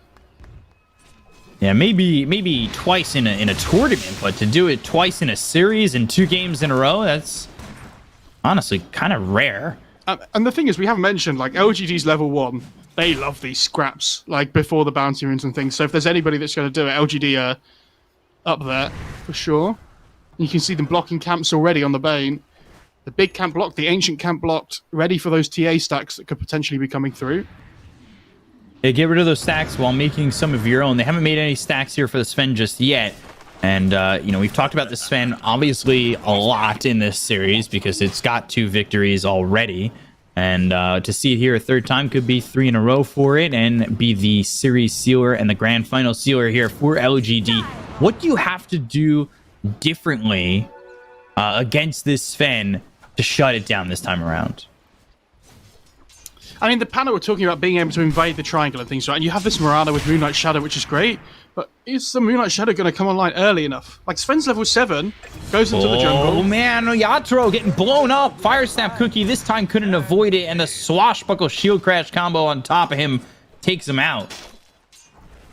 Yeah, not a normal Yatora hero as well, this Ember. Like, normally we see him playing these, like, hard ones, but something completely different this game. Yeah, the Luna's not the necessarily gyros. a bad thing, but I think this Snapfire Pango lane is ridiculously strong. And double disarm. Fire Snap Cookie not going to land. He'll slight. I want to know how Xinqiu's going to build because we've seen him on the Snapfire before. Obviously, TI qualifiers and DPC, or not TI qualifiers, DPC when he won against, I think it was Aster, had that shard, did a lot of damage. Bottom lane, Nightmare on the collapse, Starstorm through on a 2. That will end with just a little bit of damage for both sides. But we also saw him play the Snapfire earlier this tournament. He played a lot more utility instead of damage. Bkop, look at the net worth of the Necro to the TA. Wow. Xiao 8, man. He's won every game, I think, in his lane. Even the game they lost. There was a thing today, I can't remember where I saw it, about the whole nothing to say Visa thing, right? Mm-hmm. And they were like, oh, will LG look for a stand-in? And you're like, they're like doing so well with Xiao 8. Like, I understand he wants to coach, but surely you look for a coach stand-in rather than a player stand-in. Yeah. Well, again, Fire Snap Cookie. And the combo there with the Pangolier. They're going to take out Yatro. This feels gut-wrenching. And they've got the Reaper Scythe. It's not enough damage to get the kill, though, onto Mira. A little quick to the gun on that with the Reaper Scythe. And now God's Strength used by Ame in the jungle. Are there any ancient stacks yet for the Sven in the top jungle as well? I saw Xinqiu heading over there. Not yet. He's just been taking the bounty ring. Okay. Yeah, who could you get to coach? There are a lot of coaches that are already taken in China. Obviously not speculation. That has to happen right now. They'd probably consider asking Lizard, but he has no Twitter to contact us. Yeah, and he won't have an Instagram either. One more right click gets the kill on a Xinqiu. And they're going to try and get themselves a follow-up on a Faith Beyond. He's on the run. They've got the Searing Chains with the arrow. Follow-up. They'll get the kill. Wise a little bit too late for the help. And finally, something going the way for Team Spirit in this game. Big kill. Faith Beyond having a great start so far. They need to find a way of helping this TA as well because she has no stacks to fall back on either. I don't know how this TA is going to find her way back into the game where she has this, like, really big impact. Xiao gets the D ward as well. Radiant structures. I think it was important that Mira left the lane though and like started moving, right? Because they can't really do anything to the Tide anymore in LGD. Right. So Collapse is going to have a good time. Like you can leave him alone to do what he wants now. You know, we saw how many times last game Collapse was basically just doing whatever he wanted in fights because it took so long to kill him. Yeah, Collapse will have a good time. It's just about getting the bounce back on the Ember as well as the TA, and they desperately need to help Toronto Tokyo find his way back into this game because currently he is sitting 6th on the net worth and he is 1,400 gold behind where Xiao 8 is. He's going in for an early 4-step, has the double null and the treads. A lot of gold on this Necro already, and Sven hasn't really had any stacks to boost him, but sitting towards the top as well.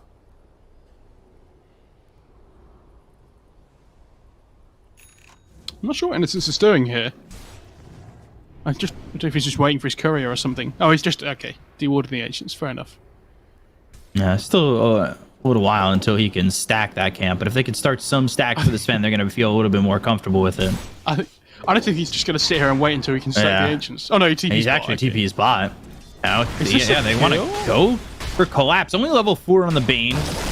They found Mira. Now the Ravage comes in. The arrow hits, and Xiao 8 kind of overplayed himself. They get the kill and take down the Necro, who was top of the net worth a moment ago. Another big kill here for Spirit, and their spirits will rise with a couple of kills going their way. Innocence knew he should have just stacked the ancients, man. Ancients still blocked. They still got the ancient stack though from Shinkyu. I mean, yeah, Radiant's bottom tower is under I guess. attack. Well, I'm just saying now the ancients blocked though with that sentry to the top left of the camp. Like that's twice now the ancients have been blocked when they tried to stack them. Yeah. No Ravage this time around. They have the Rolling Thunder available from Faith Beyond, but they brought over Yatoro. And they're going to come in with a Nightmare out onto the Winter Wyvern, follow that up with the Rolling Thunder, damage on a Maposhka, Reaper Scythe in. They'll get the kill onto this Winter Wyvern. Fight, Yatoro trying to make something happen. Y sitting a little bit low, but the Rolling Thunder, Fire Snap Cookie, Collapse in some trouble. 4 heroes around him. Anchor smashes, Slight coming in from Yatoro. They've got the Nightmare. They'll keep Collapse steady, and they should be able to get the kill. Nothing Yatoro and Mira can do.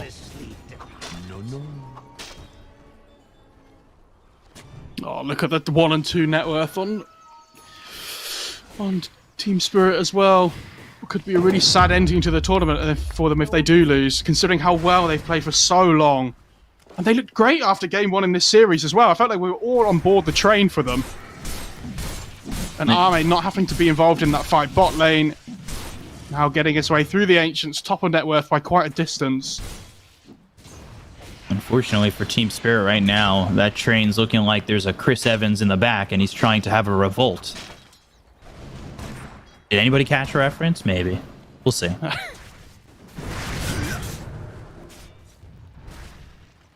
I mean, the problem is, though, like we mentioned before, Spirit can't find their way back into this game by farming. Like, they have to try and find their way back into the game by fighting, which is why that bot lane, like, engagement, you can understand why they're trying to make it. But as soon as Maposhka gets gone on first, that's like, the fight's already really difficult. Yeah. They've smoked up here on Y and Shinkyu. Oh, if they find Toronto Tokyo, they see him under the ward, I think. And they've got level 6, so they have the Fiend's Grip. They'll use it immediately. No. Mortimer's Kiss is coming in right onto the TA. They should have this kill, but the Winter's Curse, and he gets the refraction off. But the Swashbuckle coming in, looking for the Rolling Thunder to catch up to Toronto Tokyo. There was a trap down, and the Pangolier roll right over this TA. Up in the top lane, Collapse going after this Sven for a moment, and over in the bottom lane, you've got Xiao 8 getting quite low. He's still alive. I can't believe he lived there. Great Nightmare from the Bane on the Ember. Keeps him alive.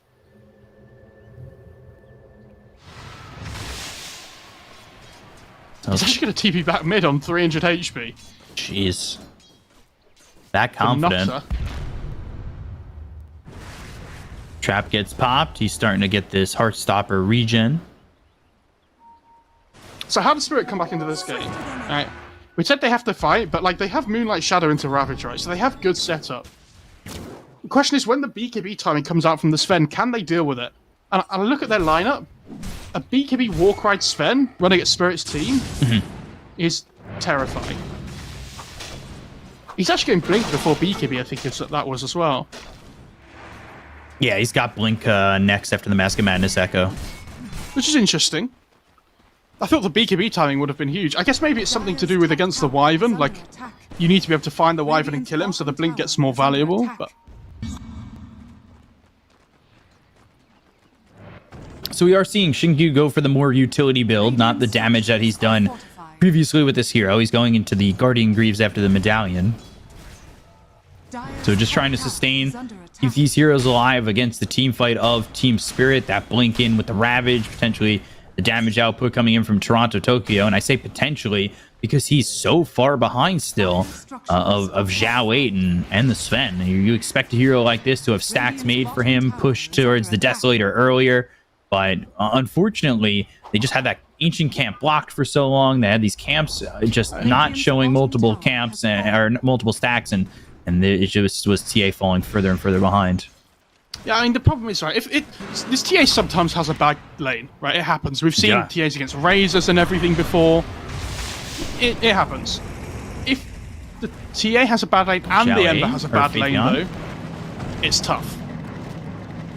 Ooh, I think he saw him. He'll bounce and kind of get caught there. But finally, they're right on top of the Winter Wyvern. They've got the disarm. They'll have the Nightmare. Xingqiu, Snapfire with that Fire Snap cookie.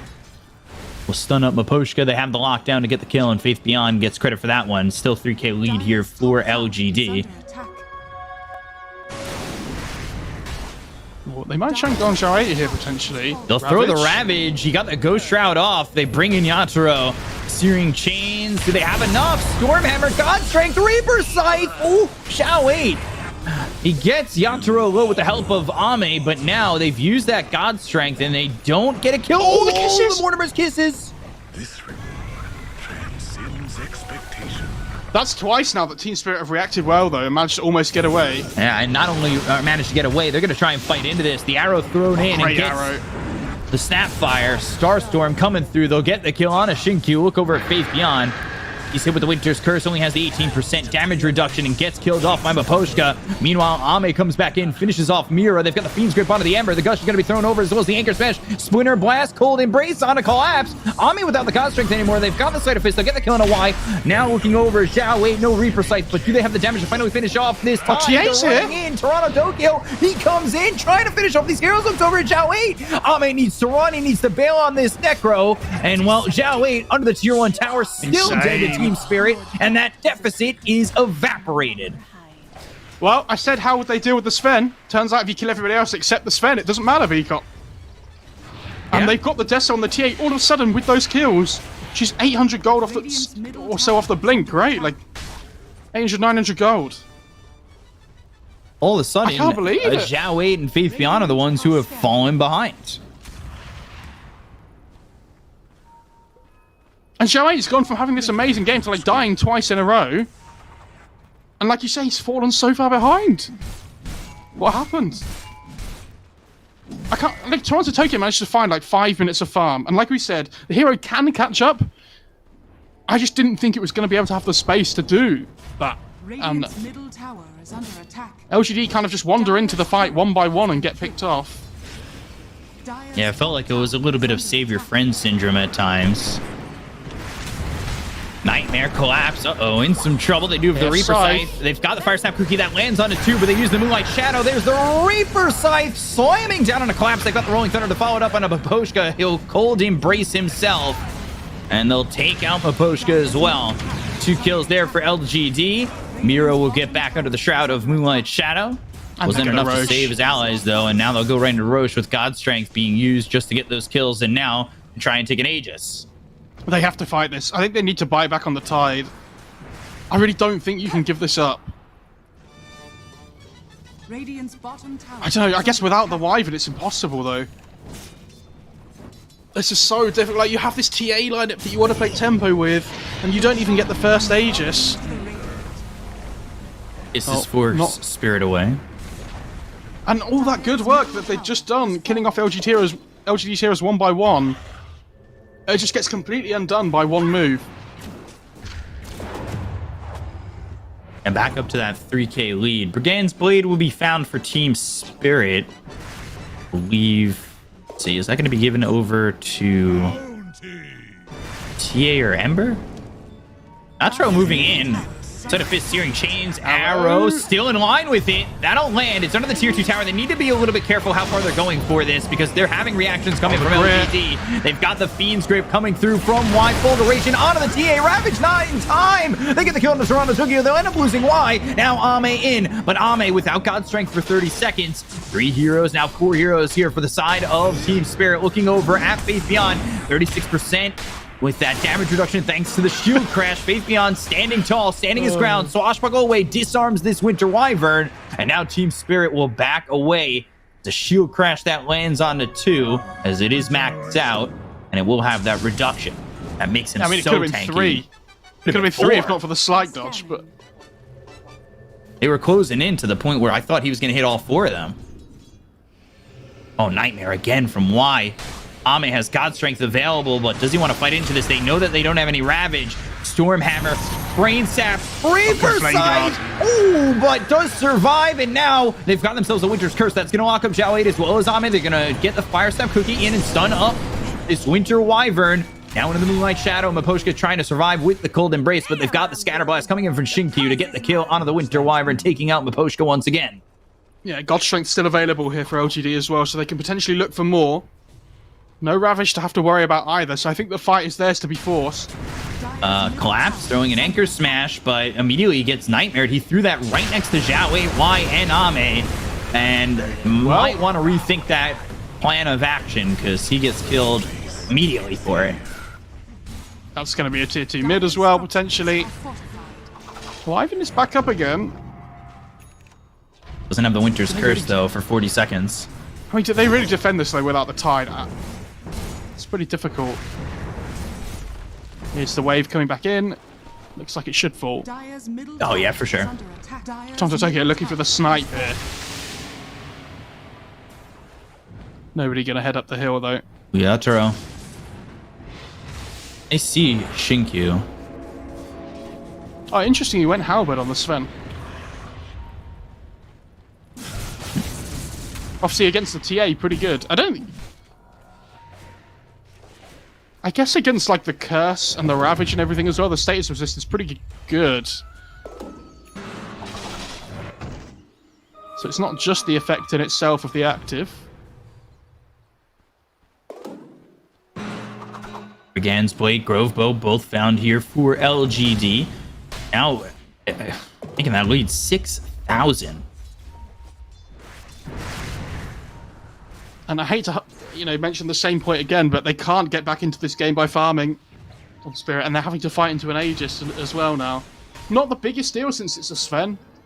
Like, if you kill him once while he's got the God Strength on, then he's not as big of a threat on the second life, but... Right. Still puts you off going for him in the first place.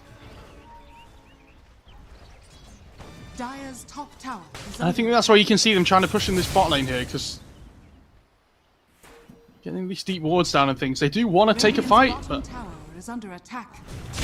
OG might catch them half-hearted. Blink in, Stormhammer, no God Strength popped yet.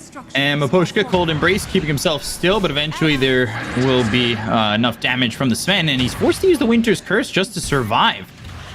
He's got that Blink Dagger up in a second. Mortimer's Kiss is coming down. He'll go into the trees, try and TP away. The Kisses don't land. He'll end up surviving them back over now to Collapse, who's getting chased.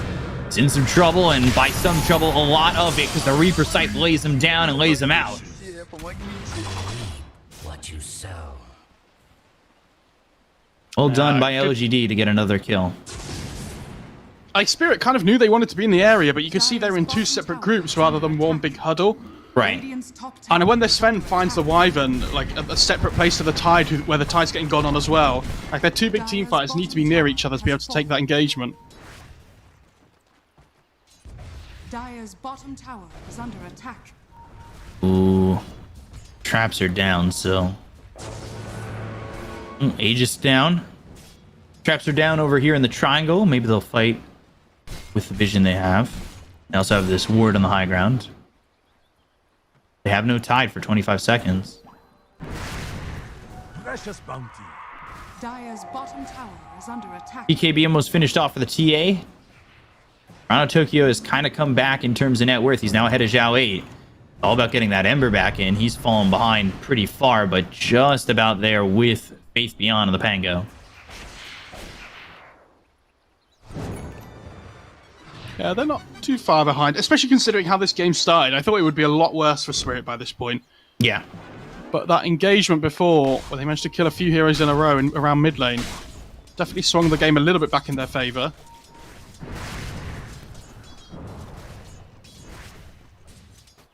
Kind of slowing it down though, but that's allowing Ame to farm up his BKB. No longer an Aegis here, so we'll see if Team Spirit want to fight. They Moonlight Shadow in 20.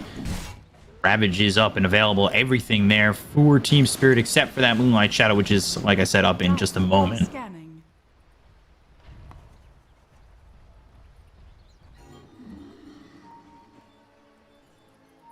Zhao 8.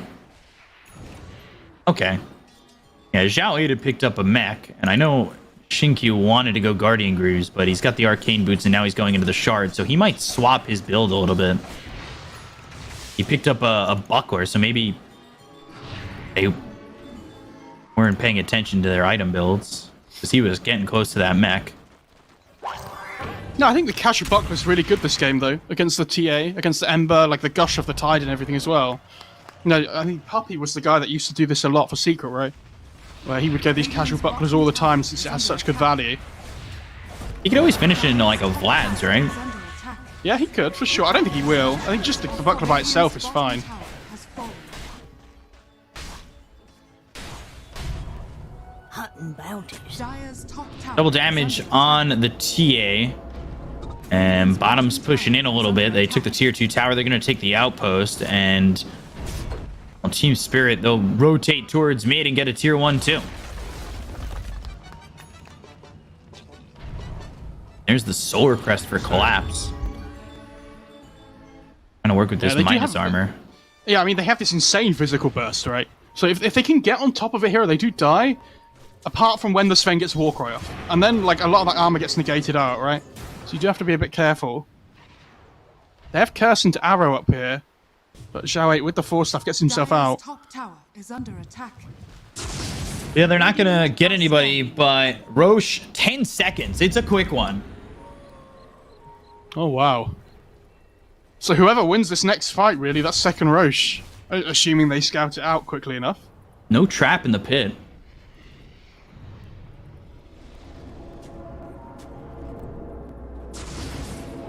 Like, LGD look really good at the moment, but I could see Spirit just winning the next fight. You know, getting second Roche, and all of a sudden this TA looks ridiculous. Yeah, and the game's back to even off that. If not slightly favoring Spirit. Yeah, for sure. Like, Radiant's middle tower is under I don't know, attack. Team Spirit have done so well to come back into this game. Is under attack. Really impressive. From the start they had, yeah, it's certainly impressive. LGD, though, still making the game theirs at the moment. They're going to take the tier 2 up towards top. Tower has fallen. That is leaving one more outer tower in the bottom lane remaining. Tower is under attack. And we'll see what they can do here. Now there's a trap in the pit. Tower is under attack. So they're positioned in a good Zhao spot 8. to fight LGD if they come around. And Dire's Zhao 8, he's has the one been who's killed. closest at the moment. Dire's Yeah, you can see him top tower effectively just is being under this attack. dangle, right? Where he's like, yeah, if you got me first. It's fine, I've got mech, I've got halberd, I've got this plate mail. So, I kind of want you to go on me first. Gonna be quicker than that. LGD making sure they stay within touching distance of each other because they're not sure where Spirit are. Gotta keep an eye on Shinkyu too. So now he's got this shard and he has the blink dagger too. So we've seen him make all out plays where he doesn't really care for his own life. He just cares to get that lockdown in. Blink in and use that scatter blast at a point blank range. It's such good initiation, especially when you're against these heroes like Wyvern, where you need Smoked to up. go on multiple sources at once. Moonlight Shadow, Zhao 8 again. He's the one under the trap. They're going to go for this. They're going to move in onto Zhao 8. Rolling Thunder used pretty early. The Blink Dagger, the leap away. So far, everybody avoiding it. Mira Man, he avoids that Rolling Thunder quite well, and now they're going to turn. They've found Zhao 8 again. They've got the trap down on him. They're looking for the Ravage. That's going to land on the 4 of these heroes on the side of LGD. They get the kill to Zhao 8. He's going to be dead for 52 seconds with no buyback. LGD, they pull the ejection cord, at least for now, and Spirit, they'll try to claim their prize of Roche. Potentially. They see these LGD heroes still nearby, and they want to make sure that they don't disrupt them while they're in the pit. Swashbuckle across the river, arrow coming in, shield crash. Ooh, and he'll avoid the arrow. There's the roll up, bouncing around, trying to get away. And Swashbuckle, he's made enough room for himself and will survive. That's such good space by Faithian as well, buying time for the Necro to come back up again here, because they haven't headed into the Roche pit yet on Spirit. Are scanning. If they'd have got that Pango kill, it would have been completely worth it. But now all of a sudden, Necro's up in 10 seconds. Can they kill it quick enough here? There's no Ravage available. Curse still is, but there's God Strength up. There's going to be Reaper Scythe. Ooh, they're wrapping all the way around. They were looking to see if they were still in Roche. They expected them to still be in Roche. Mortimer's Kisses is already used.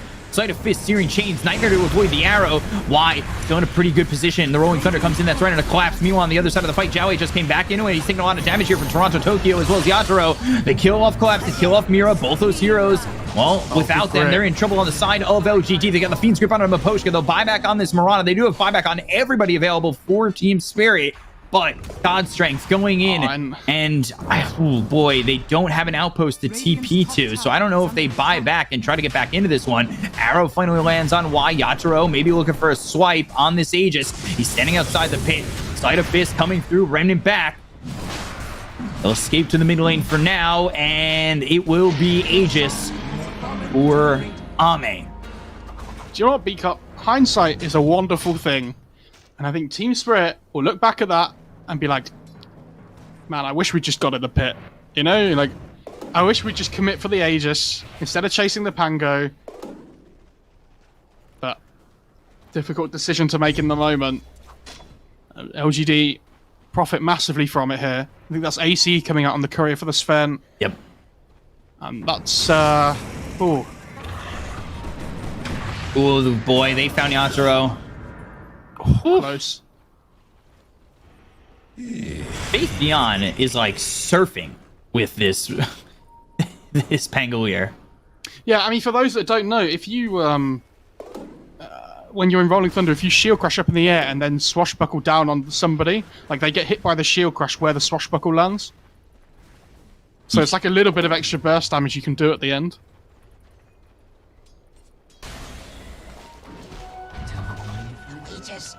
Collapse picks up a haste rune. He is with Ravage now, but again, you're not going to get your way back into this game by farming, and now you have to fight in to LGD with an Aegis once again.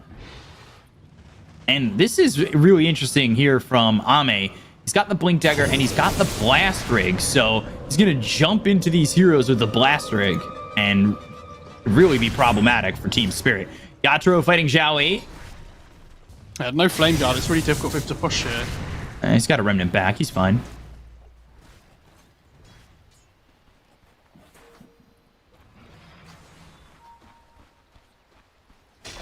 OGD doing a really good job up 9,000 net worth. They've taken these fights really well around what Team Spirit have to throw. Going Ags, though, on Yatoro. We'll see if that'll help him in terms of his damage output. And with those Remnants blow up any of these heroes, they'll go on Collapse. They've used the God Strength. They'll get the kill onto the Tide. And now, again, 50 seconds without this Tide. He's 1-7-7 in this game. This is really just the exact opposite of what you're expecting from Collapse, especially in this series. Yeah, it's a difficult one. I mean, it is a hard tie game, though, right? Yeah. Against the Necro, especially with the Reaper side. Ooh, force staff forward with the Shivas. That hits Maposhka, but Zhao 8 a little bit far forward. He still has that mech, has the Ghost Shroud with the Death Pulse. He'll use it all. Arrow avoided thanks to the help of Y with that Nightmare. And now it looks like they're going to lose this tier 3, potentially even more. I'm not sure Team Spirit really even want to fight without the Ravage and without this Tide. With God Strength down, you have to respect Spirit here. You don't take the buildings quickly enough without the God Strength to be able to really commit. And it's the patience from LGD. You have to remember, you know, ESL, they lost the final 3-2. So there is that hunger there to really show that they are the best and they can win the tournament. And I know they won the major and things like, but you want to play everything you win everything you play in, Yeah. especially with a team of this caliber. Radiant are scanning. And I think that second place, you almost take it to heart a little bit.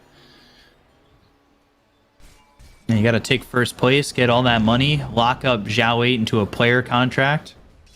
Dire are scanning. To hear Bkop. Smoke used here by LGD. You're going to 5-man smoke, and, well, they're trying to take the outpost, but here comes LGD. Mira, how long is it going to take you? You might have stayed a little bit too long. They've got Y looking. He's got a BKB, by the way, on this Bane. But they want the Wyvern, though. Yeah, 1, 2, 3 shots, you're out. At the old ball game, and Miposhka, Mira both lose their lives to Ame. I feel like I've seen it so many times this game where they're just able to get onto the backline and kill the supports first. Yeah. Miposhka's positioning this whole tournament has been so good. And in this game, LGD is just taking him apart still. This fight once again, cleaning up the creep wave, trying to extend their times. Yeah. That's really well played by your Torre. It means they can't push the racks anymore because they don't have a wave, so this God Strength, they kind of have to wait for the next one now. Big plus sign for him. Buys them a little bit more time. Not sure that's what they need, but it's something. Something they can work with. They're trying to get the Swift Blink onto Toronto, Tokyo. It's got the nullifier now. On Toronto, Tokyo. It's obviously very good against the Necro. Takes off the shield crash buff, Bkop. That's the real win. Yeah, get rid of what could be a disgusting amount of damage reduction. And like even the war cry and everything as well. Like it's all so good. He just expires 2 minutes 45 seconds to potentially the third Roche, right? Are they smoking? Yeah, they are.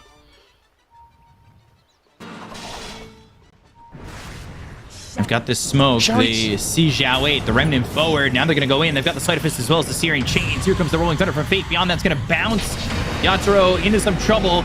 Ooh, Lotus Orb, Nullifier, BKB, ripping through Zhao 8. Now they've got the Winter's Curse, but this was an early curse. They're still holding onto the Ravage. That's only going to lock down Faith Beyond for a second. The BKB as well as the Fiend's Grip on a Toronto Tokyo. And now without the BKB on Toronto Tokyo, he might be in some trouble, but trying to heal him up is this Winter Wyvern. Nightmare from Y on the other side of the fight. They've got the Shield Crash coming through as well as the Firestorm Cookie. They will go over at Toronto Tokyo and as well as Yatoro to try and get these kills. They're low on health. Yatoro on the run. Shield Crash again. I think he was trying to TP out, but stops it immediately. Sleight of Fist comes in with the arrow flying through that hits on a Faith Beyond, and now Toronto Tokyo, he's standing there in the meld looking over at Ame, who one-shots Miposhka. They find themselves Mira. They've got themselves around the Marana. They'll get the kill. Shinkyu with that Scatter Blast takes him out, but Mira will eventually finish off Shinkyu in return.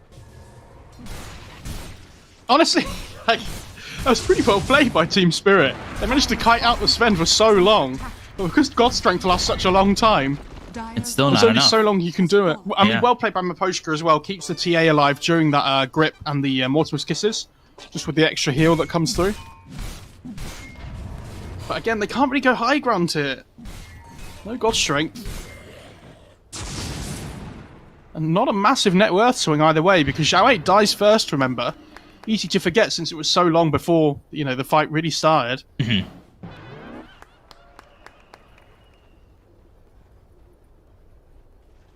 And you can see, though, when that Nullify goes on to him, he does have a big problem. Dies very quickly.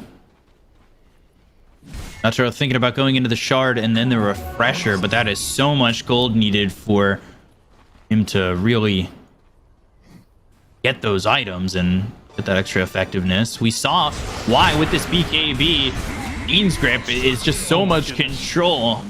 And just another quick kill there onto Miposhka. Ame just ripping through this dragon every single time. We've seen this from LGD, though. They get the pick off. You know what's coming with the God Strength Bkop. Buildings. And he's got that Swift Blink. Oh, he's actually not committing for it. Interesting. Wow, Zhao 8 not within touching distance, I guess, but I really thought they were going to go for it. He's actually going hard as well. So, Nullifier, obviously very good, but it's just the raw HP on Necro might be able to keep him alive. Leveler on Sven. Like he needed anything more. I'll keep it though.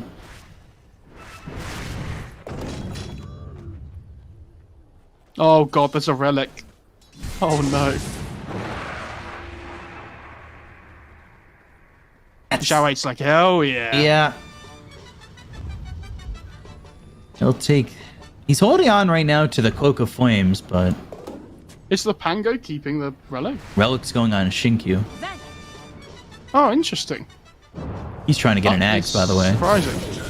They want the Bane as well. Oh, Nullifier Ravage coming out. Oh Bane my and god. Zhao 8 might be in some trouble, but they go after Y, and now Zhao 8 on the run with the Lotus Orb. They've got themselves the Winter's Curse. That'll lock down Y for the moment. They've got the Mortimer's Kisses coming in to try and disrupt this fight from Team Spirit.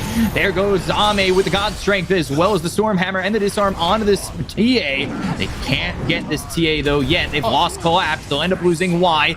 Coming around, though, is Shinkyu looking for Mira. Sleight of Fist. Not going to do anything to deter Zhao 8 as well as Shinkyu to get Mira, who is dead to the little shredder. Innocence is... how many times have we seen this tournament, these Bane plays? Oh. Shinkyu. Scatterblast done? No way. All right. Oh, Sly comes in. I mean, they're taking racks though. So. Yeah. So he's done his job. Yeah.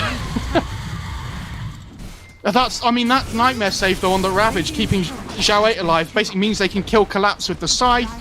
Yeah. Like, it all snowballs, and... How many times have we just seen such amazing Bane plays in this event? I mean, no wonder Bane's been so highly prioritized in this final, though.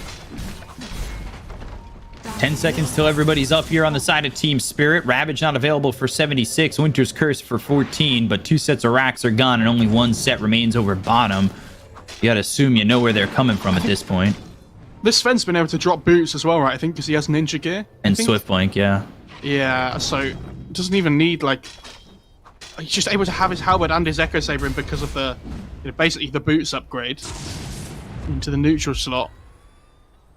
And they found a Flicker as well, so he can even take that if he really wants. TA went for the MKB instead of the Swift Blink.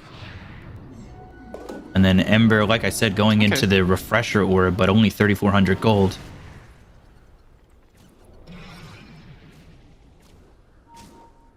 I mean, honestly, Utoro's got a lot more net worth this game than I thought he'd have. Certainly. The Collapse is the big difference maker. They're going to find Mira. They'll pop the God Strength. Ooh, instead of the Refresher goes Rod of Atos on Yatoro. For Glipnir, I assume? Or... Yeah. Yeah. Okay. I mean, unless he's just thinking, like, I need an item right now to be able to fight, and I'm not going to have the time to get this Refresher.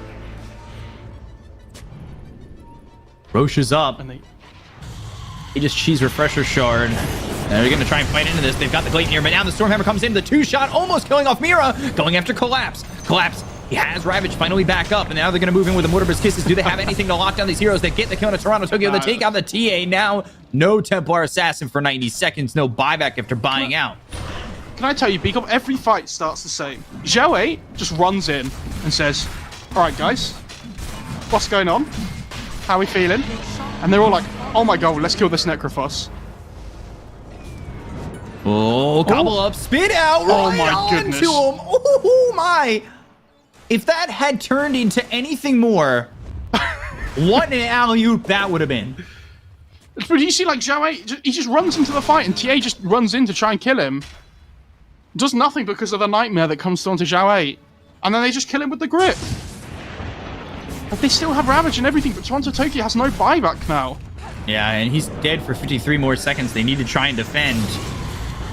Sleight of Fist coming through. Now Zhao 8, like you said, moving forward. Reaper Scythe on Tamira. Not going to be enough for the kill. They've got Lamposhka. He's hidden via the Glimmer Cape, but coming over Space Beyond as well as Y. He'll blink away and avoid them. But this is going to be Mega Creeps. They're going to go to the Tier 4s. Try and lock up this ground grand final.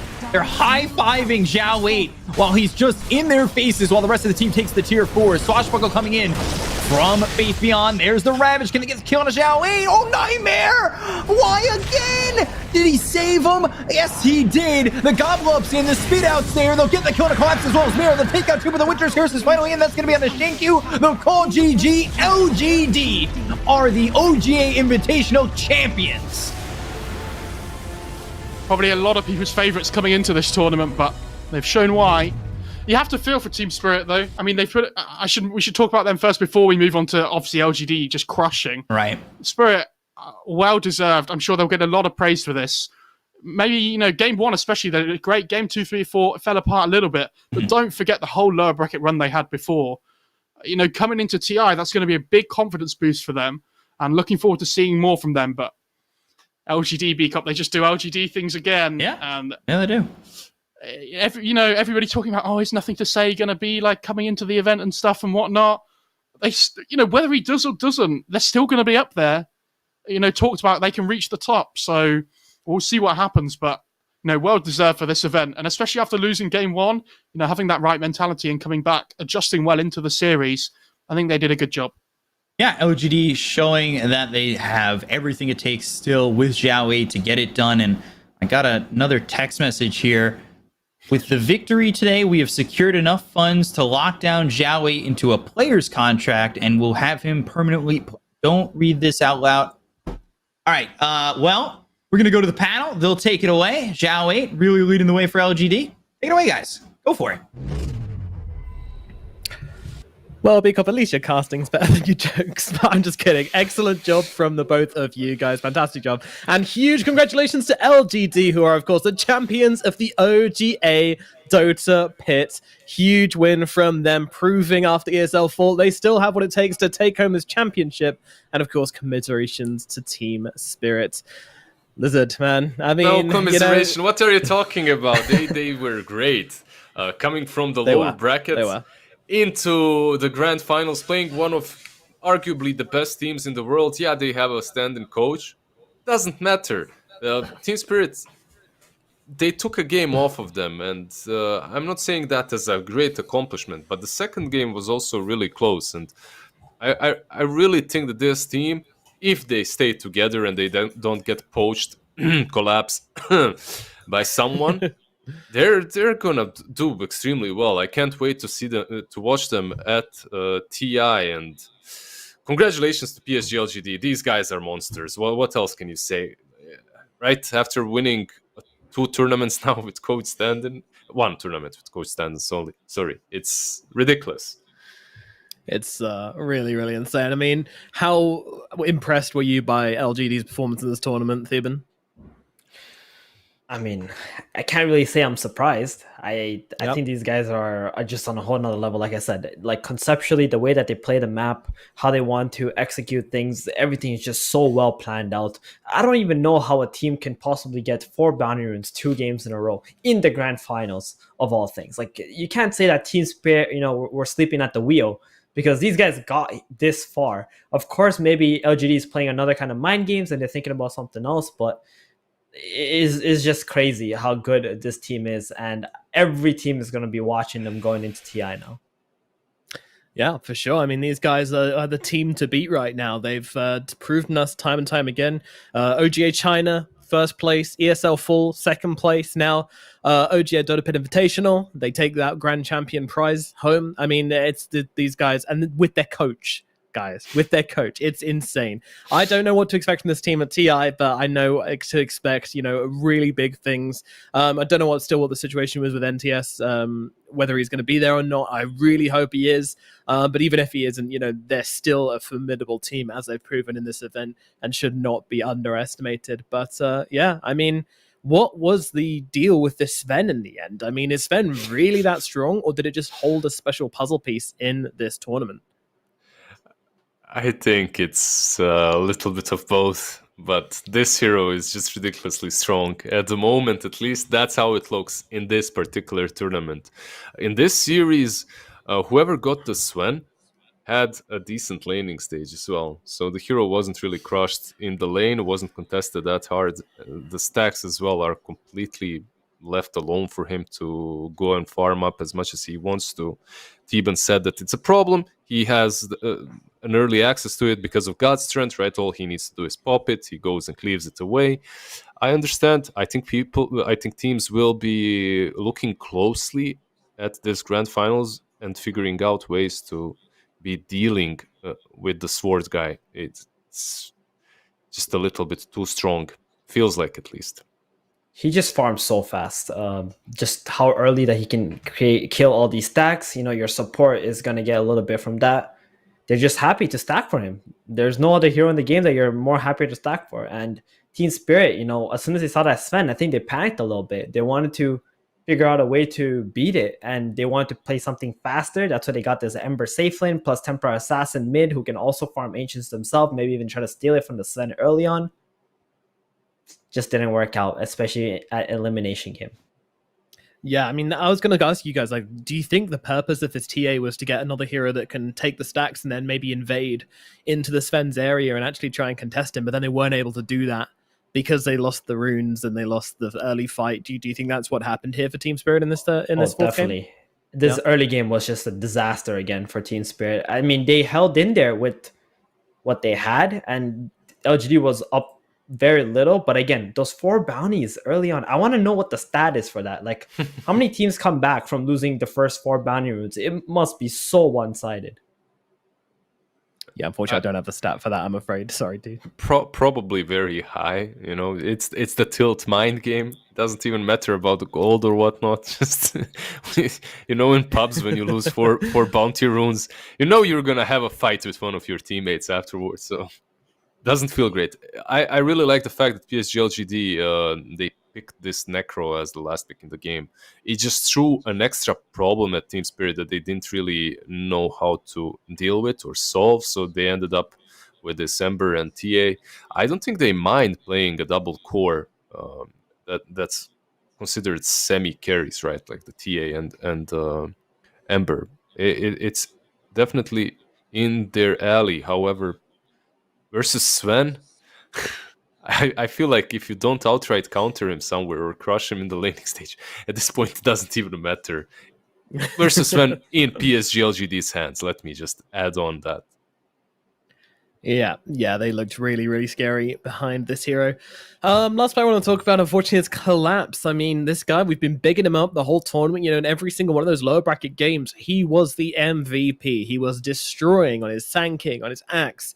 He was the pinnacle of this team. And in this series, I have to say, it was a slow burn, but he gradually got beaten down until he's 1-9 in this final game, making some, quite honestly, questionable plays. I mean, was it a mentality thing with him, or do you just think that LGD were paying special attention to him? What do you think caused it? Could be a little bit of mentality. It's grand finals for sure. I think it comes. Let's reiterate all the way back to the 4 bounty runes. Does it ever happen to them? It doesn't. It's just this mind game. And keep in mind, in this team, Iposhka is the only one with a lot of experience, decent amount of experience. The others, they're fairly fresh, and it's exciting to watch them even get to the grand finals. For sure, yeah, for sure.